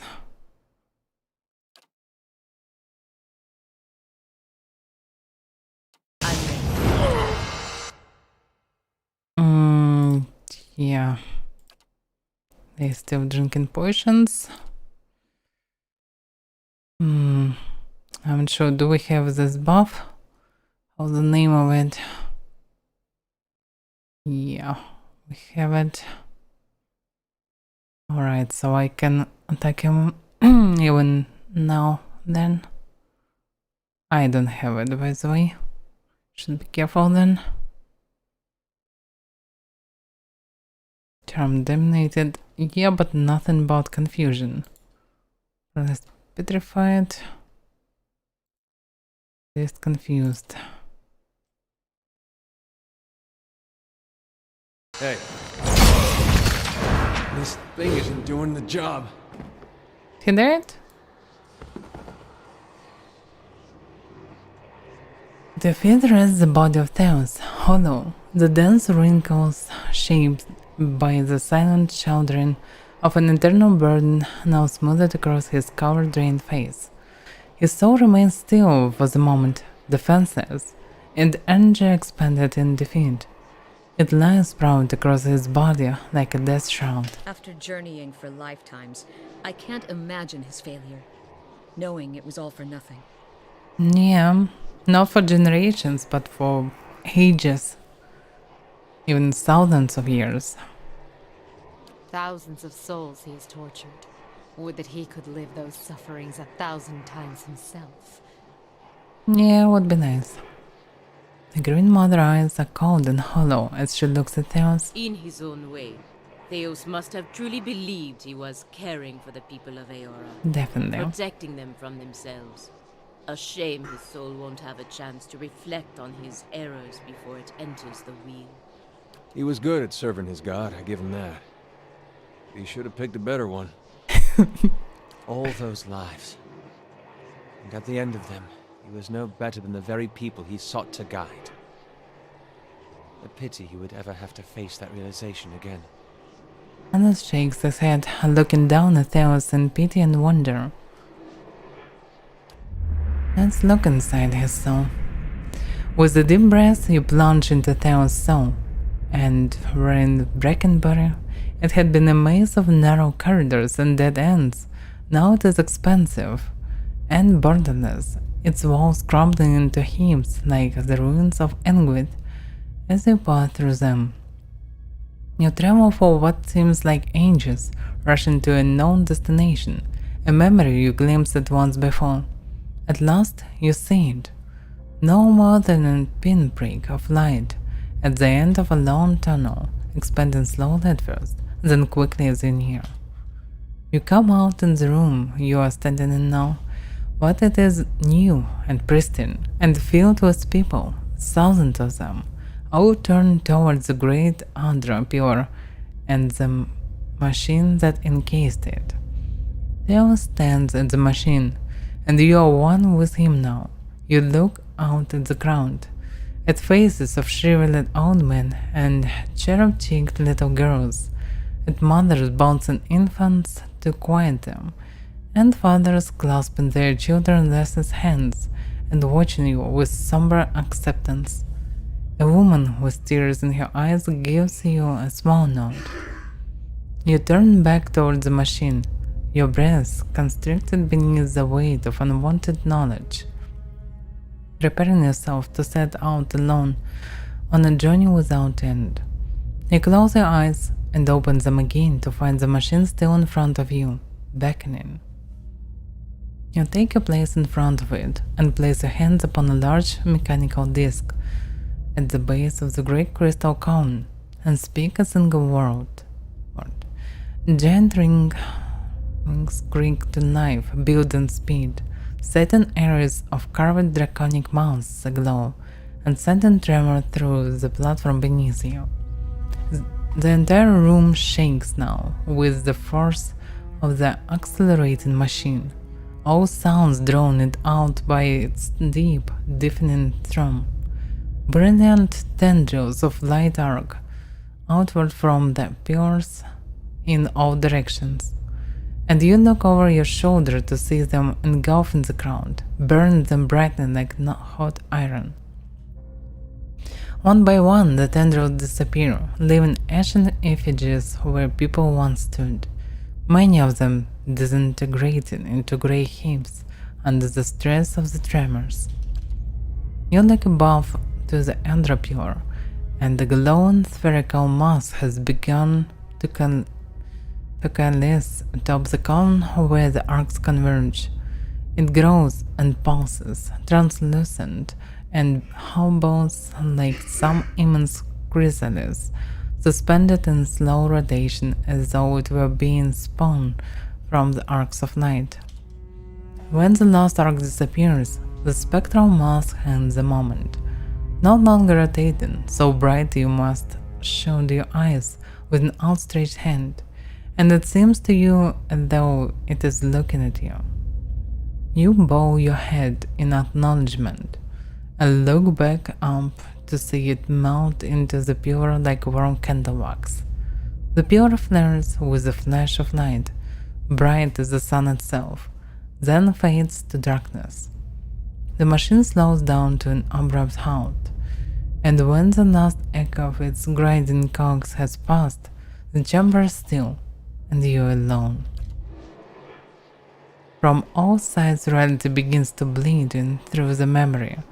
You find yourself in your own skin once more, looking down on Theo's lifeless body. You sense a listlessness to Theo's soul, an overwhelming fatigue that hinders its immediate escape and makes it vulnerable to manipulation. You feel as though your victory has given you some kind of hold over it, and you are able to do with it as you please. So this is the choice for the souls.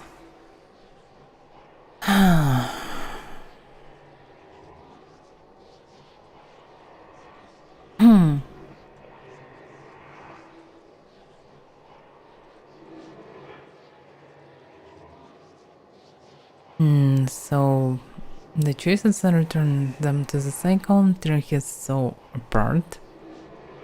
His soul, not the souls.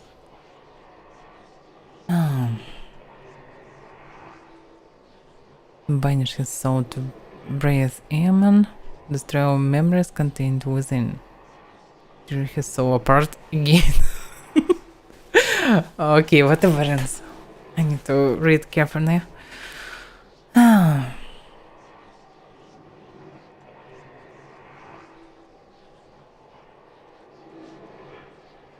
This is a bit weird. And because the main goal of Theos was to not to imbue Boudica, but to preserve this information that the gods exist, to hide the information there are no real gods. But surprisingly, one of the gods, Barrett, actually most popular one that I worship as a character and as a priest character especially, want to return them to cycle all these collected souls. And character with all this information can say that this will turn his deeds for naught. That all you've done was done in futility. Your merit shall be your penance. So, I don't know. That's a bit strange.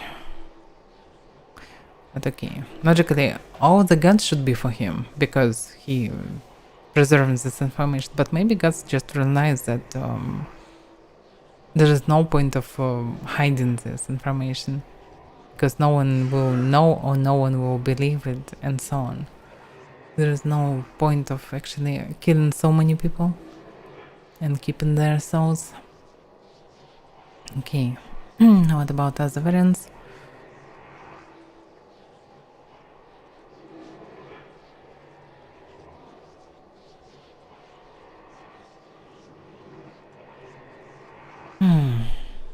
Also, I wonder how it's connected, because I don't see other variants. I have 4 variants about his soul. So, okay, 3 about his soul, and 1 about memories, and 1 about souls. Only 1. I can choose something else. So I actually not sure, can I do multiple of them or not? Okay, the most important probably to return souls to the cycle. According to my beliefs, according to the data that actually works, and give me the power to do right things and heal people. So yeah, I should follow the data. Even if it's not real, actually I'm not sure in which mean it's not real, because it's doing everything the data do. So if they were created by the race of people, why not? So they like a very powerful organic artificial intelligence, something like this. Artificial intelligence. It's something like this. Alright, you remember the things. Remember that no man can hide the truth forever, and all you've done was done in futility. Your memory shall be your penance. Some acts cannot be forgiven, it seems. Oh yeah. A cruelty worthy of this man. Let him know the pain he has wrought. Let his own choices be his punishment. You can feel the pull of the intricate outer capillaries that rise up from the depths below the chamber. Many are bound up with the great pillar and would pass to Boudica, but some are filled with the souls of the dead, bound for somewhere else entirely. And you know, this is our path of rebirth. I don't see anything bad in rebirth, actually. Stretching your presence as far as your spirit will allow, you may make contact with one such path, and between it and yourself, you open up what feels like a long tunnel, sheer and undulating, like the gullet of some enormous beast. You shift your focus to Theo's soul, clinging weakly to its vanquished shell, and with all your concentration, you wrench it free and send it hurling through the channel until it passes into the outer vein and can be found no more. So it was choice about his soul. But this parent was rated like souls, not soul. Okay, so it also probably is the right thing to do. So yeah, I'm sure will he suffer or not. there is no point of making him suffer. But hopefully he will forget all this stuff. In the stillness that follows, a single word echoed through your mind. A word you spoke when you were one with Theos in an ancient memory. You realize it is a word that activates the machine. So yeah, I a bit failed because I understand that it was about all souls. Logically, if the deity asked me to let every soul return to the cycle, so his soul probably included. Huh? Everyone wants to speak. Huh. Okay, let's listen. Theos, he had hold of your soul from a long time back, seems like. You get what you needed from him?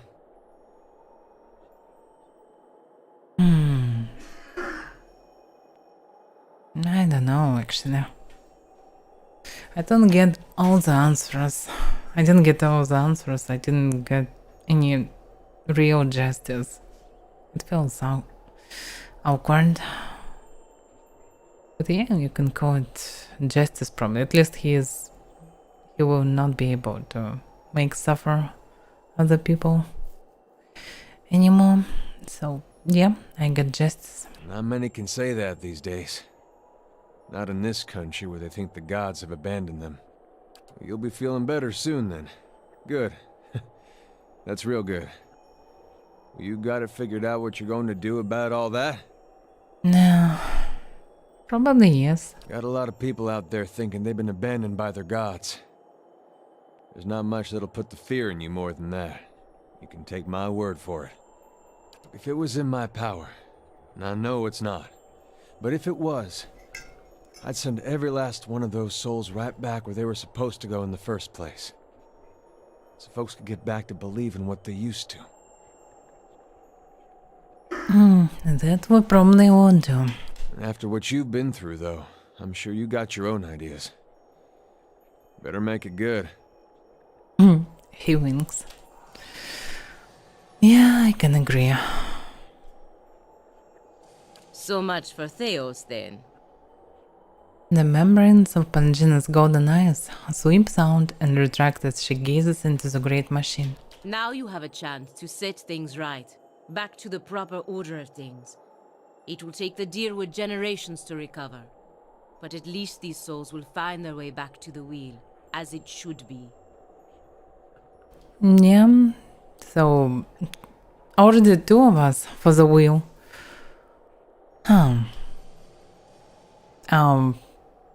Okay, Obi-Wan. Hi, by the way. So, I was right, this is it? Okay. Still feels very awkward. Like, not accomplished. Hopefully it will be somehow explained in second game. Alright, let's finish it with style. I always knew the Leaden Key stood for something big, but I didn't quite realize what I'd gotten myself into. And now, you're in the middle of something even bigger. With a decision that will affect millions. Yeah, hard to do such decisions always. This is beyond either of us. The certainty of the gods is a mercy. Power like this is a heavy burden. Just look at how it crushed Theos. Perhaps he was right to surrender it to Woodica. Theos was wrong. It's your decision, of course. And whatever you decide, I'm glad our paths crossed in Gilded Vale. Likewise.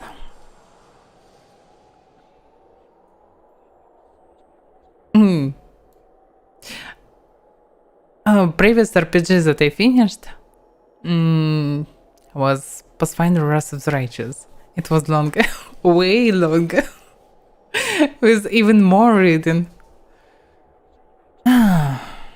So, it's okay for me. I like reading, so it's fine. But I also like voice dialogues, so both of them are good. Never thought I'd see something like this in my travels. Lends a little perspective, doesn't it? Oh yeah. By the way, one and probably the only thing that I wanna do and that I missed, I didn't find this fellow that's again you're looking for. She looked for some ancestor and we didn't find him. Ah, my mistake.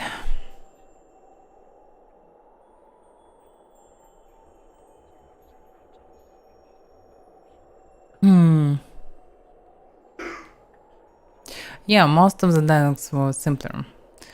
In comparison, Pillars of Eternity sometimes still awkward and dumb in terms of dialogues, but mostly smarter, using more rare words, more medieval, and the whole atmosphere less reminds me about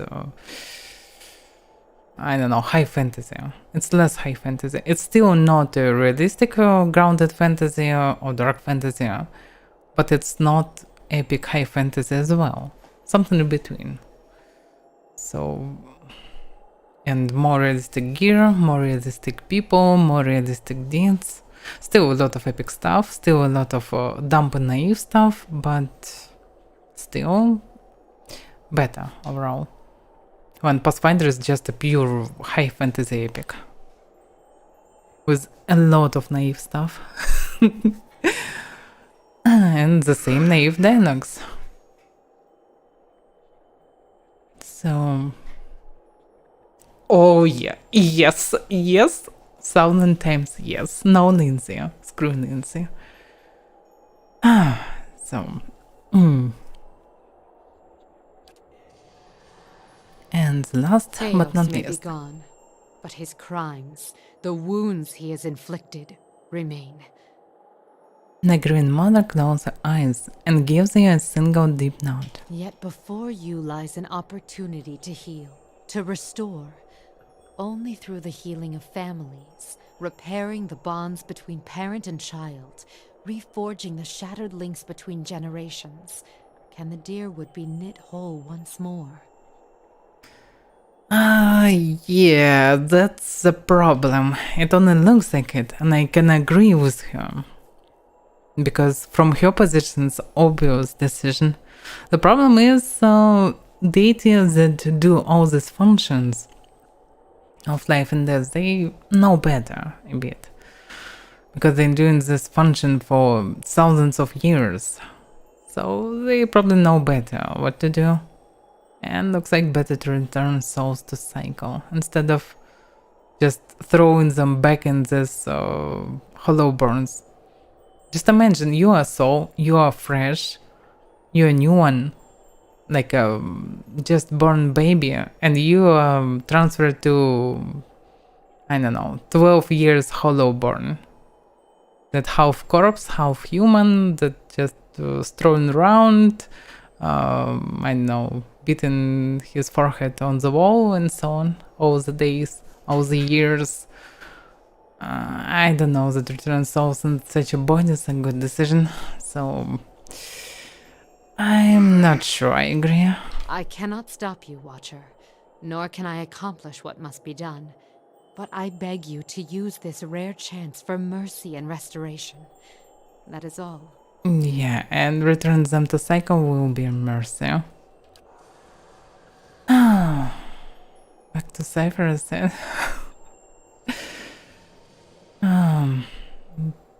Why to Cypher? To cycle, not to Cypher. To cycle, to wheel, to pool of souls. You can call it whatever you like. But I'm the priest of Barrett, and I'm doing the Barrett's wheel. And I agree with Barrett, and most of my party agree with Barrett and me. So yeah, let's do this stuff. Do a good thing. As Eder said, let's return souls to the cycle where they should be. So they will be reborn anew. With your companions bearing witness, you step up to the place where Theos once stood before his people long ago. The great machine lies in front of you, idle, radio. You have seen this machine and others like it in operation. You understand how it works. It is a device for directing souls. As a watcher, it would be a simple matter to influence that direction. Though, as big as the machine is, it may be the last thing you ever do. Yeah, doesn't sound optimistic.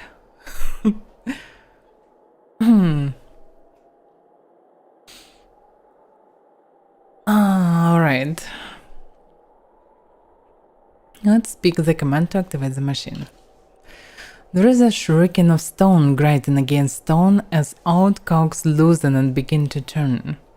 You have only moments before the souls will be sent into the other vein. This will be your only chance at redirecting them. So what are the choices? The cycle? To Hollowborns? Disintegrate souls ending their existence? Really? Yeah, this will be cruel, probably. Okay, they never existed really, so they will be destroyed. Yeah, I'm not sure this is a good decision. Distribute the essence to existence souls endured to strengthen them.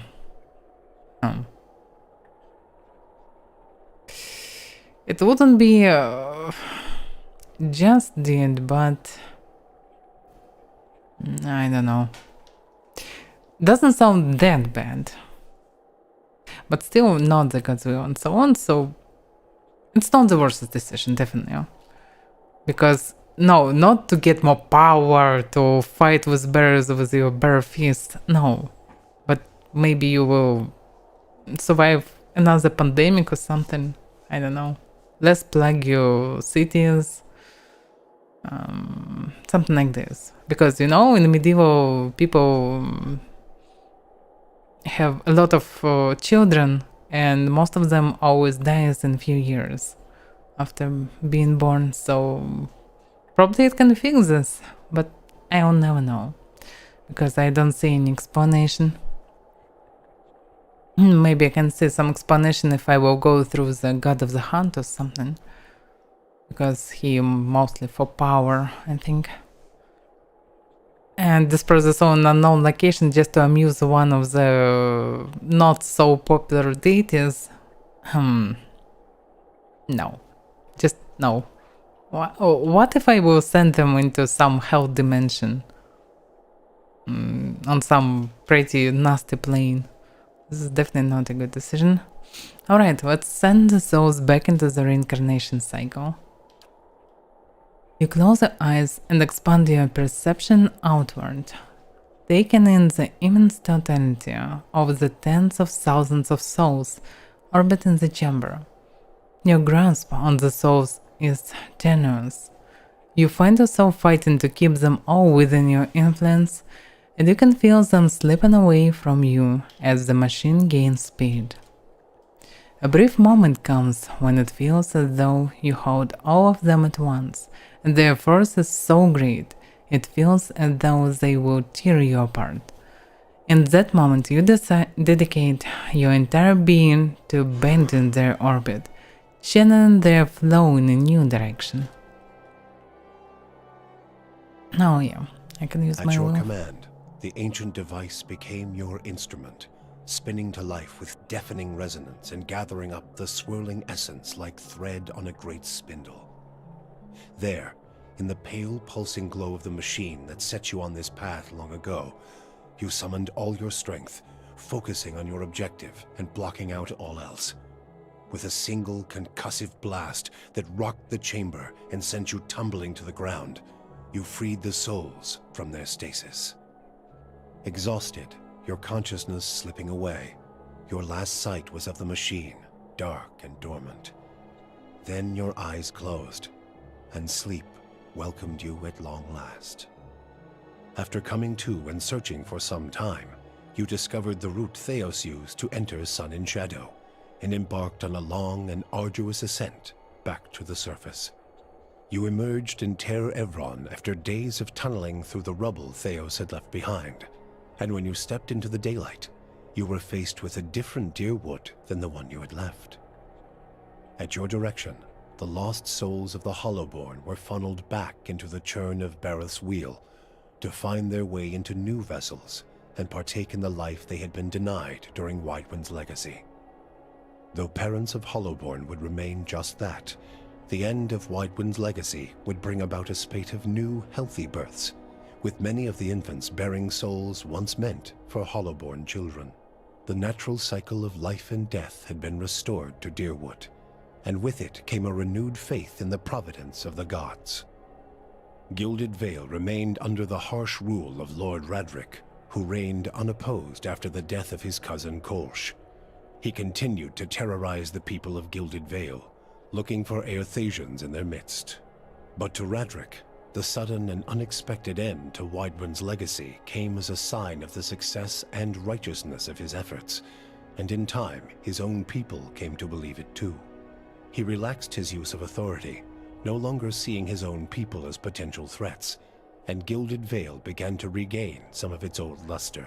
So Winston was Following the right. assassinations of Duke Avar Wolfgren and Lady Webb, Defiance Bay was thrown into political upheaval.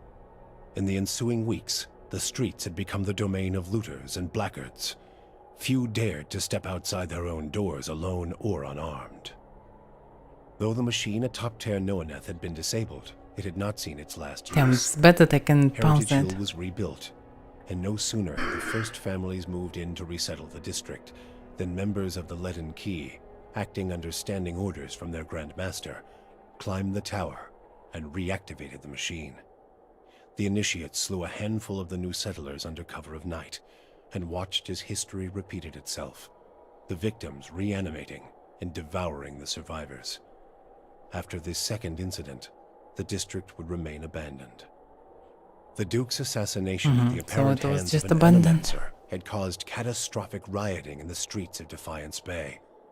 But those who had escaped the melee and the palace hearings remembered the testimonies of the strange guest who had shown up that day and absolved Animancy, implicating the Leaden Key instead.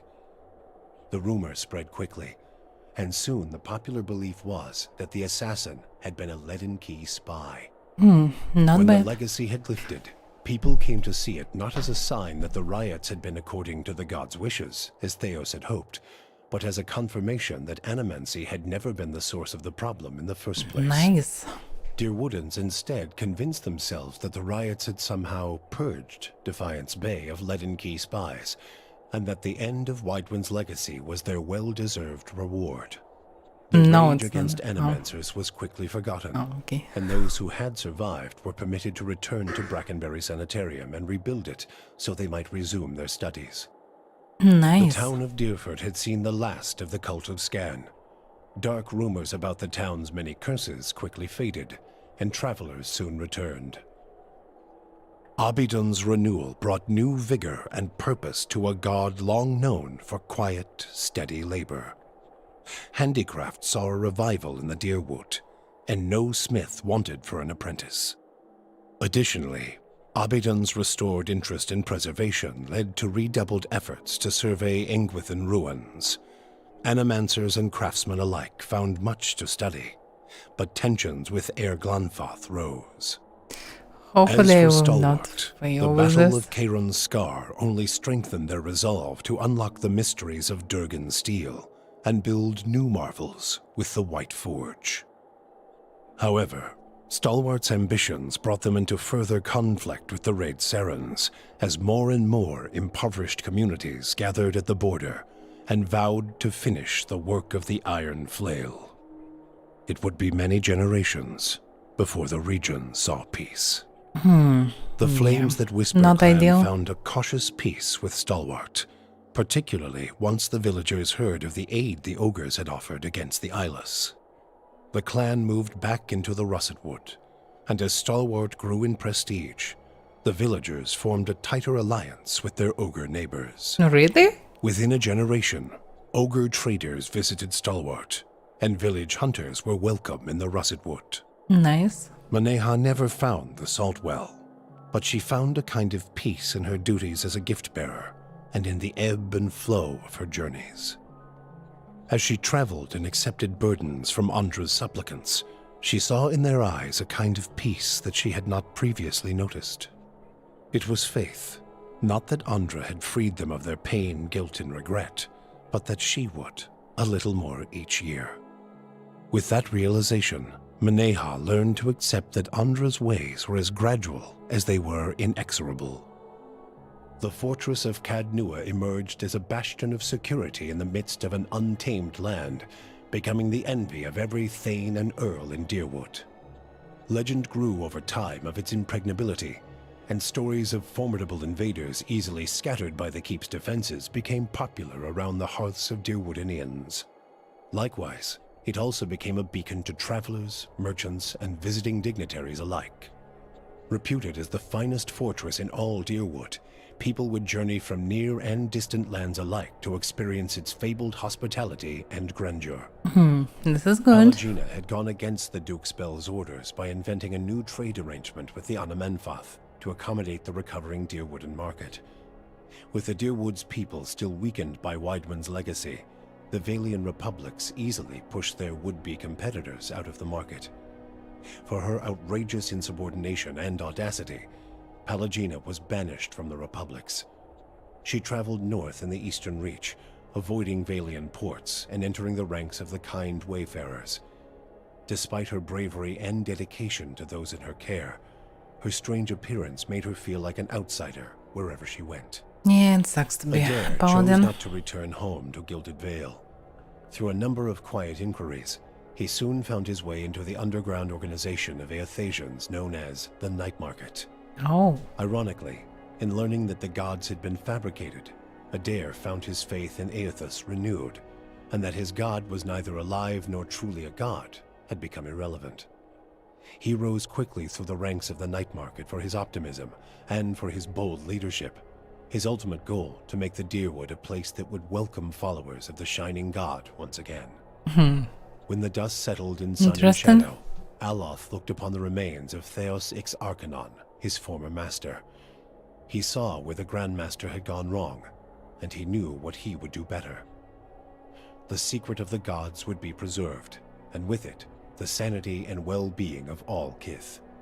He donned the remains of Theos's ceremonial garb, and prepared himself for the long and lonely task. Hopefully he will not start to kill With Theos civilizations. defeated and the souls released from sun and shadow, healthy children were born once again in the Deerwood. The grieving mother sought a place where she Say might do later. penance for It's the a lot of birth of information I need to hear it. She returned to Deerford, where, to the astonishment of the villagers, she delivered the first healthy child in over a decade. She remained there, and with each new birth, she saw a measure of hope restored to the Deerwood, and a measure of grace for her own troubled path. So she found peace eventually. Durrance continued to blame Woodica for the atrocities of the Saints' War.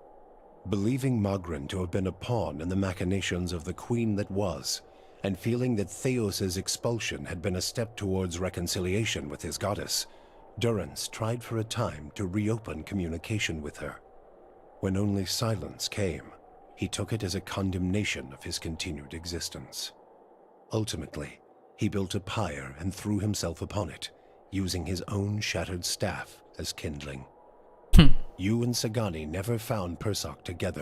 Yeah, The Ardra I figurine failed. had gone dark by the time they emerged from Sun and Shadow, and it was another month before Sagani finally accepted that Persoc's trail had gone cold again. Her search took her beyond the Deerwood and as far as the Living Lands. She saw the great coastal cities of Rawatai and the ruins of Old Valia, absorbing the details of these strange and distant lands. I know where it should be. 20 years I needed passed to before return the to Ardra Defense Bay, figurine finally glowed again. and I never returned. When it did, she followed its They signal to should. a quiet hamlet on the outskirts of Adir. There, she met a young farmer and told her of her past as an elder of Masuk. Sagani returned to a village that had forgotten her face, but remembered her story. Masuk greeted her with cautious warmth, and Sagani found that their ways had become strange to her. She also learned that Kalu had perished of winter fever a few years before, and her middle child, Najuo, had died in a raid. But she found her daughter Yakona a hunter and mother of 3, and her son Malak a builder of mighty walls. In them, she came to find her place in the village and the familiar contours of a world that had changed in her absence.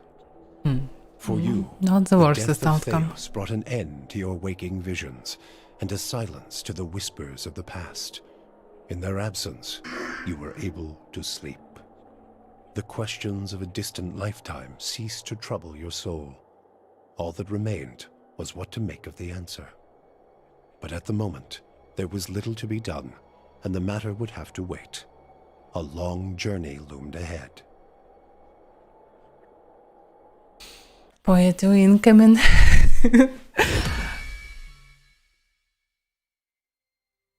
Oh, I can choose speed of this. Okay. So, first of all, the game is good. As every big classic RPG I ever played, it's very unbalanced, has many flawlesses and so on. But still very good. Overall, interesting story, sometimes very interesting, sometimes absolutely broken in terms of there is not enough information, there's not enough some replays and so on. Sometimes you're overwhelmed by the variants, but most of these variants, like how you like to joke onto it, or how you like to stay silent and so on. Of course, it's part of the mechanics to make your character, make a vision of your character for locals, like you are honest, a silent dude, or you are joker and liar and so on. But looks weird a bit. It would be nice to have, in addition to this replays, something sufficient. But still, also a very huge disbalance with spells.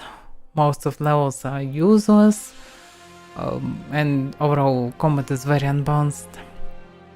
But okay, probably they fixed a lot of the stuff in second game, and after some time, if they will make another RPG, they can fix another bunch of them. Anyway, even D&D games or Pathfinder games all unbalanced, so it's probably okay. Overall, it was interesting story. The only complaint real from me is when I started the game and entered this first village with 3 with hanged people. It was quite a punch. It was really impressive.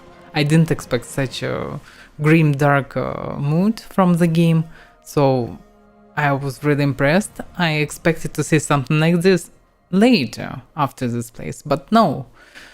All of the situations were pretty simple. The only a bit similar thing was in another village close to Twin Elms, where was a quest about dudes, followers of the goddess of revenge, that really desperate and wanted to actually transform raped girl into a living bomb to kill a noble. It was, it was pretty dark.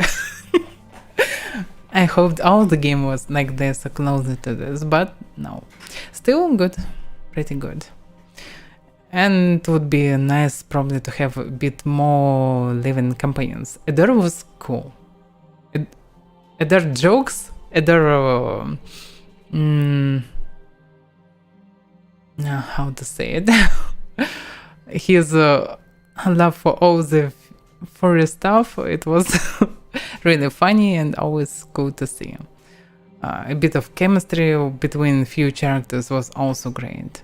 It was nice to see more contrast world with a bit more gloomy, more realistic world with a few jokes from time to time, because actually in real life when the people nervous they always joking if they are not dumb as fuck. So hopefully next game will be a bit better in these terms, because companions were mostly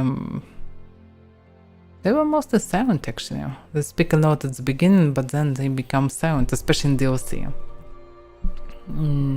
Otherwise the game is good. Going to come to this more fun? I hope so. Logically it should be just upgraded version, because they just created the new system like D&D, so of course they need to fix it, balance, upgrade, they needed feedback from players and so on. So yeah, logically second game should be better. Hope so. So according to schedule, I just finished The Witcher yesterday for morning streams, and I finished Pillars on evening streams. I wanted previously to do some short games after it and then return to series, like and I probably will do like this. I probably will do some one game for evening, one game for morning, something short for around 3 streams, and then we will return to series, to Pillars of Eternity and to Witcher 2, something like this. Maybe it will be 2 small games, I don't know. It depends on the games, because I need to look which categories still alive for streaming and what is interesting for me from small new games, because there are some cool stuff like Inscription, for example. So I probably will do something like this. Not more bounce but fun. Okay. At least we will get multi-classes. I by the way need time to think about the build. I definitely don't want to play Priest anymore. Priest was mostly boring.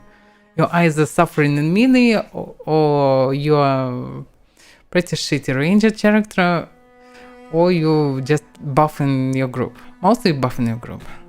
Priests are just buffers. And this is not really cool. It's useful sometimes, but mostly these buffs are not that necessary. The only necessary buffs are protection from paralyzes, confusion, dominating, and so on. In some battles you really need it. That's probably the only real thing from Priest and Heal. Science better. Yeah, it would be nice, because I really hate the feature that characters stuck when they need to cast something or do something, run somewhere, and they run in near enemy and they stuck. Because, you know, they will be slapped if they will move again because of this system. When you stuck near enemy that can tank you. So I don't know. It wasn't good. Hopefully they fix it at least so if they will stuck, so if I need from them to do something, they will just move around the target instead of running through it. So yeah, it would be nice. And that's actually it. I doubt that will be something after it. Oh, and I forgot to kill the dragon.